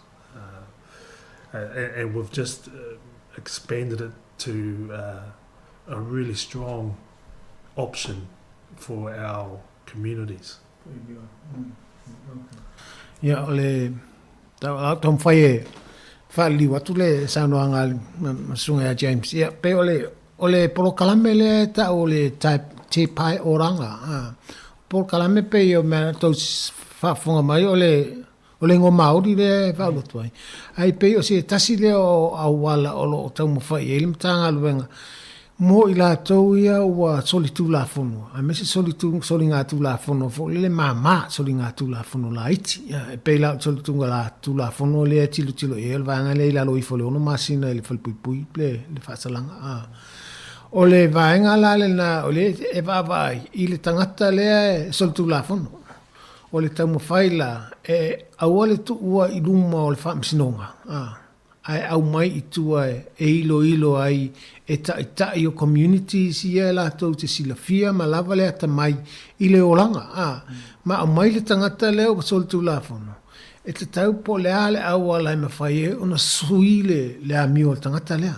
Po le afo si au ala i mawhai ona faso soani e. Ia sui sui mai le sol tu la fono e po se mea se tolu tu la fono fatoa failea o se mea mao po se tulanga fa pena ia tau fai ave se mai la tangata lea ma le amio le o tu la fono fai pea o le tulanga la epe o le lua fa se fuluna amata il polo kalamel nei a sa fa pitola il vai temile la tanga mauri o le tato uso mauri sa fa pito ele po kamele ai pela le wa mata on the tatala itua mo so se tasi lava.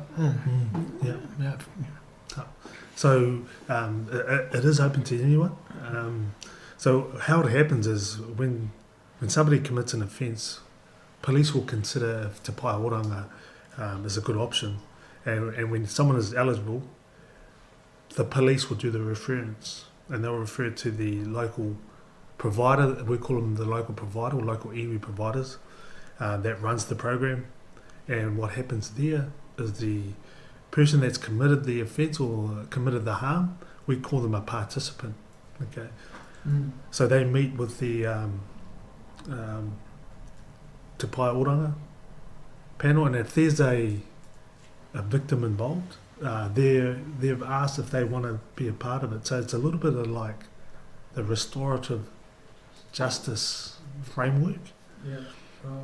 So and they can bring the support people, and the plans that they talk about is to help everybody that's taking part. So it's getting support to quit any addictions, getting a driver's license, which is quite a common thing, job or training, anger management courses, and of course if there's reparation to be discussed, and that can be covered as well. And it's about hearing how the victims feel as well, and apologising to them, and that's quite a common theme in our Pacifica families as well. It's just hearing the apology. But I know that there's processes in there as well. Yeah. And what we call the providers, they just stay in touch with the participant and they work through the plan. And if the plan works and it's done and it's been completed, then there's no further action. O le amatanga la o le vaenga lea. O le awhapele waloka tu ia o e leo leo. O I le vaenga lea leo leo e vava ia I le pe te anga vaa mo le polo kalame lea. Awha pe te anga vaa. Ona wha so ta I lea la tu ia le vaenga lea va ia le polo kalame. Ona ami mai leo o he leo wa e soltu la fono. E te alo atu e tau te tala noa ma tangata nei, ma tai nei o le community.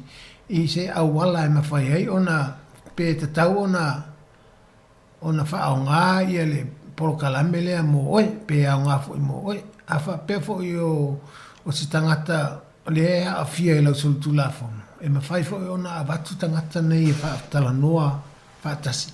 Pe mawhai ona I se au wala e wha fo I e wha fita au lea.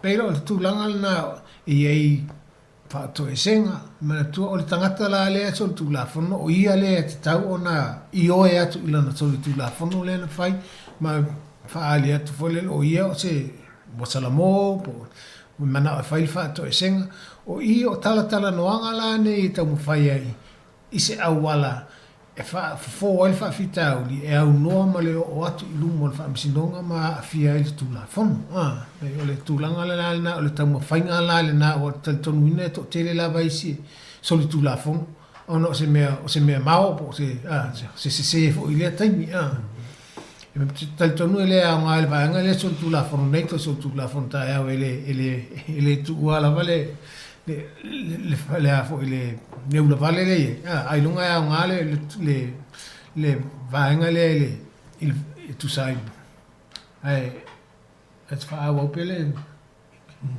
So I just want to talk about the eligibility for the Te Pae Oranga and just finish on what it can do for our communities. So to be eligible at the moment, you've got to be 18 years and over, and you've got to admit to what you've done. You've got to accept that responsibility, and you've got to agree to take part. You have to be in agreement to say that, yes, I want to be part of the Te Pae Oranga process. You can't have any other charges before the court. And the offences at the moment, there's a maximum penalty of 6 months. So that's your low level offending. But we do have exemption criteria for special cases. And if you're in possession of utensils or drugs for personal use, that could be looked at in Te Pae Oranga. But it cannot be family violence related at the moment. But again, I say the exemptions that we can look at with special and experts in that field looking at these cases. It cannot be driving charges with mandatory disqualification or any firearms charges. and it can't be second-hand dealer offences. You know, the selling off to, you know, your property to second-hand dealing or things like that. Oh, okay. So, or the second-hand dealer offending. So that's your criteria. But just to say that there are still opportunities, because it's about addressing the harm, and it's about the person, what they're going through at the time that they committed the offence, or did the harm or caused the harm. Okay. Ole tulanga lai mo ila tau e mawhai ona o ngā il polo kalamele. Le me mo lawa tau o e sifuru walu tau sanga pesili atu lau le matua lau soifua. E tau fo ila ona e i oe lau solitu la fono le ana whai. Wa e i oe i solitu la fono le ana. Mai te tau fo i ona e i oe e ole a e whaia uma ia wa ani tu unga mani vaenga ole a au mai e te ngalua e ai e whaale le ai e le whawhita au le. Ia mai le te tau ona i nisi au solitu alo a fono o lo whaatalia le i luma o le whamsinonga. Ta si le nā vaenga o le si vaenga e le tau di ai o i le polo karamele e pa whapea i le tūlanga le o le sāwanga te tonu ainga. I le tau di ai la vaenga le tonu polo karamele. E iei lava ia vaenga whapitoa a tonu e ono mawhai ai e tilo a tili iei le vaenga le ia le sāwanga te tonu ainga pe talawhia ngai pele ai a o le tele lava e le mawhai. O le si vaenga lea ia e le whapeo whaonga ai o solitu la fono ia whaonga ai no la umalosi me whapena ia e le a fo i tele anga whaala il poro karamele. Ia ma le si vaenga la lea o le whaatauina o loa fo i e toi whaatau atu. Ia o le si vaenga na le whapea le anga wha ia i le au solitu la fono ia. Ia. So, just to finish up, I mean, in my years of policing, I see this as a really positive step for our communities. It's like a jump start to help people and make positive changes in their lives. Te pai oranga can be more effective than prosecuting. So, it can do more harm than good. I mean, and that's what happens with serious options are involved. It does more harm than good for that person. But this te pai oranga is not a soft option, because the person still has to own up to their responsibilities, and if there are victims involved, you know, they still got to speak to their victim if that victim chooses. So it can be quite confronting, but it's a process as well. So I just want to finish off that an evaluation was done in 2019, and that Te Pai Oranga reduced harm from reoffending by 22%. So it does work. Wow. And it is for all of us. Ia o le pela o nā tango ia James. O le vaenga le o ta o le Te Pai Oranga. Pei o se vaenga le esili atulo nā o ngā mo le community mo tātou uma. Pe a tanga ia i le taimina a matai o na wha o ngā mai. Lea la e ta ua mai. Na whaile su e ngā i le vaenga le Te Pai Oranga pe o le aso nā o ngā. A le ta ua mai e lua sifulu pasene le pa ui fo le sautu la fono. Ma le ao ngā na ilo le ave ilu mo le whamisinonga. E whai. Ma e tali tonu foi. E te lele ao ngā o le vaenga le o le Te Pai Oranga. E wha. Mo i la tau e mesi se o le tu la fono la iti e pe o tatu talanoina. E lava so tu la fono na ele me fai ono i le malo si le Te Pai Oranga. A tele lava so tu la fono la loifo le ono masina. I le sala i whalpuipui. O vaenga na le e ono mawhai ona whaonga ai e le polo kalambe le al Te Pai Oranga.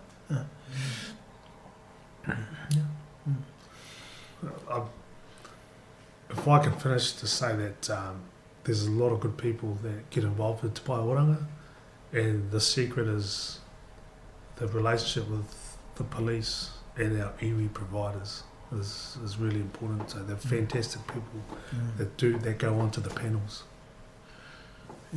Ole to tele ole a ngā la para le ama le tā ua ole ngā lue wha tasila le ofisa o pole matanga lue ngā leo leo. Ma i la tau le i tonu le community e ele ia vaenga le iwi a Māori. Le la tau ngā lue ngā le whai wha tasile ma whai e ona le lei ma o ngā ia le polo kalamele nei mō tātou tangata. Pe ona tala no ina mua fo. O le polo kalamele ina mata mo i la tau o le vaenga le a Māori sa wha tau il polo kalame. A taru ai o le vai atu o le au ngā le polo kalame. O le o wha ala wai tele ai mo so seisi lap. O le ngatala i Māori a so seisi lap. Nea o ngā tele la o le tau mwhainga lapa le polo kalame. Ia sui le tangata le sol tu la fong. Ai le o tau mwhai i whaasawa. Tau mwhai ia sui le tangata le liu le mawhawhau le tangata le sol tu la fong. Ia vea ia matangata le lei, matangata e whasosoane tonu le community. Wa le tele o tūlanga le e na sala lava, loka leo leo, awe lumo le whamsinonga, e le hei lava ni tala noanga, e le i fo i whasosoane le tangata lea, o la e tū maule i tau le tangata lea, ma le mawhawhau e sol tū la wham. Ia, maile whaasalanga mai o le whamsinonga, i le fia e wa ati le lava na malo le tangata lea, ma tilo lava le sol tū la wham, ai pei o le polo kalamele nei. O le mai whaatalala no le lei al tangata ma ba ai po ani me au ala e mawhai ana whasosoane e matanga luenga al malu. E whaafo ia le tangata le anga lea e mai whafo le tangata le lei. Wa al tonu tātou umalava e ele tangata le lei le tonu o tātou. Ai e whaingatana o mai whafo e nisi. Le mwhai fo i ona so atu po wheo. O la e le tanunga lava tofu lava tātou umale le lei na i e tonu. Ai ma faila o ngā luel polo kalamele e mai whafo tangata leina. Ia o mtua file mua lalang. Ia,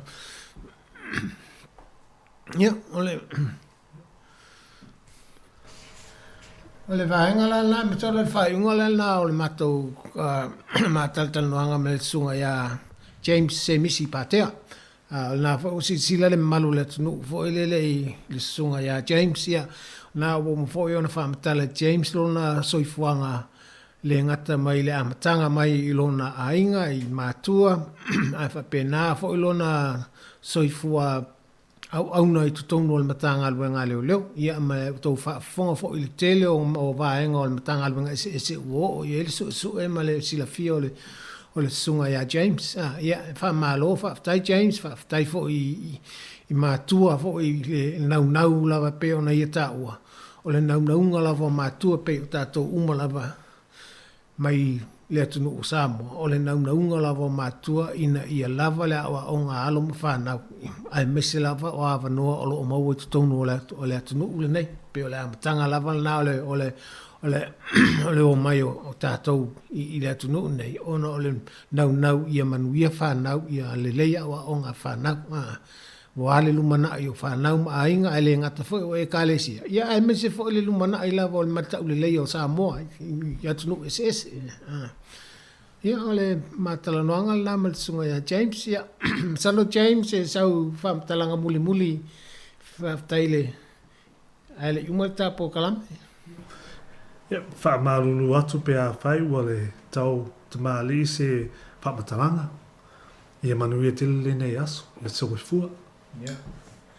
Whaftai Samoa, ia whaftai foi sunga mari, ia mes foi sunga atu foi, e tu sai foi mal tātou ku polo kalame le so, e me moli a tele laval whaftai i le sunga le lipule foi, e tu sai foi malava noa i vai aso uma e mawhai e on tatala noa i lunga o le polo kalame le sifonga le lau mua i Wellington nei. E me moli atu ai whi au tā ua mal tatala noanga foi, ma le mamalo le tunu ia e mese fo o le au mai le o alo ma whanau ua manuia la tau tau mawhainga e mese lava taunu le matanga alu ngale o leo e tau te sila fo i mtau whafonga fo i la tau fo i tau mawhainga mainga i le amatanga na o mai ai wae e le whainga o fie fo i tūlanga e mese lava taunu le matanga alu ngale nei a leo leo ia o le naunga fo i sa iai li tele o tau sanga o tuna ia tele alo matama whanau o Samoa e ngā lulu e atu taunu le matanga alu ngale nei leo ia leo tatou aia le manuia o tau mawhainga fo ia anisi fo i o tamari i ua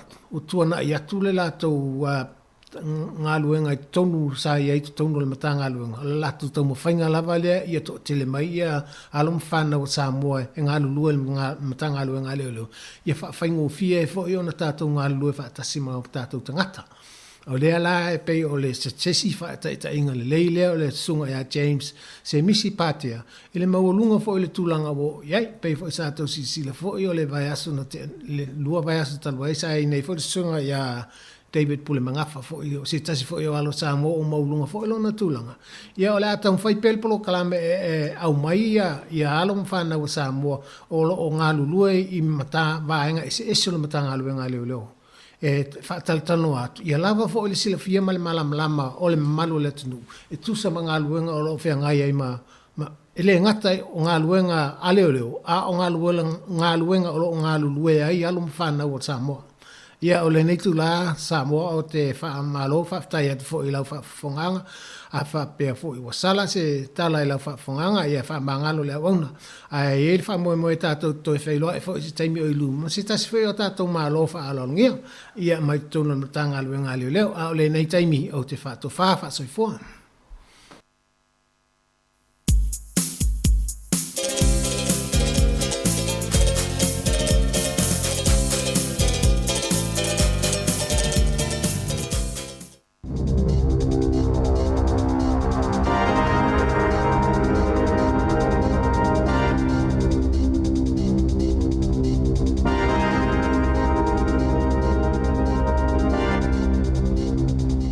Te whaatalo whātua le whapoponga o tala whauma le si ufonga le laumoa mō le ne ia wauli.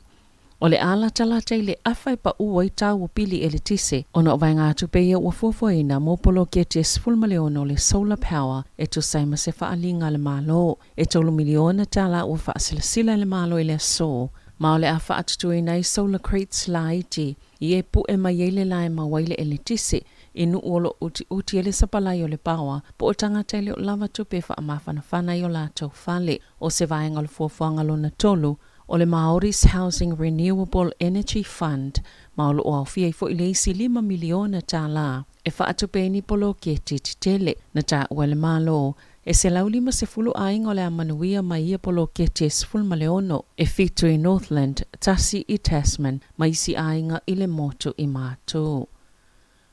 Ua whaasalaina ni tangata au kilani sito o lua na o la whaango taina pe po eina ni ulawa i e lua se lau lua sifululua, mai mahia, malo la wha moe moe wha atau ina atu i whainga wha pisinisi wha asolitu la fono. E 5 masina le community detention, ma wha asalanga i wha atino i ngā luenga i tutono le atuna o, mo le se lau wha asifulu i tu la, e wha asaona wha atau watu i whainga wha pisinisi ni tau mawha mai le sami. O le tele ulawa i po crayfish i Hawke's Bay, e ma whaiana whaango taina, e ono mole tangata i to tasi, e ta iluas fulfata sanga o ia tangata i to lua, na whaasalaina le whaamsinonga wha i to malo papakura, i le asonga fua, luas fuluivo au kuso, na ta utino ma ioe i la uaia, i lo la whaango taina o ia u la vai, ma whaatau atu i au kilani lungo le Facebook, ma i le vaol ta iluas fulta la, ma le ta i valus fulta la le tau o le u la vai e tasi.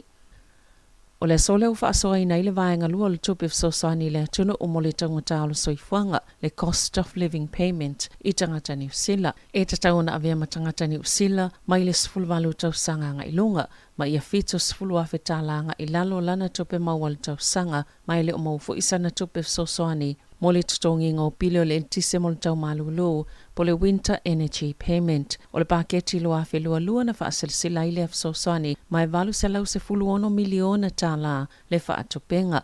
Sa tele whaitionga ina walu le atufanga i tangata ni usila o lo o au mau i atuno i fafo, whapea fo i se numera to o i titi o tangata ua mali leo. Na toi wha maoni e steime le mamau atu wha pea e silia man tolu sifulu afe tangata e au o na tuu atu se wha maoninga i le ofiso la fonga o ilatou e anga wa a mo le vanga tupe. O le vanga tupe mulmuli lava la wha soina atu lea i le aso tolu o oke topa. Pe amali tolu se la wono sifulu leo wha inga o tangata na maali leo ya onga matutonua o onga amata. Talu maili luafi sifulu iwa tu saima wha maunga fou. E to alua se lau fitu sifulu iwa mai lea o wha inga wa wha mawina e wha pia na maali leo wha afua sei. A le isi to o valu sifulu tasi na maali leo ini wha lawe lawe wha afua sei. I ripote le staff i le solo o ta wai le taitaifono o le wha la patupatonga po lea onga maululunga i kolisi. O ni whainu mera e popole ai, ma ua ta o mai ele matua mo umia ya onga ona wha asao, a la tauta i ala e tali e tuwai, ini wha alawe lawe wha afosei, po ni wha afita uli e tutupu, ina ia pui ei tangata umai se o se o manga wa onga, mai ni manuanga. E whianga i pea onga ma whianga o ni mata upo onga ia so taitasi, pe ona saunole taitaifono, Kate Keynesford, ma o loo lātou malama le leile matua mo o mia lava o le pūlea le leo ni whaafitau li onga e tutupo mai. O Keynesford o lo avea fo'i mapulea onga i le kolisia o te ai porirua. O la whaapopeo na iei whaafitau li feo inga lau tele a maise o no whaafi mapasi i Wellington i le aso, whaapea maisi aso o tutoi o le vai aso, talo waile le lava o ave pasi, o le ale mawhai ele me link, o na wha o ngā pasi e sui iei au nanga no whaafi, o le COVID-19 fluiva, o wha amai o le tau malulu, whaapea malitolanga wha le tonu na iei le tau, ai maise o le tau wha amata o le solonga ni palapala, le ua fiai au nanga, na ta ue Samantha Gain, le pulo le me link, o lo ngā lulu e whaatasi ma le Transdev Wellington, ia whaamauti noa ia tele ni au nanga, e mawhaiona whaataunu ue fua ia wanoa leo whai ngā luenga, o lo o mawhaiona o atu, ma o le au lato wilo ina le tūlanga o iei au nanga yaso uma, ina ia mawhaiona wha ngā solo ma wha ngā ioi pea lato au nanga, ma o le ato e wha ngā solo feo inga no whaafi. I se taimi vave pe ato e manu iatu lau whai ngā luenga o lo o ngā sengase, o lo o whautua i nai le atunu o e whewa i pasi mano whaafi, i le tu malo Wellington ina ia mata i tū, ma wa ai le upenga ta whailangi wha pele epa le au nanga i loa i le tūlanga o iei whewa inga mō taimi o tutoe o le nei vai aso. Ua toi li liu se fuafuanga le malo ai le I ato le luas fulfai tū la, talo na fola sila la mta upuna se manu, e la foi la fonga lau fai inivesi I Kiwi Saver, sa le italiaina le leia wha la potpotonga. O lo o wha mau popoina po o te wina I sauwhanga po o te ngā tupe tangata mo Kiwi Saver. Se fuafuanga le malo e whai eile la fonga le GST e se 15% I tau po o fees e le ngata lau whai Kiwi Saver. Ai wha pia fo I wha la potpotonga. O lo o whaangaio I ina Kiwi Saver, sa malamalo ai le fie I lea fuafuanga. Na sauna le min stau tupe maua David Parker, o sa mata upo whaafau tuanga e whaapale nele GST I tau po o fees o tutongi whaalapo tupatonga, o lo wa aia Kiwi Saver. Ma whaalapo tupatonga umalava Kiwi Saver Providers. E au fiai I le tutongi o le lafonga le GST e se 15%. Peita ina ta ua lo fiso lafonga e lua se lau lua 15 miliona ta lale tupe whaapopo e maua I le tausanga. I le whai o lea fuafuanga, na ta ua whaalapo tupatonga Providers la iti, e leo se fuafuanga le leibe o na ta ua le min star. Sa ele manato le malo I eini so whaalapo tupatonga la iti, o lo whaangaio ina whaaputunga tupe o Kiwi Saver. E langolangoina lea fuafuanga peitai, e le se tasina langolangoina, na sauno al balimi e Jacinda Ardern, sao lato whaalongo I fina ngalo o whaalapo tupatonga. E silia male afe tole se lau lau whainga lau whaatou sanga ua lato whaise mōlianga I whaasanga le matanga luenga o soifua maloloina e whaapea. Ua fiu I folfolanga le taunu e whaapea o le atotongi ma langolango ina le lei I latou. O le tangi to whaatasi, o lo ta imoe le College of Midwives, mawana na filena tu ina tuwai I le whaamsinonga mawalunga. O lo whai masui o lead maternity carers, o whaatou sanga I ngā lulu I tutono mawhtanga o tangata le atunu o I lātou o lo wa ayatina maitanga, ma isi lava au nanga. Na ta uel whaalapo tupatonga, e leo talawhia ngai tutongi lau whaatou sanga I ngā luenga, o lo lātou whaatinoina, whaatase ma lātou tupe whaalu, mai leo le leifo I le langolango tu ina atu ale matanga luenga mo I lātou. Na ta uel Pulisili Alison Eddie, I le fitu tau sanga ua tuana I atu, Sam whaiona yeini malilienga le vau whaatou sanga, ma le matanga luenga o soifua maloloina, I lea whaafita huli. Ua matua mawalunga lava le whainumero o tangata manunua o na whana na ilo seisi lava taimi. E tu sai ma wha maunga na wha alauloi nei leo e ala tula fono mo wha amatalanga aloa ia. E te osfulu tangata na maliliu na olfasio tangata wha moemoina, murder, polfasio tangata pa ivalea, manslaughter. Ile lua fe lua e o mai lea so tolu sfultasio iulai. E to sfultasi ile tau sanga lua fe lua tasi. O lo wha mawina fo ile si iti olfo i numero tangata manunua. I se mawalunga ile iwa aia mua. Ma o se taimi mo fo i uanga ia tua i lava ile tolu se lau. Lea wha inga o tangata manunua mai whana peo na wha mawina.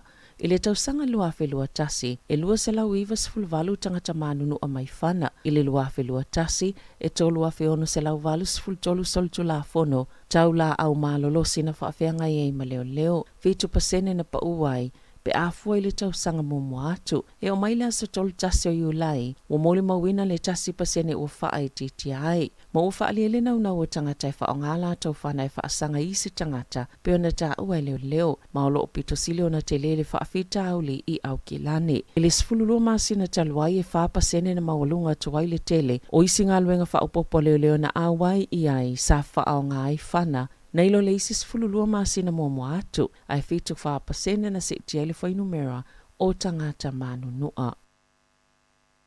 I whawhatene usila o taimo mole o la filifilia ili tupta maitai, le palemia fau o Beretania e ese mailone tona peona masani ai. Wali putia whapeo le ai pea Queeni Elisabeta le lua, i Skotilani leo lo o malolo i ai moltau mafanfana, ma le ai talia pe tali malo el palemia, leo le amutalan tautua Boris Johnson ma le palemia o le asuitu langa atu iai i le vai asofou o tū maanga masani al pulenga la i ngā tupu e iei tangata whaatasi ma le palemia o le amalolo ma leo le asuitu langa atu iai i le maoto le ai ngā tupu le Buckingham Palace le maoto le tuputa maita ilone tona ma o le taimi momuole nei i lana no fua inga tala mai le fitu se fulu tau sanga o le a filifili e le palemia fau i se isi no fuanga i ese mai le Buckingham Palace.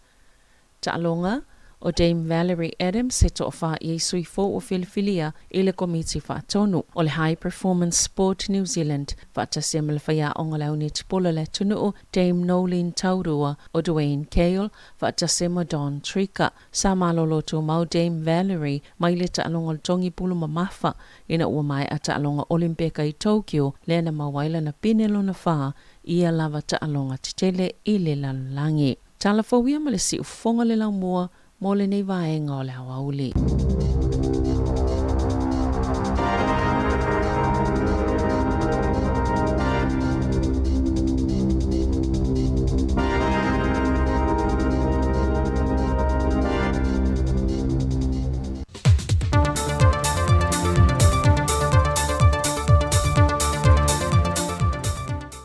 Le nganga fia te toi whaatalo whatua i le nei fo i aso foul tātou tunuu.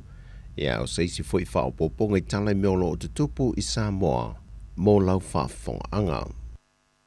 Wa toi whaamanino mai e le fionga le pula sili le tu mau le company waalele le tunuu le Samoa Airways. Le fionga whaua o ta wā whatu tielu. Wa laki nele company waalele a Samoa. Ina ua whaatawina le company waalele Australia le waalele le na tu e lisi mai mō le atunuu. Mai le company waalele Britannia. Lea waititi mai ei le sala e tutongi atu le company waalele a Samoa. Nei le mena iei whiutana inga mua. Sau noa whauo ana whaapea toi whaafo i se atu le waalele mai Australia le mena ngata i landa lele mai i Samoa. A ngai Britannia na lisi mai ai. Sa mea manu o le atu tongi atoa se tupetele a ngai le company na lisi mai ai. Peita ia le o le finangalo lava leo le teitai o le itua ngai la lato fo i whaafalitui. Na o lato nau lava ina ia iai se wa a Samoa. E whaai titi ai le si itanga o pāsese le ua matua matau tia lo lato maua le lunga. E whesoasoa ni ei tangato le atunu ui whemala ngai. I atunu ui whafo matoe foi mai. E lata i le lua se fulufo mai whaato sanga le Pasifika le o lo o whaia mai Samoa le whonatanga. E vava aile si itia lol to mai maanga waa. E poupo wai fo ilo lato fo i au nanga tāua. Mo le lawe ina o soi fuafou e whāna nau mai le tau sanga ma le tau sanga. O le aunga ma le autu o le fontanga e ilo ai awala ese ma meto tia fou. Ona o le si tia ilo le au whai o pepe whanana o mai mo wha mawina e to tonu o tausanga te itasi le o atu i le fitu se furuafe e le se lau wafe pepe fou i le tausanga. O se tasi o whaafita auli o lo o ilo ina le fontanga le nei. O le si tia lo le whaita wau whai o tina e whanana o pepe fou a o lo maua le tina e le kanesa ma wha le tonu ai le soifua whanau mai o le tamaititi. Wa sila foi fo mai whaato sanga le Pasifika, e leuna ia leo porkalame ma wha la wiloa, mo matua le whaia leo a inga fuafoina, o no lo vawa ai foi a wala i whaiti ai le mativa ma le le tango lima ma le lava foi o le wha soa matua tūlanga le tamau a inga, o no le fuafoina whaatatau le leo leo whaia whanau e mo mia, e fua le tamau a inga maua le tinama le tama, o a inga te tasi. O lo iel wha moe le so sa iete o fo mai whaato sanga le Pasifika o lo usui le fontanga i Samoa. Ia mai ane fe wha soa inga o lo whaia. Mo maua ni mea to tia fau e soa swani le ia i lantou. O no le to ai tito le au whaio i lantou le Pasifika e tali atu le telo pepe fau e whana nau i tausanga te tasi. O lo wha o popo pea le tele o wha mai e pepesi ma pesi ai alu ma whanau o le atunu. E se mai le wha mai al COVID-19 le lava o lo sala lau solo i le atunu. Pei tai o se tasi o wha mai masani le fo i watoi fo i mai i lona tūlanga sao ma le malosi. Le fiva tai foi, le ua wha ngā solo e ne le soifua maloloina ma le auwhi ngā luenga. Tui pui e wha solo atu i nuu mafio angai nui tua ma le talafata i a pia. O se tasi leo wha mai e te tau fo i o na sila iai lantou o mamai atunu i whafolo o malanga mai le atunu o. E te tau fo i o na whai o latu tui pui mai le fo i wha mai o lo pesi le atunu o. Mo le pui nga ma le saunga le mu a o iai sa moa. O tuinga wa wha solo nei, a matatu i whanau lai tu e ato le iwa masina le matutua, se ia o atu ia i lantou e whasfu 5 tausanga le soifua. Wa whai le whaatinonga tā ua o na ua mai ta wina le matanga rengo le soifua maloloina. Le si tia pēo leo whai o tangata wā a fie le wha mai, e mai se lava i whanau la iti. O le tui pui o le fiva tai foi, o se tasi leo a wale mauti no ai le tafi e seo le ni wha mai ma le malu pui ai o tātou tangata, mai ile a fia i sia mo le wha mai. O se tasi neo wha mai o toi wha manatu mai le soifua maloloina, o se wha mai e tele wawe fo ilona pipisi, mai mafua mai siama o le nofo maola i whi au mao ma la pisi a tangata soifua ma meola, ma o se sia mai mawhai o na wheawea ia e iniseti ma manu ni i wha ala fua, e a fiai ma tau mafa ma vai e wha o ngai nei tangata soifua, e le tau si sia te iala ma la fua tu ma malau tele. E lua se fu malvanu a fiu angai wa wha ata te mai le soifua maloloina, o le a wha solo i eitu inga mo le sila fia fo il tātu o tinu mai la toi malanga mai i Samoa, e anga i ane i eino whanga wa tā ua, e wha tino ai tui pui. O lau lii, leo ne, malie, sa tapuala, o solo le tongo si umu, vai loa le pata, o motaa, fi anga le au waa, a whenga, sa tui malufilufi, vai moso o vai yusu, vai telefou, vai teletai, vai teleuta, o moa si usenga fale lau niu, o tua mua a le sa sifo, a le sa sae, ma ta autu le whanga, o fale vau, fasto tai, no wha lii ma fale a siu. O iele fo whanga le matanga ringol se fua maloloina a mai au polu le nei vai yaso, o le a wha solo atu i le motu tele i sa la whai. E la tatu le tu lai 5 le fiafi le asona nafi, a moli mawina au telefou le u umio kiu o ta'wale afi, e a ngai pam pensini SS le taulanga. Mo le utu ina leo le pensini mo latu sa pe fatu mo foi, i le masalo mie leo no toi si o le tau o le swau i le nei foi masina fou se tema. Peitai se pe pau fam talanga watu ina mai o le tātou malo ma le vaengo tupe, wa pa ua le tau o le pensini le toru ta la fitu toru sene le lita, o le kiso i le fata la ma le valu sene le lita, ma le karasini i le toru ta la onos fulu valu sene le lita. O le toi palasi o le tau swa u le nei fo i masino se tema. O se fianga lele au faita vale afi ai mai se lava ia lanto o ta vale lau pasese. O no wai se fa mama a venga le tau o le bensini. E toi tau mawai se tupe mama mai ngā ruenga yaso te itasi. O nei le iai se si tanga fau mo pasese o ta vale lau pasese. Mai ile masina na te nei. O nai tala ia mai sa momone nei fo yaso, man vielu tātou tinu fa soi foia.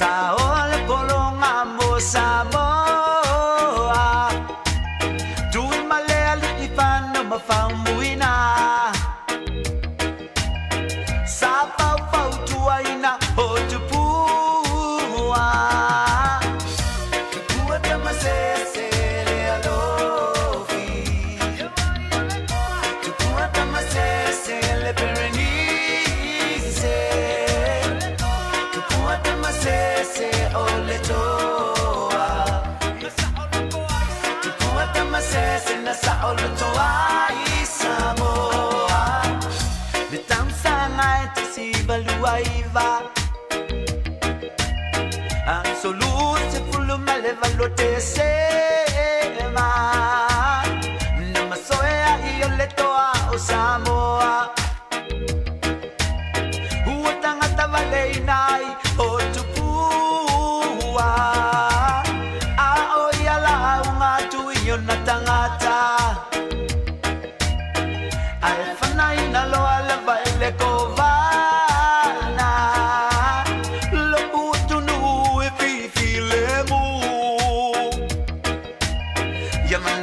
Samoa na ia toe upu. Kua tama se le alofi. Kua tama se le Berenice. Kua tama se o le toa. Kua tama se na sa o le toa i Samoa. Kiole makalia le vala, we kusala va pe fa apola. E kusabe va apola, we kusabe va apola pe va sala e fa la la. Ci au koe kuma e pai mai ai, sabo e ko le kai, te ka e langi soka ko e fa tali ala vangi o sila. Kua tama se le alofi. Kua tama se le Berenice. Kua tama se o le toa. Ngalo malemana te nari tau tua ma le tato bese le natu pua tamasesi o le toa. Lua se fumal faminute ua te ai nei le itu la se fulma le lua. Mana tua tato por kalame to e tu atu tato por kalame tu sao mai sa moa. Ile sunga ya ta se salem sem mal fa sala launga. Ia po a foi ni mea o le atu tupu le nei fo yaso. Ia man tapen penanga fo i o le ao atu yai le tato por kalame o le nei va yaso. O le whamanatuina o le fua po le onus fulu tau sanga o Samoa. Ia e mese o po kalame le mahalo o lau whatatia. Mo le neiva yaso ma le amatanga. Le whi ngā solo ai. Le usu ngā whono ale e whakasa po le kalisia. Whapopitonga Kirisiano Samoa le nei fwoi masina. Lea ua haudia mai. Ia ua whi ngā solo e fwoi ma whai malangatu i la tou. Ia e whengai ma le whono. Ia le atu tumo i lava Samoa pe on whalongolongo tu fwoi. I le whatantanonga ma le awhionga ia le au pepe. Ia e matango fie fo i le tūlanga pe ona iai i a tā penanga. Ia wafa fie fianga o le a maua mai uma. Ia tā sesa i le tūla asfulma le lua a le tūla tasi. Whai mai isa na whamatalanga ia e mese fo i. Ia o ni tātou wata pe a maua mai le nawa yaso. Ia se mai moe fo i le au whafonga ma le tātou watunu. O lo o tātou tāpo mawatu i atunu i whafo. Ia, o le toi awina atu leo tātou whaalinga le nei au auli, whaalinga tāua le nei mo i lātou o lo fia suen i a lātou ngā luenga. E fia whailo atu o lo iaini ngā luenga, whai ngā luenga, yaso al vai yaso whapea weekends i le sifi au, ma le sifi pō. O nei ngā luenga whapitoa lava lea mo le whamamaina, ma le kilininga o venues a le Wellington City Council pe a maea ni tau au fianga po events te telefoi. E lua ni ngā luenga tū mau, permanent job, e tai whase fulu i tū la i le vai aso whatasi ai ma le tele o i tū la whapopo pe a pisi tele ma ua na o le sifi pō o lo iai uma avanoa nei e lua. O le isi fo i avanoa e au fiai ma se avanoa ta avita avale, ma e te tau ona whai ngā luenga whātasi ma le au whai ngā luenga, se iau o ina uma ngā luenga i le pō ona sauni lea e momoli le au whai ngā luenga i o lātou whale po o lātou ainga. E mana au mia lo full license, ma e mana au mia se e wha moina ma wha tuatuaina na te momoria le au whai ngā luenga i o lātou whale ma le saunga le mū. O le tongi a mata, lua sfurma le lua tā la i le itu la po le living wages. Ia, o le taimi nei, o lo tele lava le mana o mia o tangata whai ngā ruenga i taimi uma. Ai mai se fo i lātou, o tau sa ili ni a lātou casual work, i le pō po le ao foi, ai mai se lava whai unga o vai aso, a wa o taimi pisia o event centers taitasi. O taimi mai tū lao o ta uelunga e mo event centers, ai le au fiai le tele o avanoa whai ngā ruenga ale spotless, i so se vaenga o Wellington nei. Mo nisi la whamatalanga, whafso tai mai Violeta Sua, i le olua fitu, valu o iwa, tolu iwa iwa lima. Olua fitu, valu o iwa, tolu iwa iwa lima, ia po o Jody Brownie, i le olua o, lima iwa lua, fitu tolu whaono. Olua o, lima iwa lua, fitu tolu whaono. Po le mātou website o le www.spotless.com.au. Ia, o le tātou wawnofa ngā luenga le nā, mo i lātou o lo fiesa ili ni lātou ngā luenga full time, ia maua fo i ma tātou ngā luenga part time, i le tātou waenga ngā spotless, ia whafso tai Violeta Sua, ia wā so wawnofa ngā luenga. Ia, o leo tātou iai le nei lawa so mua le tau tua si ufonga le lau mua i Wellington, i lona ofisa tūtonu le 5 tasi, man Kevin Avenue i Porirua, ia wha malo lava, wai manatu lava o lea lava tātou wa aia se aso mātango fie, i le lofa maleanga le leo le tātou tapa au le langi, e wha soa mai lava le mātango fie o le tau mō tātou, ia o le taiwi foi ua timu e wha su wai la au, a mese o mea tō, ia mese foi ia o le angi mai o savili, mamatangi, ia ea o ngā foi, a wā foi le whengaso loa i o manu whele lei, ia ma manu vai wha, ia whapea foi le fia ma le saoloto i o tātou o le tangata soifua, na whaia e lea tua, ia tātou te tawhili sau noa le neilalo langi mātango fie, ia ai whai fuafua, whai ma tātou manatua le tamaloa e ana mea, na au mai a tātou, ai aua tātou te so ona ta whaia, le fuafuanga le tua na o mai tātou te olai. Ia o le pesa le nei mani ngata ula, whanofo file mua i foi le au whainga luenga lo whia ngai manātou tau mawhatanga, o le au auli, ia malo lava le tau ata i malo ngā lulue, manatu ia toe tolu foi pe toe whana i tu lana atuli, ia on toe anga i mai lole i ainga, ia wa foi whailoa i maltina mal whanau, leo a matana umiaso, tāra pese whai mani ngata ula, e sili a Samoa.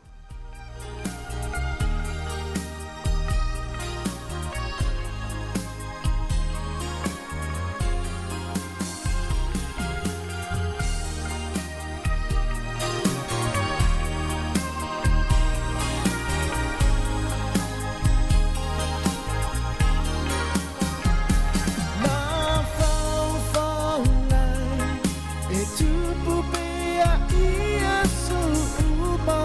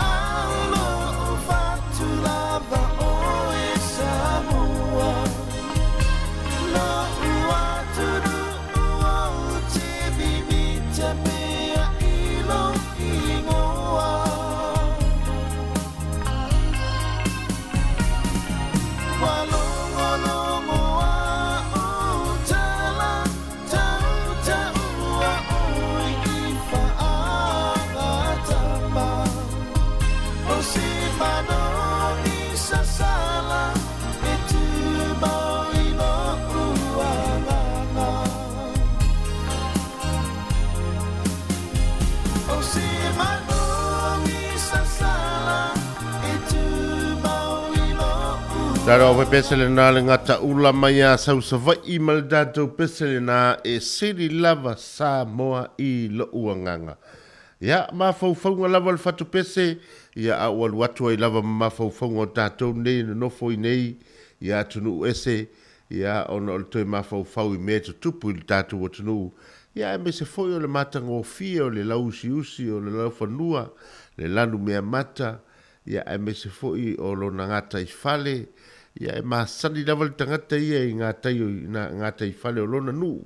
Wai le fo isi tangata e nofo, ia alatu masani ngata I fale o lisi nu, fa pena lava le soifuanga, ma le o langa o lo iei tatou Samoa, e pe te masani lava o ia le masani tuai, I le tua vau I tua I ou lau fanua, e fa pena fo ina e masani na ngata I fale, ia matutonu lava o le tatou nu, ia ai al fo ile sinu ia e te tau mate a wai ei upu fo ile o le fanua malona tapo fanua ia o le tangata fo I malona faasi o manga ia ele mfai ona e malama le faasi o manga o le tangata ia ele mfai fo ona e malama le tapo a fanua o le sinu e te malama le leiei oe ia ma mfai ona e soifu ai ma e fiai ia e fa pena lava tatou tino nofo lava ia ai ese lava o tatou mafaufaunga pe a tatou whalongolongo ini tala I mea tupu mai tatou tunu I Samoa ia ai ese le manuia o tatou tunu me la iai ia tatou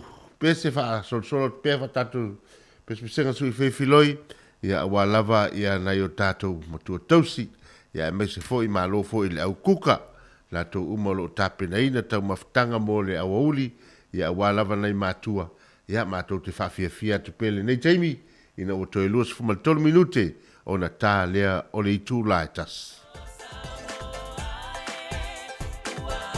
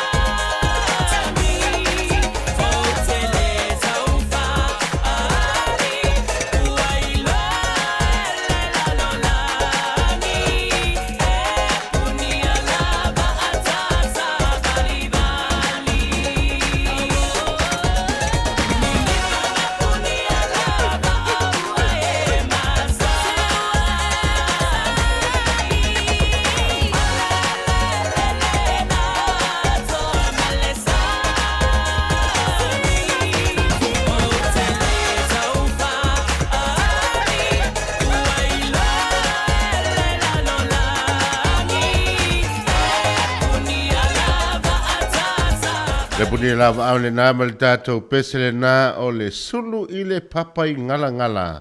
Ia o le pese matango fie. Ia ua fo i le whanofo fi le mua le tātou watunu au whianga i eima vai ainga o le au auli. Ia e mese fo o malo longa mai ngā luenga.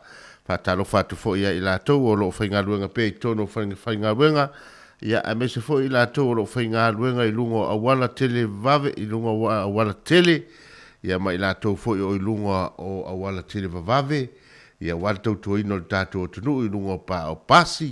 Ia mese fo i o tāwale lau pa sese. Ia ma le tele lava o tautua ma sani o lo tautua ino le tātou o tunu. Ia ile ne fo i vai tau. Ia malo lava le ngāru lue malo le tau atai. Ia le pese le nei mai le sunga ia lo ese pue fua sale. Ia mo le tātou whawhiwhenga le nei au auri. Ia mantua o li tūlai tasi. Ia wha uma fo i le tautua lunga le frequency tasi ono. Decimal tasi. Ai se e atu tātou whasala launga e tātou ofisa tututonu i Samoa.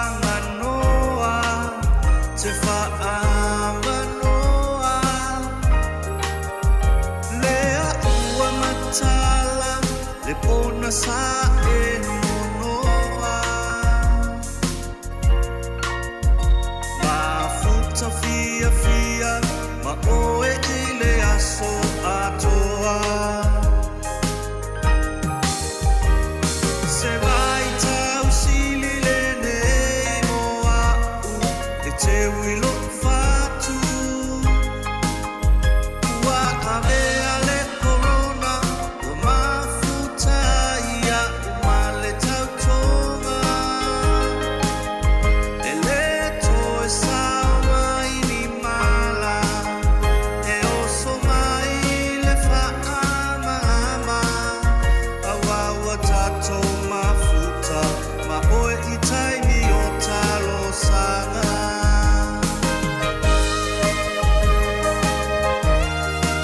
Lado pese matanga o fiele na mai le susunga ya alo ese pu e fua sale. Tama pese Wellington ma le pese na o le ma futa ma oe. Ia wha noi le lei. Ta o le lei tina o oe te al te whainga ruenga. Ia pete le over tau pe iai. E o le teimi e te ma nava mai iai. Ta ua tele le lei o so ta inga. Al ta mama tina. Ia e malama lama le lei e mea umama le se whanunumi. Le foi se pisa o, le foi se vevesi o le fa longo tamaiti, ia po le altulanga wo iai, ia fa pena lava.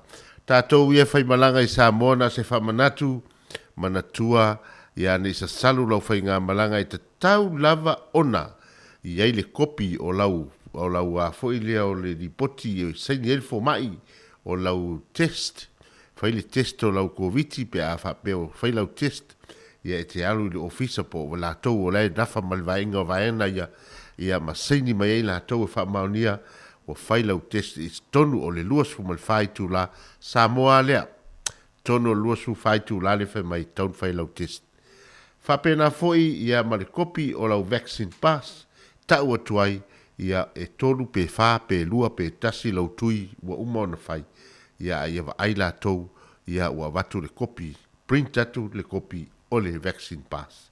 International vaccine pass ai le domestic. Nei vaenga na ia mo i lato o le fia fai malanga i Samoa e tau ona no fauta le le ei tātou ia i vaenga umana mo le fai malanga inga. Ia se so tātou e latu tūtūr ma le valele ia le o na alu ona i mea laiti na. Ia fai fo te tala mai o le pora ia alo o iei fo ia inga ma puipuinga e tau ona ui e tātou. Toes furuma le 2 minute ona tā lea o le itu lai tasi. Mauto o tasi, o i lea i le o mauto o tasi, ta i longo i pule ma le tātou pese, ia wafo i le nei aud.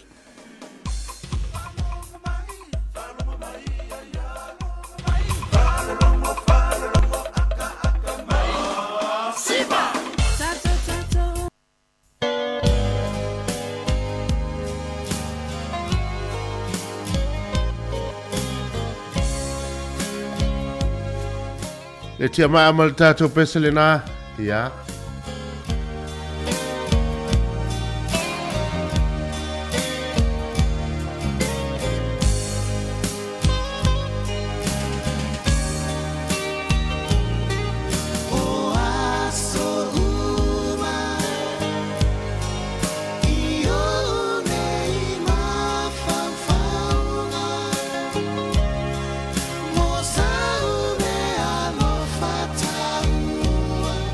More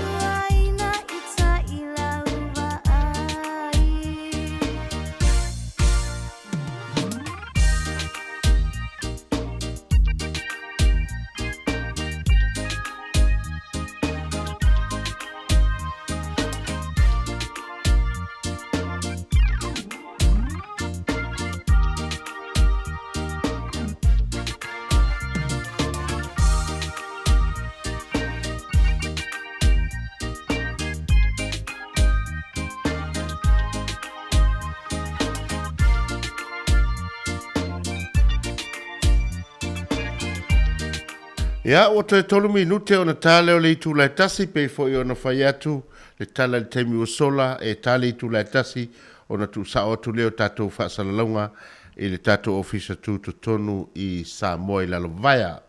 Ia, le fo i teimi ia e ve fo i le lo sui e whai ma fonga le sunga ia mari e whai se fo i le o whai ngā ruenga le nei aso si u fonga le lau mua ia mātou te whaatalofa mwhaafitai atu ai fo i le manu le tatou watanu ia ona o le whaavarom fo i o mauta malawa ia wā fo i le tatou whaasalalonga le nei aso a whai fo i o pa o papa sa mātou tala po sa mātou leo le nei aso ia la fo i e nu le ai naso mātou whaali tonu ia ai o manuia fo i mātango fie le nei aso aso mua se tema i tatou whailo inga i lunga o pēu ngaru le ea ia me se fo i o tatou whaasalalonga ia i le nei fo i aso ma le longo puia li pēu le tatou o tunu i mea tupu me tatou tala mai Samoa e me se foi o tatou tala fou ia o lo fita i tunga i enta mai ta ia Savalina Kasiano me se foi o le sunga ia ta Sesalem Sam ia manuia tele tatou ftapa i le aso a taiao lunga tatou frequency tatou tasi ono tesman tasi wha le tio wha longolongo tatou ftapa i le tula e ono il fitu a taiao se ia pa ia le tula i lima le tautua whai pea ia e mo i la tau lunga le Facebook ma le YouTube ia o le anga i pia la auto sila ma la auto whaafonga i le sunga ia ta Sesalem Sam mai Samoa ia o le atau tua ma iai tatou ofisa ia e mo nei teimi ia mātou te whātou whawhasoi fo ina pia le mamalu o le tatou atunu.